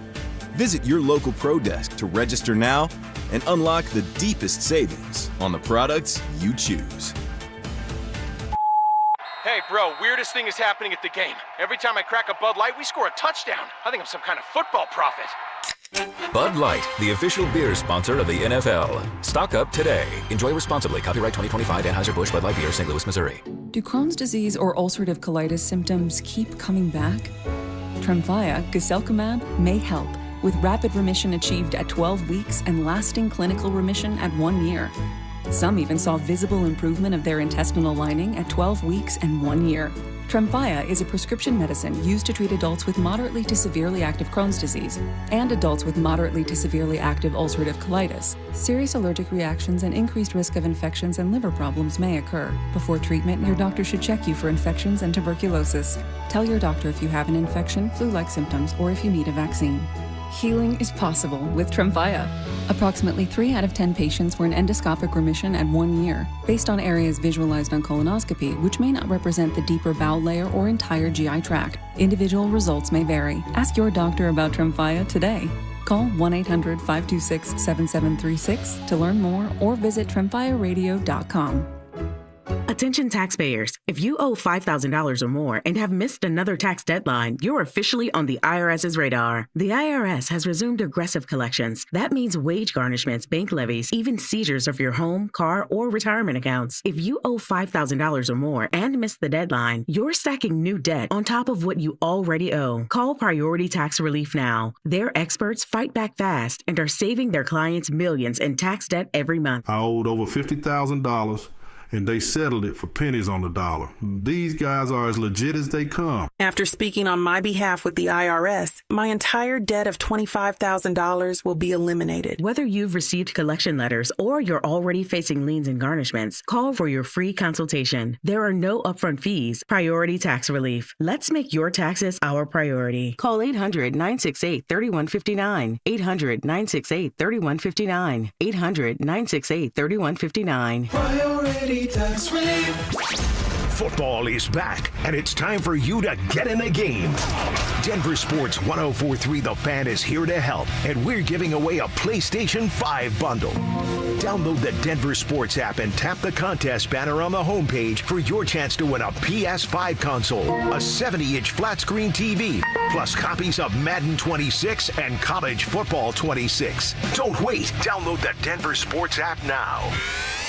104.3 The Fan. DenverSports.com and the Denver Sports app. Denver Sports 104.3 The Fan presents The Drive with Zach By and Phillip Lindsay.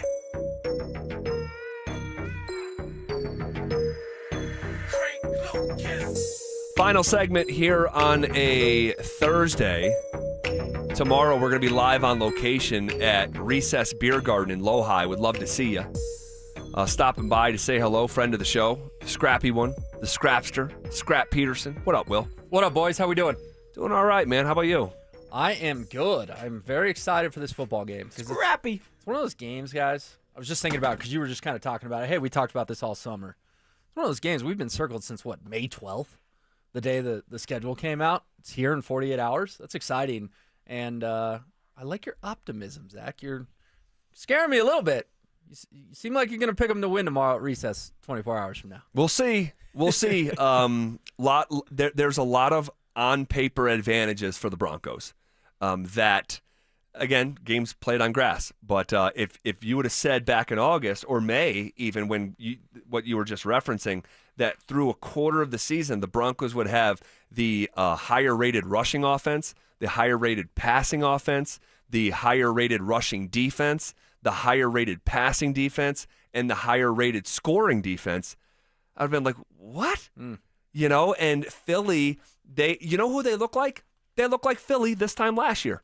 Just a little bit disjointed when people wanted to fire Nick Sirianni and all this stuff. They're winning games, but they're kind of doing it the way that Kansas City did a year ago, just by the hair of their chinny chin chin. I mean, every game they have been outgained. Every game, 4 for 4. But they've won each of them by one possession, 4 for 4 also. But the biggest thing to watch in this game for me personally, Will, is the Eagles' red zone offense, which is the best in the league. That's how you can get outgained and win these games because they are perfect, 11 for 11 in the red area. Obviously, that's best in the NFL. But the Broncos have the best red zone defense, giving up only 3 touchdowns in 12 opportunities. So 75% of the time, the opposition is getting close, and the Broncos aren't letting them in. Yeah, it's great, but they haven't seen the tush push yet. And that's what scares me. There's a reason the Eagles are 11 for 11. I assume on 7 or 8 of those touchdowns, the tush push has come into play either to get a key conversion in the red zone or ultimately push it into the end zone. And I know DJ Jones had a quote that I can't say on the radio the other day about how the Broncos are going to have to defend it. But, Phil, I think ultimately on Monday, you guys may be saying, hey, they stopped the tush push, that's why they won. They couldn't stop the tush push. That's why they lost. Will, who has stopped the tush push yet? You know, like you have to ask yourself that question because there's so many different things that they can do off the tush push. It's not just about Jalen Hurts getting under center and pushing them. Although there's a reason why they're having success is because Jalen Hurts is a strong quarterback that can get low and drive his feet with people pushing. So it's going to be interesting, man. You're not believing yet? Listen, I need the Broncos to surprise me. This to me just feels a lot like Baltimore last year. Just kind of bad vibes against an elite East Coast team, and we all know how that game turned out. So I'm hoping to be pleasantly surprised, but I'm not expecting it. Let's put it that way. I don't like the short week. That's the one thing. Like if this was straight up and there was no short week, and even like London butting up against this game, I don't like that. And is it the focus level with London? Because like it's a short week, you're flying to Philly, but you're not flying back home. No, you're packing for London. London. So like, not only are you having to worry about this game, you're worrying about London, and now you're worried about your family because now they're asking about tickets for London, and you got your kids and your wife. Like it's a lot to get ready for, and so you may be kind of thinking of this London thing and what you're gonna do, but man, you got Philly right in front of you. Yeah, and just coming off a primetime Monday night game, I just all that together I don't like. But and Will, I said this to Phil earlier in the show. There's a lot of stuff that Sean Payton has done that has drove me nuts. Just overstepping, putting his foot in his mouth. I mean, all this stuff. But then there's the game day stuff, and it's sometimes his agenda bleeding into game day operations in an unhealthy way. But that being said, I trust that Sean Payton will have these boys ready to roll, just like he did last year in Arrowhead, where on paper it's like you're going to the world champions on the road, just like this dynamic. The year before, you're going to Buffalo. You're a huge underdog, you know, and you go in there and beat the Bills. And that's the last time that the Bills have been beaten at home was Sean Payton's Broncos. I just trust that he'll have these guys. We talk about this. He instills this belief sometimes in his players that allows them to play over their heads. And I think this is going to be a great football game on Sunday. Yeah, that's where you take the good with the bad with Sean Payton, because he is a master motivator. He does win football games. But I didn't realize how much he would drive us crazy, because we all watched Sean Payton the last 20 years. But guess what? We did it from afar. We didn't do it every single day and realize, oh, the ego is massive, right? The quotes to national reporters are always getting him in trouble. And the in-game stuff, maybe not super sharp at it either. So, yes, Zach, I like what you're saying. Macro view, Sean's great. Micro, as we live in his world and dissect all these decisions, it's been 3 years of how many decisions have we had problems with? 2 dozen? 3 dozen? Yes. I mean, there's been at least 30 things we're going, either why is he saying that or why is he calling that play? But I'll tell you this. If Sean can obey his eyes, stick with what I believe is the identity of this team right now, and run the ball, run J.K. Dobbins more than 16 times. That's the most carries he's had in a game with the Denver Broncos so far, is 16 carries. Yeah, but Phil, if they're down 10-0, Bo Nix is going to throw the ball 45 times. Well, they can't get down 10-0. I know, but they haven't That's started. Why I said they haven't started fast this year. I agree with you on that. So if we're sitting on our couch at 11:30 on Monday or Sunday, but also Denver's defense, they bend but don't break. They may give up 3 points. But with starting drives, they haven't gave up a touchdown yet in 4 games. But that's what I'm saying. Lock in at 11, because 11 to 11:30 is hypercritical to this football game. Zach, if they get down 10-0, there goes the run. Bo's just going to chuck the ball. Well, look, they're up 28-3 and they're chucking the ball. So, I mean, you're right about that. How do you have that much game control on Monday Night Football where the opposition doesn't cross the 50 after the first drive and you still end up with more passes than runs? The hell with it. Let's just throw. That is added to the list of 30. That is Sean Payton there in a nutshell. All right, who are you working with tonight? I'll be with Marcello Romano. Looking forward to it. Awesome.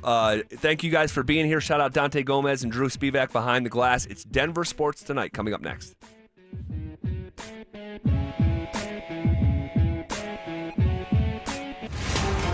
Has a new joker emerged in Sean Payton's offense? Evan Ingram's not the joker. Adam Troutman's made a larger play at the tight end position. The joker is not Evan Ingram. The joker is R.J. Harvey. Denver Sports 104.3. The Fan. Planning out your holiday pictures? Let's move you to the front, because at Soda Weight Loss, you could drop the belly fat and gain your confidence back, just like Ramon. I used to dread those pictures. I'd position myself behind someone taller or make sure I was holding a plate so nobody focused on my belly. But that was before Soda. Soda gave me more than a smaller waistline. It gave me back the confidence to wear what I want. And they make it simple.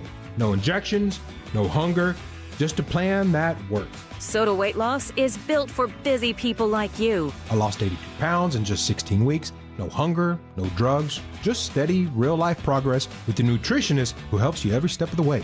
That's why Soda has nearly 9,000 Google reviews. And right now, the most popular offer of the season is back. Join today, and your partner joins free. Visit SodaWeightLoss.com. That's SOTA weightloss.com. Soda is, say it with me, state of the art. Dan Jacobs with Jacobs Law, 303 Law 4040. Just got a great result for a client. Sam had another attorney who couldn't get her more than $20,000, so we took over the case and just settled it for $85,000. Another client, Travis,